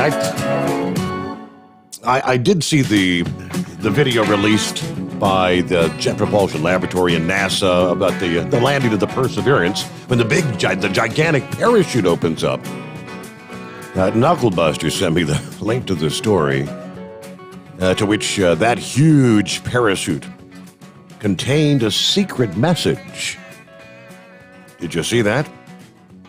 The rest of this, according to the Associated Press, the secret message was thanks to a puzzle lover who was on the spacecraft team. Systems engineer Ian Clark used a binary code to spell out, quote, "Dare mighty things," in the orange and white stripes of the 70-foot parachute. He also included the GPS coordinates for the mission's headquarters at the Jet Propulsion Laboratory in Pasadena. Clark, they say, is a crossword hobbyist. He came up with the idea several years ago. Engineers wanted an unusual pattern in the nylon fabric to know how the parachute was oriented during descent. Turning it into a secret message, that was really fun, he said. Now, he said there were only about 6 people that knew about the encoded message before Thursday's landing. According to Clark, they waited until the parachute images came back before they put out a teaser during a televised news conference on Monday. He said it took just a few hours for space fans to figure it out. He said, next time I'll have to be a little more creative. Dare mighty things. A line from President Theodore Roosevelt. It's a mantra at JPL, and you'll find those words on many of the center's walls. Now, he said the trick was trying to come up with a way of encoding it, but not making it too obvious. As for the GPS coordinates, this spot is 10 feet from the entrance to JPL's visitor center. That's the coordinates they actually gave. Another added touch not widely known until touchdown, Perseverance bears a plaque depicting all 5 of NASA's Mars rovers in increasing size over the years, similar to the family car decals we have here on Earth. Well, okay, project manager said, so-called hidden Easter eggs, as they refer to them. They should be visible on Perseverance's 7-foot arm when it's deployed in a few days and starts photographing under the vehicle, and again when the rover's driving in a couple of weeks. So we got to keep tuning back in. Easter eggs. Easter eggs became very popular on DVD. When you'd purchase a video and you had to hit this button and that button, or you had to find, there'd be like secret videos hidden inside the DVD, a.k.a. Easter eggs. You got to hunt to find them. That's pretty cool.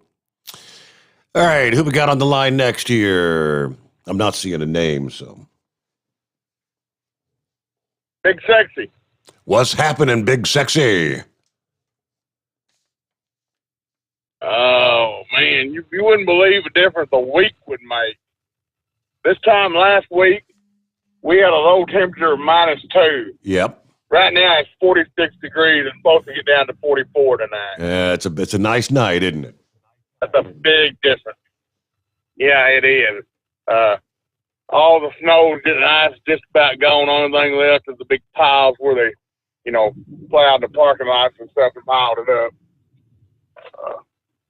On the app, I'm so glad you got that app. Now I can have my phone up there and it not have the screen going all the time and distracting me while trying to drive. Trying to drive with that screen up there all the time is distracting. Yep, So, yep. I really Makes it a lot nicer, don't it? Yes, it does.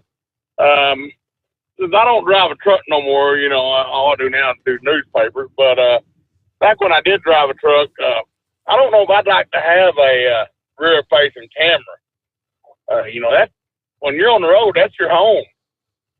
Would you want somebody having a camera watching you do whatever you do, or even listening to your show? Look at there, I'm looking at a camera. Max or whatever. If they don't like it. You're watching me all night long. That's right. Yeah, well, you might be watching, listening to your show or watching Newsmax or something like that. If they don't agree with what your views are, they may get rid of you for that. Yeah. I don't think I'd want a camera watching me recording audio and all that all the time. My truck, I've got I replaced the mirror with you've seen the one with got the dash cam, and I've got the camera in the back there where I can see behind me when I'm backing up. I like that.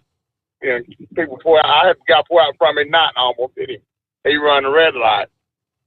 So, you'd have evidence on stuff like that, but I don't think I'd want a rear-facing one.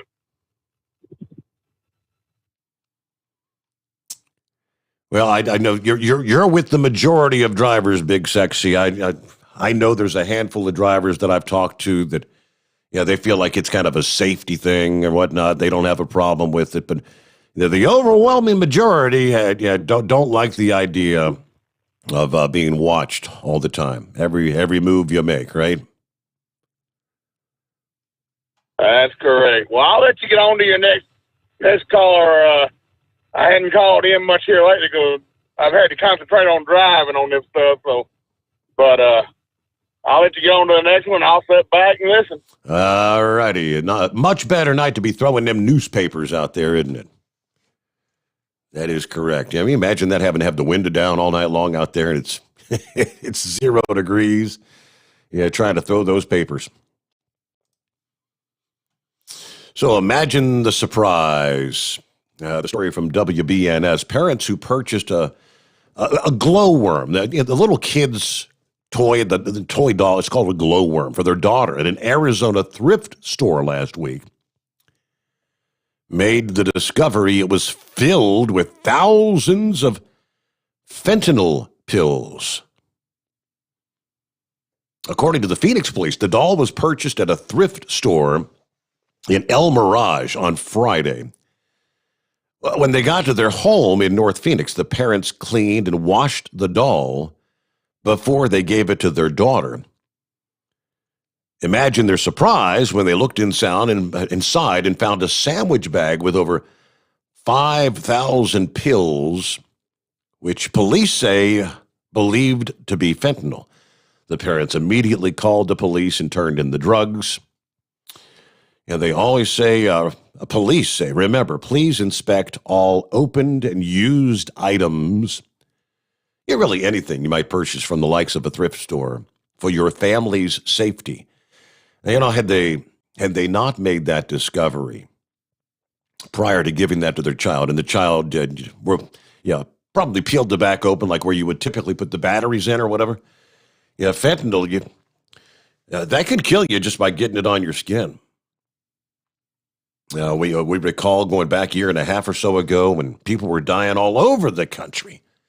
Even law enforcement, when they're doing like a search of someone's car, coming across fentanyl, becoming ill, having to be given, in some cases, having to be administered Narcan because of the impacts of just touching the stuff. And then, of course, the car fentanyl, that'll kill you in the smallest, most minute quantities, but that's pretty wild. Somebody, I don't know what the street value would have been of that, but somebody lost their drugs. Well, hello, good morning there, Knucklebuster. Morning, Mr. Steve Summers. I love your producer, man. I told him the best joke I know, and he didn't laugh at all. Didn't say a thing. Stone cold, man. I'm gonna tell you. I'm gonna tell you something. You know, the government going back to Ben Franklin days, we'd have just as much luck as taking NASCAR back to racing on gravel roads, right? Yeah, no doubt. Yeah. Well, I think that Mars rover parachute, they should have put the secret message in there. Beam me up, Scotty, right? But them laser weapons there, you know, put your phaser on, son. That's not a good thing, man. You know, them lasers can hurt you bad.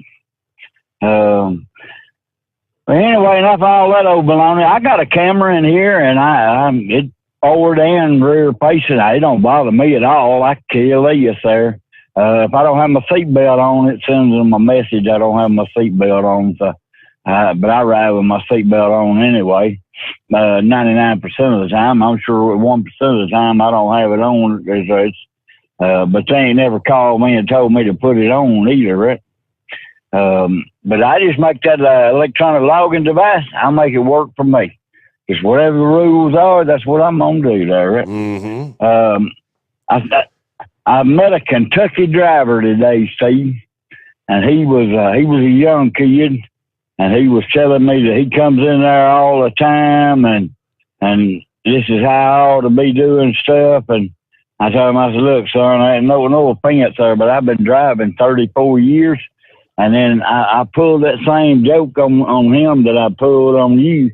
And asked him, I said, how do you pronounce the capital of Kentucky? Is it Louisville or Louisville? Yeah. And, you know, he told me Louisville. And I said, no, it's pronounced Frankfurt, son. And turned around and walked off. My 5-year-old grandson, Steve, he cried because all that snow was melting. And I just patted him on the back and I said, son, it'll be back here in another 30 years, so don't worry about it. That's about it'll be truth. back. You ready? You ready for spring and summer? Absolutely. I'd like to hang out on the beach with her, Knucklebuster. I know Miss Elizabeth Hurley is one fine-looking baby doll. She's one of your anyway, favorites. You got to think. That's all of my. You got to think about Elizabeth, don't you? What do you have a whole collection, a video collection of Hurley? Oh no, she just posing in all them bikinis. She's trying to sell, Steve, and I'm shopping for Mama Knucklebuster to wear one, right? Oh, so those pictures are actually like from an Elizabeth Hurley catalog line or something? No, she posts them on social media there, and that's what she does. She just models bikinis. So, I mean, I'm just looking to buy one for Mama Knucklebuster, but she tells me she ain't getting in a bikini no more. It's one piece for her, right? Yeah, I hear you. Yep. Okay. Yeah. That's the way them women are, you know. After they've had a couple of babies, they don't want them bikinis no more. I hear you. Yeah. Well, anyway, that's all my old baloney for today. Have a great day, and I'm going to hit the bed, but it's quitting time. All right, good to hear from you this morning, old Knucklebuster. Be safe out there. All right, so we got lines available at 844-3388. Oh. What's going on, Double R? Hey, how you doing? Happy Hump Day. Hanging with them? Yes, sir. Yes, sir. Hey, I'm over here in Horse Feathers neighborhood. I'm headed up to the port over here in Baltimore, and I got a load. I don't know who I pissed off, but boy, I did. I got to go over here to Baltimore, then up to New Jersey, and then over to Denver, Colorado, and then up to Blaine, Washington. So I got a feeling I'm going to be playing in some snow, ain't I? Going across the top up there. Oh, you may be, yeah. Man, I'm sick of winter. God. But, no, anyway, we got, they just put them cameras in our truck, Steve, and they're all facing forward. And they're using them for the insurance purposes on hard braking and hard turning and stuff. I mean, Well, I hit the hard braking, and I got a phone call. Why are you braking hard? Well, I let this truck driver out in front of me, and I guess he was a truck driver. He was driving one of them hot shot trucks. But anyhow, I let him out in front of me, and what does he do? He brakes real hard. It's like, stupid ass, Mm-hmm. And so I get over in the left lane to get around him, and damn if he don't come right over on me, and I had to brake again. And they called me and said something. What's going on? I said, I'm getting ready to run this dude off the road or put him in the ditch. And anyhow, I just wanted to tell him, oh, by the way, I got my dually. I got it all hot shot secret up, buddy. I'm ready to go. So, oh, yeah. I mean, I went from bumper to bumper. So whatever I can I use. That's good. I'm glad to hear it. We got it. Yeah, I'm gonna call Kyle them and order some more. But anyhow, that gentleman that called in on the talking about the FMCSA not a couple calls ago. Yeah. Man, he hit it right on the head. He hit it right on the head about the FMCSA.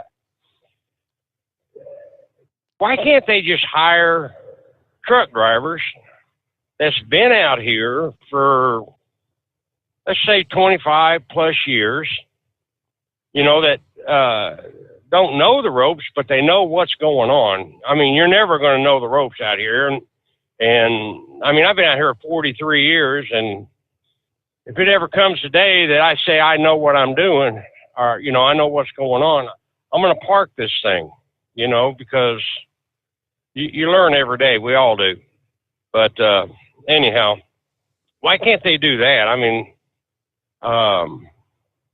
it don't make sense. I mean, anyhow, that's I was just a thought there. But hey, real quick, that thing, what is it? CPAC? Is that it? CPAC? CPAC convention, yeah, starts Thursday. Tomorrow night. Starts Thursday. Tomorrow night, and right? Trump speaks on Sunday. But yeah, it starts Thursday night. Yep. Okay. All righty. So I want to be able to tune in on that and listen to it. So anyhow, but I'm up here, like I said, I'm up here in Horse Feather neighborhood. So I'm going through here real quietly. Oh, yeah. So, anyhow, I just wanted to call in and say hello, Steve. I got up at 1:30 this morning. I've been out fighting with a damn truck driver parked beside me, like took my damn mirror, my hood off my truck. Oh, boy. Because he pulled in the parking lot crooked, and I'm sitting there arguing with him, and the guy didn't understand nothing as far as language. And then I started taking pictures of his truck and everything, and he goes, "What are you doing?" I said, "Dude, look how you're pulled in." I said, "You're not even 2 inches from my mirror." And, I mean, it was parking for a bobtail only. I mean, but anyhow, he come in and he was over the yellow line, and he just nosed it right in crooked, and Wow. I couldn't get out. And but some of these drivers today, my God, they're idiots. I don't know where they get these drivers. No, really, I don't. I know. I know they need a job. I know they need a job and everything, but my God, it doesn't take that much to use your damn brain, And so I'm sitting there arguing with this dude, and I'm taking pictures. He goes. Then, boy, he learned English real quick then. Oh, did what are you he? doing with the pictures? Ah, okay. Uh-huh. Yeah. He said, "What are you doing with the pictures?" I said, "Well, I just want your truck number and all that, because I can't really tell if I got scratches on my mirror and stuff, but if I do, I'm going to be getting a hold of you." And I said, I just might call the law. He goes, no, call law. I said, "Yeah, I think I will." And so I did. So I spent my first hour this morning dealing with that crap. Oh, boy. But I'm sorry about that. I was wanting to call you earlier this morning, but it's always something out here. Always something. But so when you anyhow, I'll let you go on. When you get the law to come out, what are they just were they looking to see if there was any damage kind of thing? Is that what you were just having them look for? Yeah, that's what. Yeah. I was just kind of doing a CYA. Protect my. Yeah. And anyhow, they looked at everything. They made him back out and. Damn scales open. I hate that. They made him back out and get his truck straight, and that was about it. I mean, it wasn't really no big ordeal, but right. It just kind of, when you first wake up and you see that, and it just pissed me off. Excuse my language. What a way to start your day. Oh, my God, yes. Ain't even had a coffee or your morning cigarette, and you got an idiot you have to deal with. You got to love it. I mean, hey, can I ask you one final question before you go here? Yes, sir. Okay. If you could be one age for the rest of your life, what would you choose? What age would you choose? I'd say 35. Damn, you're pretty good. That's pretty good. Yes. Yeah, I'd say 35 because that was really the best years of my life. Between 35 and 40, I really enjoyed life. Well, I enjoy life anyhow. Yeah, right. But had a lot of things going on, and to me, between 35 and 40 was more of a learning about life. Yeah. I'd say 35 to 40. Okay. Well, I said you're spot on because the survey says 36. So you're right on it. Yeah, give you if you could be one age for the rest of your life, would you stay a child forever? How about the college years? Survey finds most Americans believe the sweet spot in their life is right in the mid-30s, right where double R. A poll of 2,000 people said 4 in 10 would not go back to their 20s. They believed the perfect age to be frozen in time at would be 36. Of course, aging is inevitable. Health-conscious Americans looking for solutions to defy their actual age. Majority of those surveyed, nearly 60%, they said they used to be obsessed with trying to fight the aging process. Another 56% said that, fighting Mother Nature is rather exhausting. Conducted by one poll. Poll reveals 41% of respondents actively embrace the aging process. Over half the poll also said that they believe that they not only look younger than they really are, by an average of 5 years, that they also feel younger by about 6 years. All right, that doesn't sound like the responses I would be giving. I don't feel 6 years younger. Yeah, I feel 6 years older than my actual age. Maybe that has a little something to do with being up all night for 25 plus years. All right. It also turned out it's as simple as eating right, exercising, drinking water to feel your best. Okay. Those are the top ways to age gracefully. But 36, that was a good age. Yeah, old enough to have learned a few life lessons and still at an age where physically you're feeling pretty darn good. Probably about as healthy and as strong as your body's going to be. Yeah, because from that point, it seems like things start going down. All right, we've got open lines at 844-844-3388. The Steve Sommers Overnight Drive live from the Hot Shot Secret Studios. The Overnight Drive with Steve Summers. Live from the Hot Shot Secret Studios. Call Steve now. 844-844-3388. That's 844-844-3388.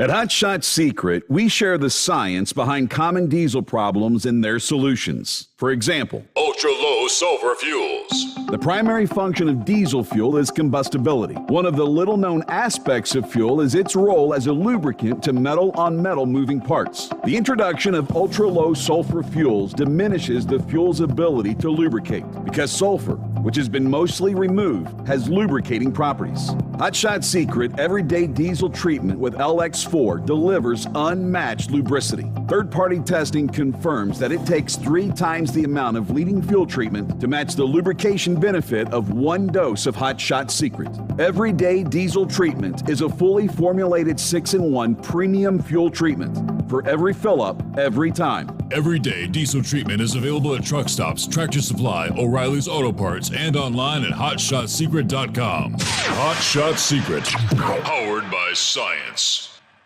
Dean Michael, the tax doctor here. Are you one of those truck drivers that came home after a long haul and found the only thing waiting for you was a stack of IRS letters? Your significant other was gone, but your newfound IRS problem is still there. I've heard this story many times over the years. While I can't help you with your broken heart, I can fix your tax problems. If you owe more than $10,000 to the IRS or haven't filed for many years, call me for a free consultation at 888-557-4020 or go to mytaxhelpmd.com. Like I always say, you keep your eyes on the road, I'll keep mine on the IRS. Whether you're a diesel pickup performance enthusiast or just looking for a small upgrade, when selecting common rail fuel system components, look no further than Exergy Performance. At Exergy, you'll find injectors, pumps, and more, engineered like no others on the market using state-of-the-art equipment run by people that have been in the business for decades. So if you're in the market for common rail components at any power level, contact Exergy Performance or one of the many dealers listed on our website at exergyperformance.com. Do you have a Dodge pickup and hate your automatic transmission? Of course you do. Levon Miller at Firepunk Diesel here, and we specialize in heavy-duty and performance transmissions for your 3-quarter or 1-ton Cummins powered truck. So if you're interested in turning your stock slush box into a towing monster, call us today at 614-733-3744 or visit us online at shop.firepunk.com. Getting a good night's sleep while on that long haul can be quite the challenge. That's why Commercial Vehicle Group has partnered with Serta Mattress to bring you the Bostrom plus Serta mattress for the best night's sleep possible while you're on the road. The Bostrom plus Serta mattress, manufactured with Serta's patented Cool Gel memory foam, acts to dissipate body heat and eliminate pressure points, which reduces the tossing and turning that can be so disruptive to your sleep. The Bostrom Serta mattress comes in 2 thicknesses, 7 and 10 inches, offering support to drivers of all shapes and sizes. The mattress comes in the standard 80-inch length with 4 widths, 32, 36, 39, and 42 inches. For more information on the mattress or where to buy, call us at 800-459-7328. That's 800-459-7328. At Hot Shot Secret, we share the science behind common diesel problems and their solutions. For example, Hot Shot Secret Stiction Eliminator. Stiction, that sticky friction, undermines the performance of diesel engines and is difficult to remove from the oil system. Hot Shot Secret Stiction Eliminator is a powerful synthetic cleaner that targets stiction, contains no harmful solvents, and is formulated to be left in the engine to safely dissolve stiction for thousands of miles. It works as you drive. Our proprietary carbon nano lubricant is blended with Stiction Eliminator, filling in microscopic irregularities inside your engine, providing a smoother surface for enhanced lubricity, reducing friction and wear. Third-party ASTM testing verifies that Stiction Eliminator removes 2 times as much stiction than any alternative on the retail shelf. Use Stiction Eliminator to solve an existing problem or as a preventative maintenance. Hot Shot Secret Stiction Eliminator, available at truck stops, Tractor Supply, O'Reilly's Auto Parts, and online at HotShotSecret.com. Hot Shot Secret, powered by science. And now, back to the Steve Summers Overnight Drive.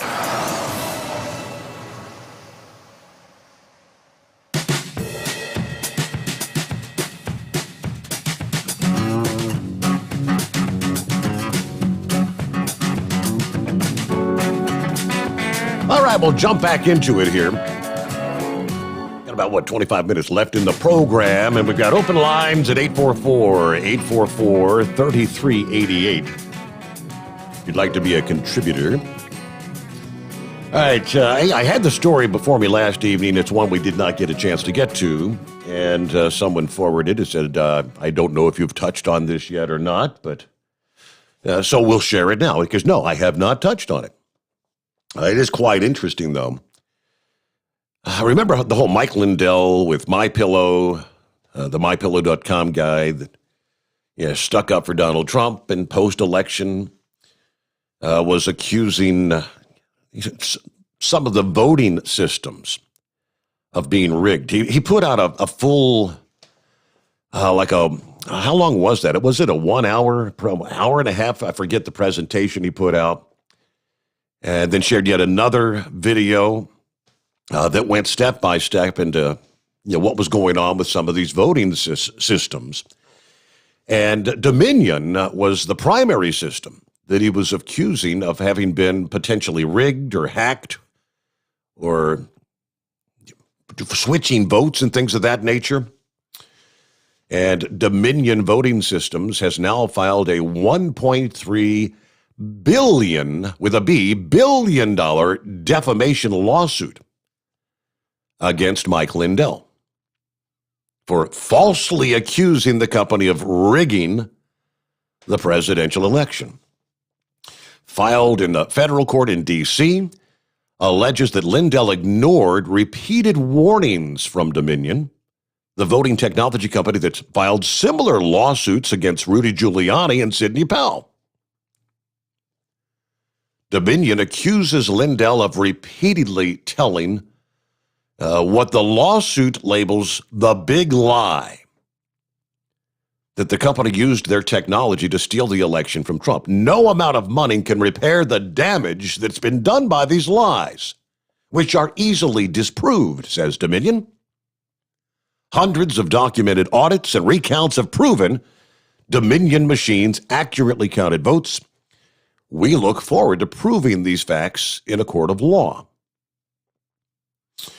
Well, to which, how does Mike Lindell respond?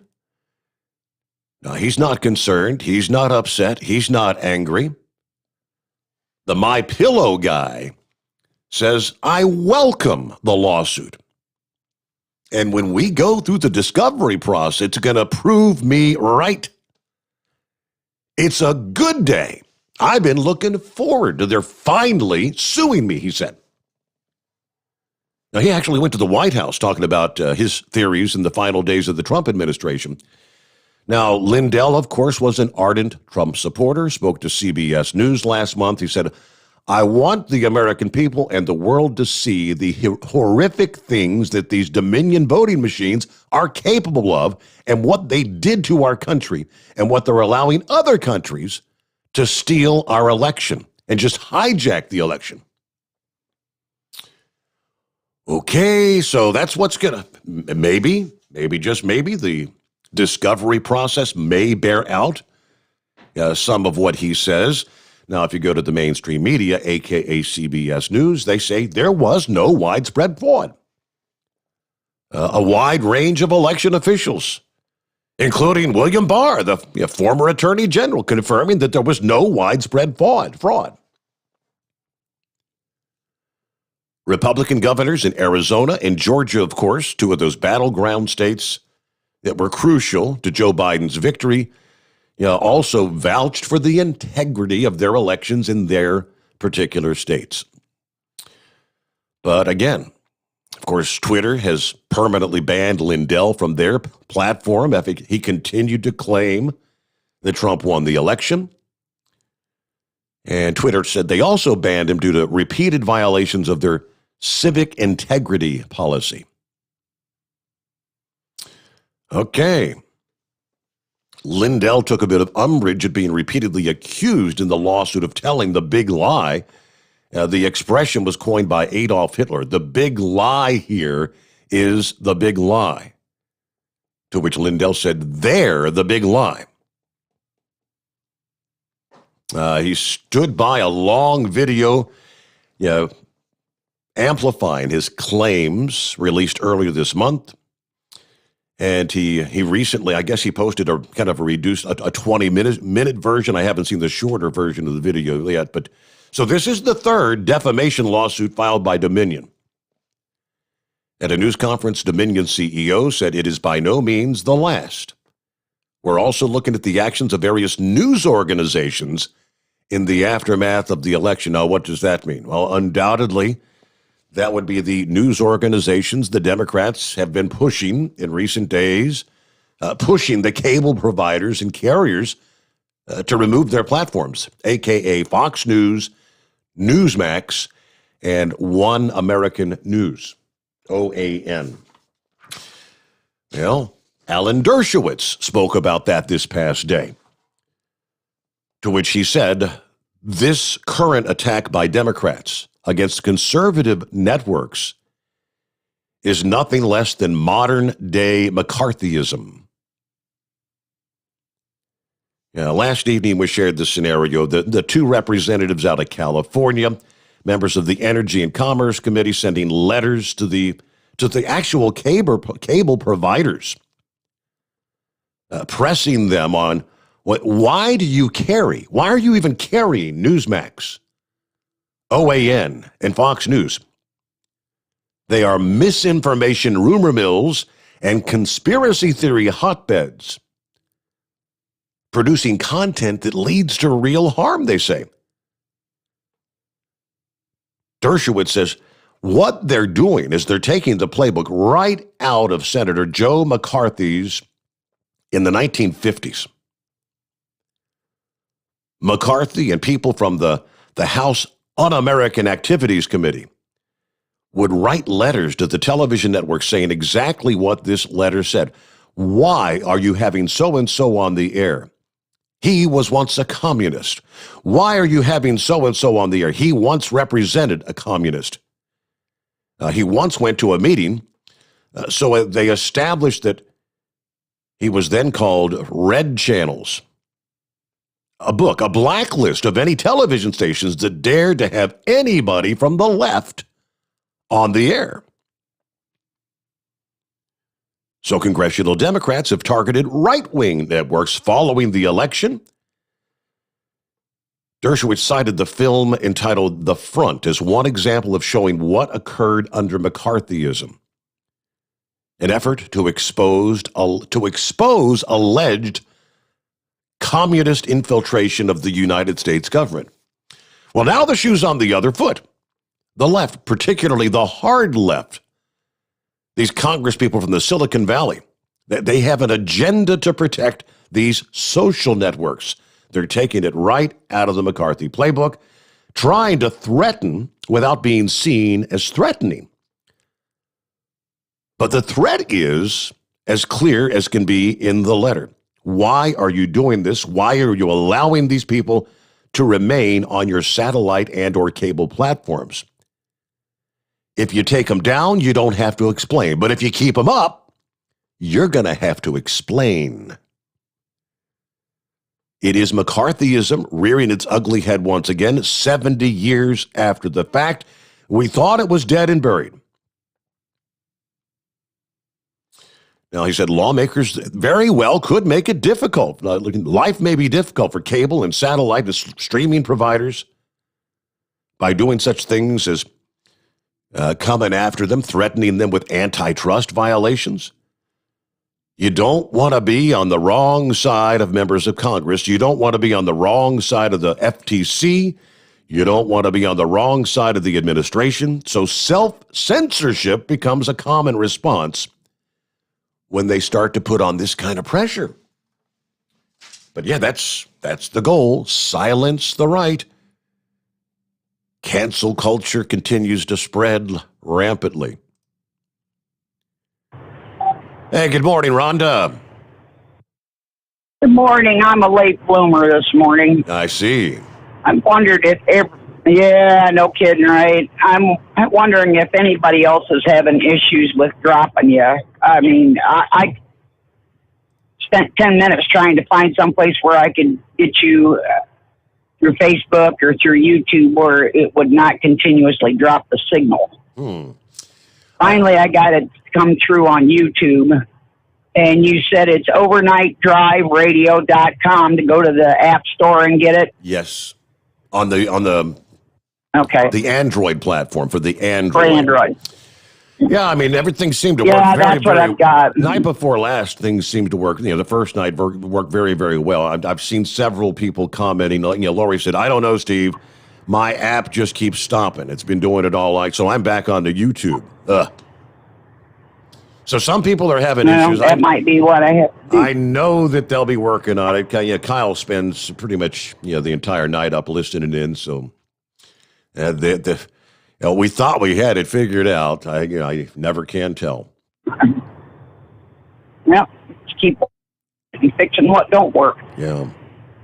So the good thing, I guess you could call it a good thing. I killed a bug with my windshield tonight. Oh, really? Yeah, up here on the Ohio Turnpike, it was 38 degrees, and something committed suicide on my windshield. Ain't many bugs Was out a bug, this time that's all of I year. know. That's what I'm saying. There ain't many out right about now, are there? And one left. One There you left go. now.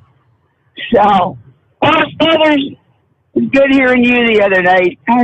I was listening to with it coming and going. I just heard him at something else talk to you the other night, and it's like, I got to figure this out so I can listen, because it's starting and stopping business. You get half a conversation and then it drops off. So I'll try to download that when I stop today. Okay. So, but I'm just glad you're back. So, what is it hump day? It is indeed hump day. Or is it the Rhonda. day after? No, it's hump day. Yes. Oh, well, good deal.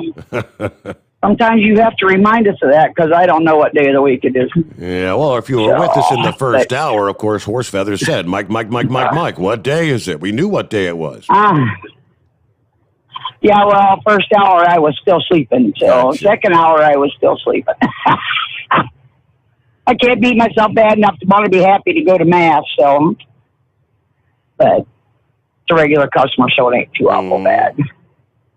But I just wanted to tell you that I was having issues and see if I was the only one, and you're telling me now I am not the only one that was having drop issues. Correct. You are not the only one. And again, I don't know if it was primarily the app this morning, because Lori said the same thing. Lori said she went back to YouTube. So I don't know why one stream. Facebook. Why one stream would stay up better than another? I everything's feeding from the same source, to my understanding. Who knows?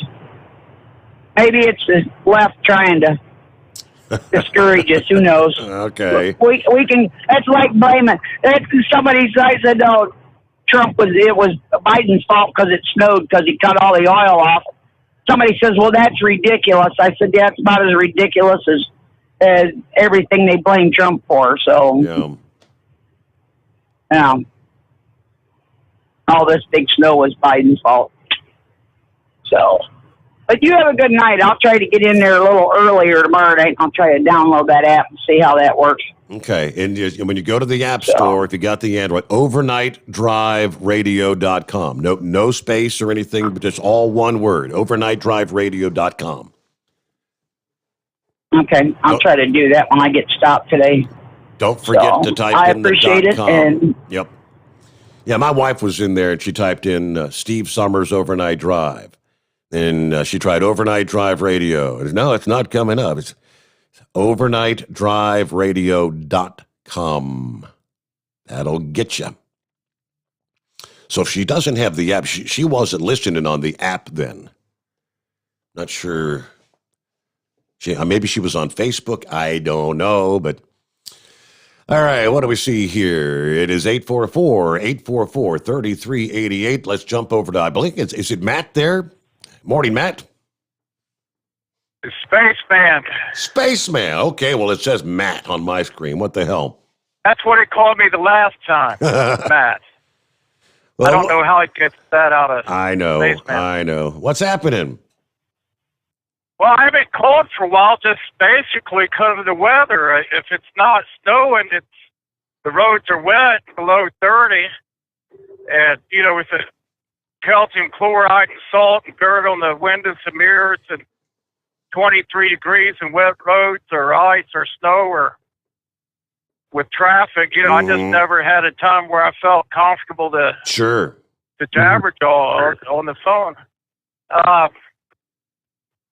You had a caller a little bit ago that said that coronavirus was the flu and that 550,000 people die every year. Yeah, I mean, maybe globally. I think the U.S. it was. I think was it 30 or 40,000, maybe something like that. That would have been like 2019, because in 2020, seems like nobody died of the flu, and still to this day, nobody's dying of the regular flu.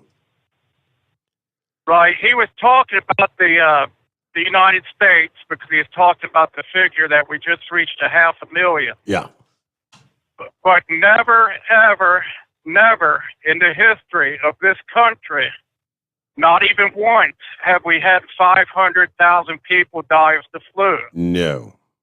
The average flu is 30,000 to 100,000 a year, and that's considered a pandemic. Like the H1N1, I believe it was in 2009, killed 100,000. I went to a friend, his name was Rob Porter. He died of it. I went to his funeral. Okay.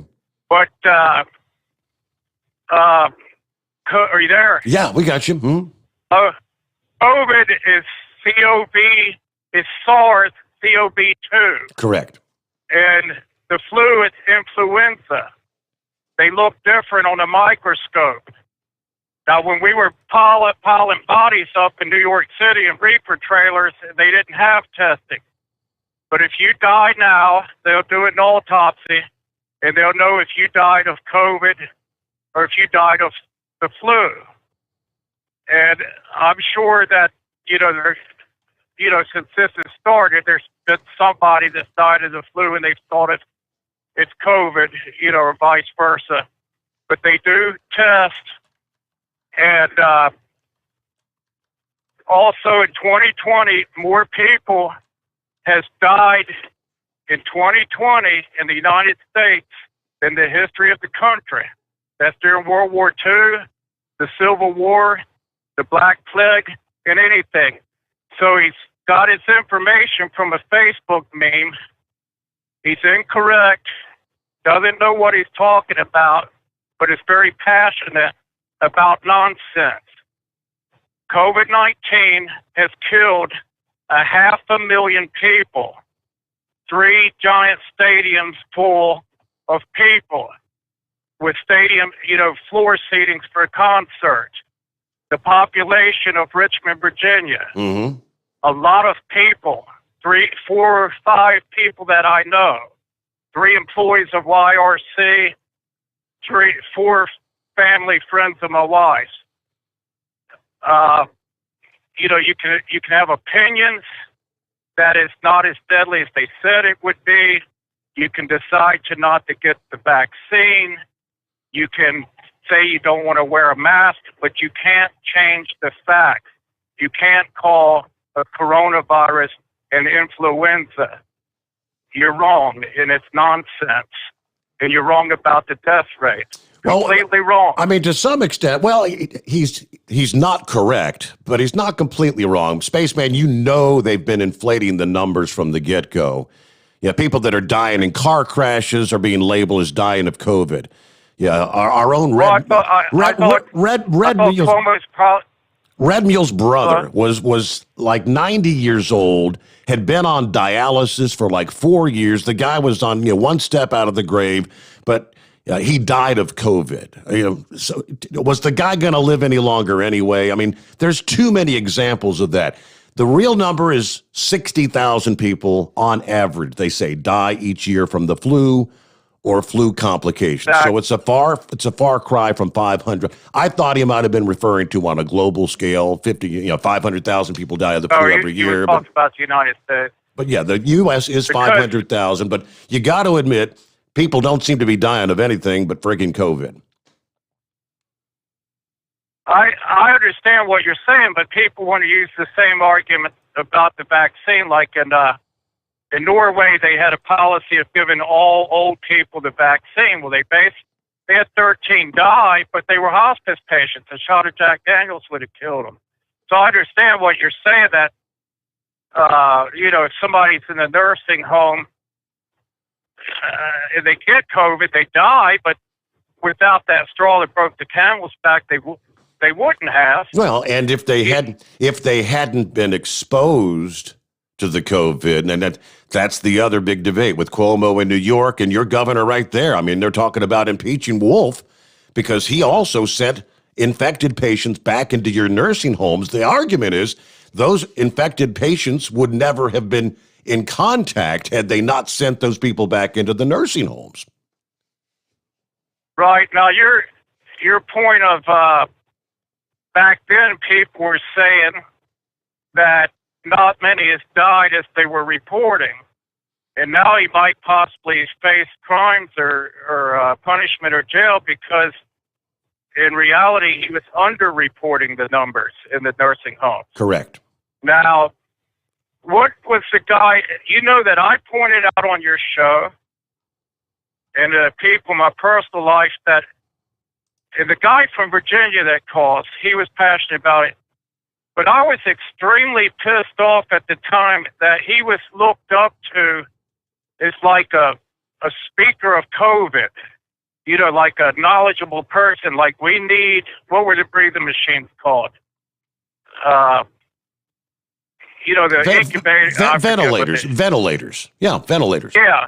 Every day we need more ventilators. We need masks. We need this. We need that. And he was doing a crappy job. He had more people in his city dying than any place in the world. They were stacking bodies up in unrefrigerated U-Haul trucks. But they never needed the ventilators, though. They opened up those big extra facilities, and they never. I don't think they had any patients ever treated in the facility. They brought the National Guard in and set up those field hospitals. They never used them. Right. He did a pathetic job on COVID, and then took people out of nursing homes, out of hospitals, and put them in nursing homes where it could spread. But so many people look up to him as some passionate COVID, know-it-all. But I'm glad his just due is coming. But I just want people to, are you there? Yeah, I've said from the very beginning there, Spaceman, that no one's ever said the bug doesn't exist, the virus doesn't exist. It is real. It kills people. Yeah, hell, we lost Elvis, one of our longtime listening friends, to it here this past week. And I know of a handful of people myself that have died from the COVID. Elvis came down, of course. He had the COVID. He got over the initial, but he came down with the pneumonia, and that's. Deranger points that out. The problem with apparently COVID turns into pneumonia, maybe a lot more than your typical flu does, and the pneumonia is what's killing so many people. And lastly, he said they did do and when you adjust for population on a pandemic, it's the same. These deaths have been adjusted. What happened for heart attack, strokes, cancer victims. All these deaths have been kind of redirected to all be included in COVID. I'd like to see the actual breakdown on that, but I believe that would be true. I wouldn't doubt that one bit. Hey, but we are out of time. Have yourself a great Wednesday, hump day. Thanks for being with us through the late night, early morning hours, and we'll chat with you once again tonight at the midnight hour. The Steve Sommers Overnight Drive live from the Hot Shot Secret Studios.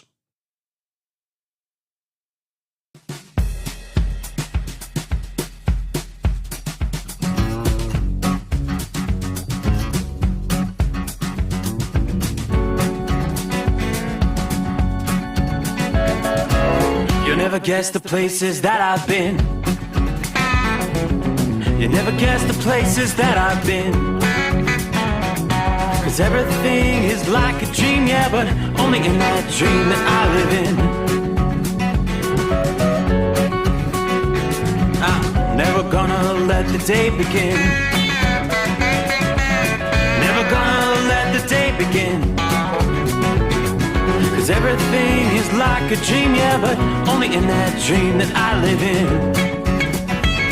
Oh, don't wake me up before you go, and I'll just make this bed my home.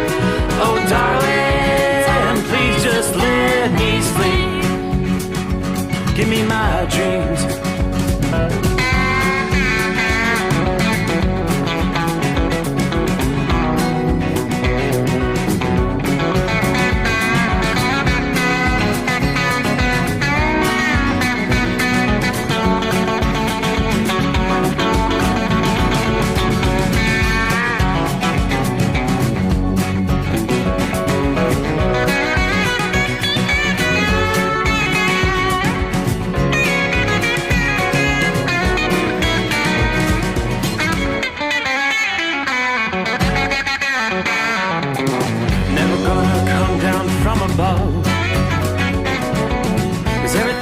Better from above.